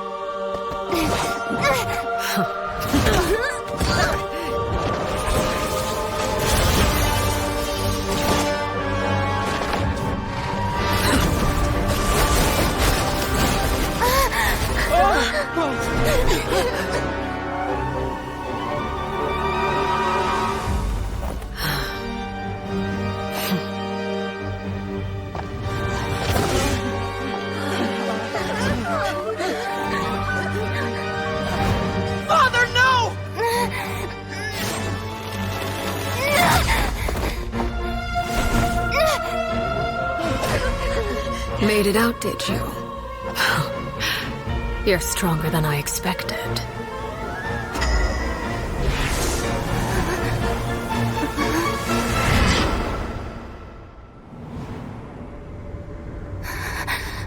Crimson Moon. I can't move.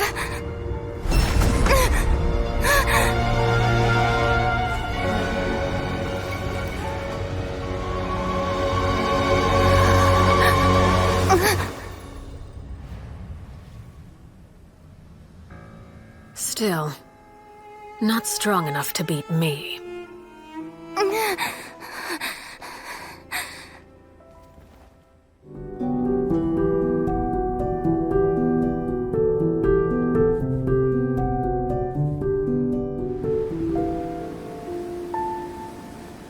Clairvy, you've worked tirelessly from the shadows to overthrow the House of the Hearth.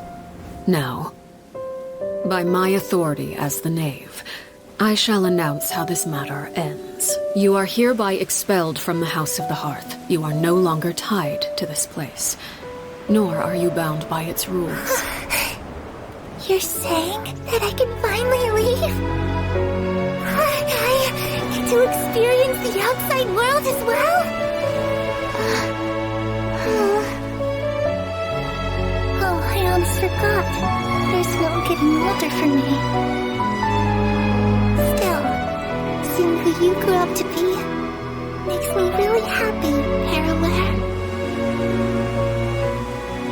Take care of yourself. Goodbye.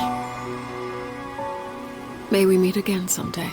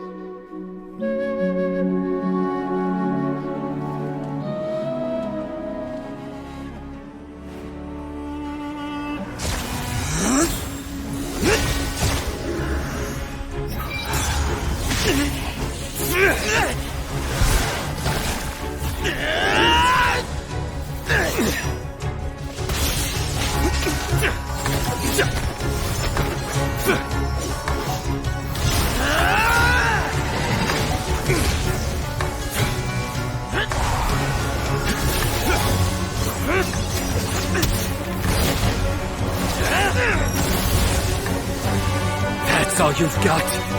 What happened to searching for your answer?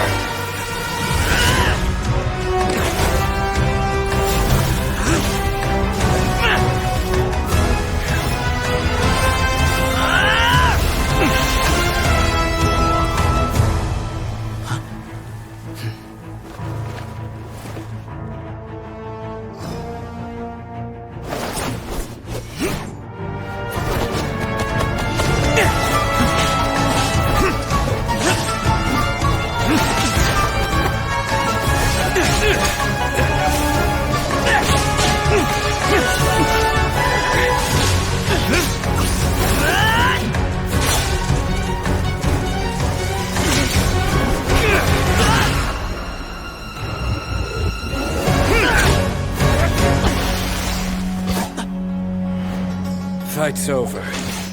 Do you yield? You won.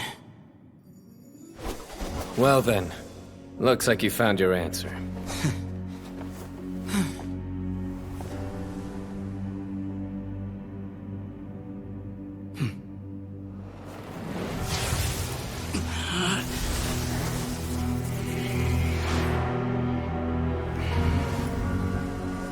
I give his glory to you.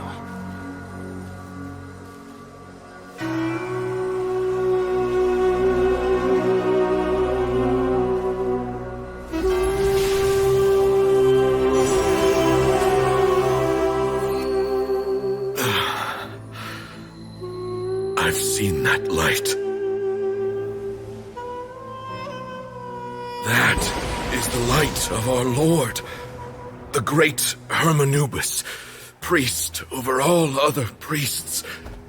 His spirit dwells within that lightning, and his will lives on. Once a warrior of Tynar, he emerged from the barren desert sands to serve the god king Al-Ahmar. After the death of the God King, Hermanubis gathered his followers and the Tainarian priests and led them to the city of Tule-Tula. There, they founded the Temple of Silence, and from that day forth, we became stewards of all knowledge that survived from King Deshret's civilization. Barely a century passed before war ravaged the desert. One by one, Eremite leaders took up arms against each other in battles that would devour what little remained of their civilization. Only the wise city of Tule-Tula was spared under the guiding hand of the Tainarians. But peace did not last. Coveting the knowledge of King Deshret, the beasts set their eyes on Tule-Tula. The king of Gurabad laid siege to the city and ordered the sages to surrender to him the Temple of Silence as proof of his victory. The ruling elite colluded with their oppressors, betraying the temple so as to hold on to their rule over the city. They declared that the knowledge guarded by the temple was the true cause of corruption. These were dark days, and we faced enemies on all sides. Our Lord had long since exhausted his strength, keeping the forbidden knowledge introduced by King Deshret at bay. To ensure the temple's continued survival, he broke his being into many pieces and began the ceremony of Hermanubis' legacy, bestowing his power upon his mortal followers. With this power, the temple was able to defeat the tyrant's army. Yet, we were not hailed as heroes. Strange and unfamiliar as this power was, it struck fear into the people's hearts and drove them to reject us. In the end, the people of the temple and the Tule-Tula Tainarians left the city for good and made their way to the rainforest. What followed next was inevitable. The elite of Tule-Tula fell and were decimated. War engulfed the desert.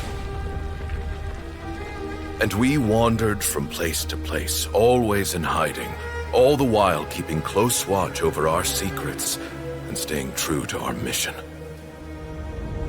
Betrayal forced us out of the desert and into the forest. Then mistrust drove us from the forest into the desert once more. We have lived in exile for far, far too long. Yet, today, the Temple of Silence has borne witness to the glory of Hermanubis once more. Thank you.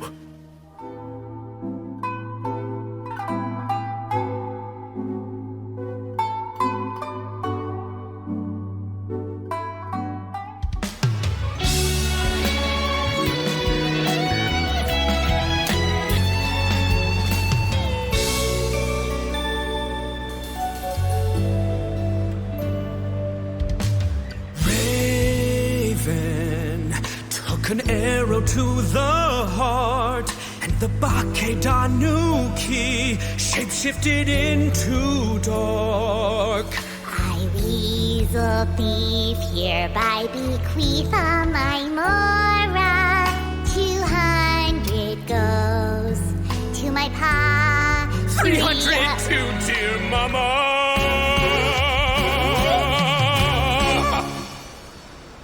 Poor little General Crab, only a shell remains. Unagi, goodbye. Now rest in peace. Please don't cry. 'Cause we'll get reborn as a beetle next time. Only Kabuto, raise your heart. Here's to a world beyond the storm. Of rosy skies.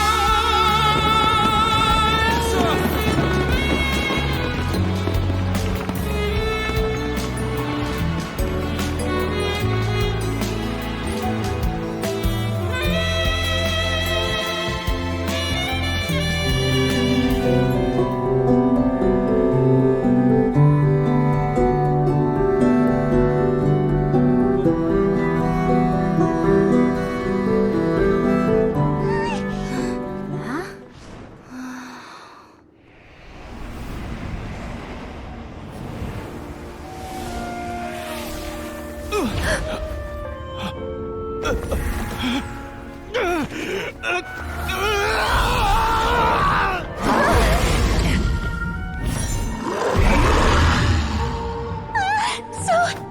lifelike!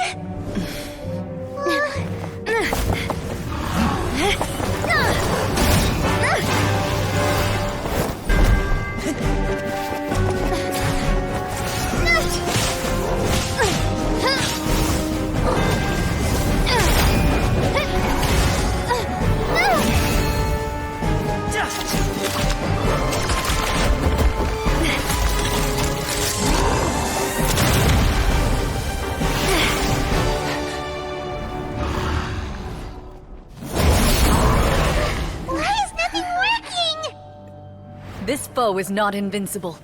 You hold the treasure. The power to defeat it in your own 2 hands. The treasure? You mean... the names! It's the Marechaussee Hunters' names! How are we supposed to... You forget, Paimon? There's still one skill we saved until the very end. Hunters fight not for fame, but to aid the people whenever they are summoned. Walter the Marechaussee Hunter, master of 1,000 tricks, executioner of the Phantom Hunters, I call for aid!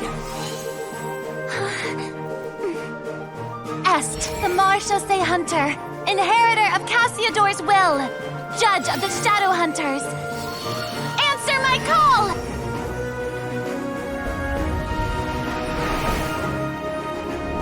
Petronia, protector of justice and order, the hunter I respect the most.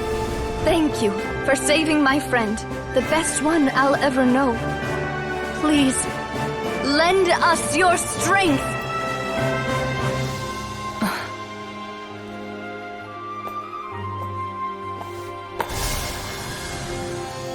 We have come to answer your summons.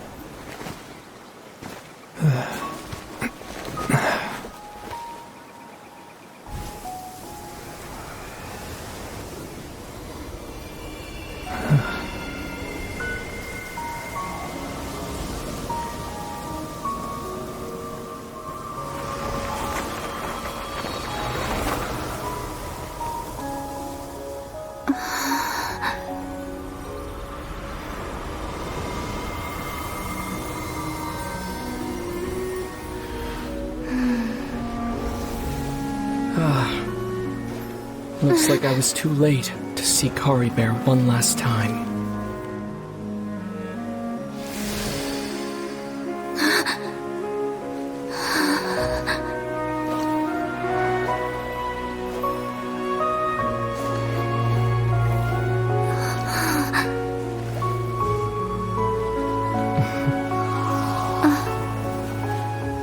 Kari Bear's consciousness is gone, and this space will soon disappear along with it. Neither of us belongs here. That's why we're not tangible. Were that not the case, I'd love to hug you too.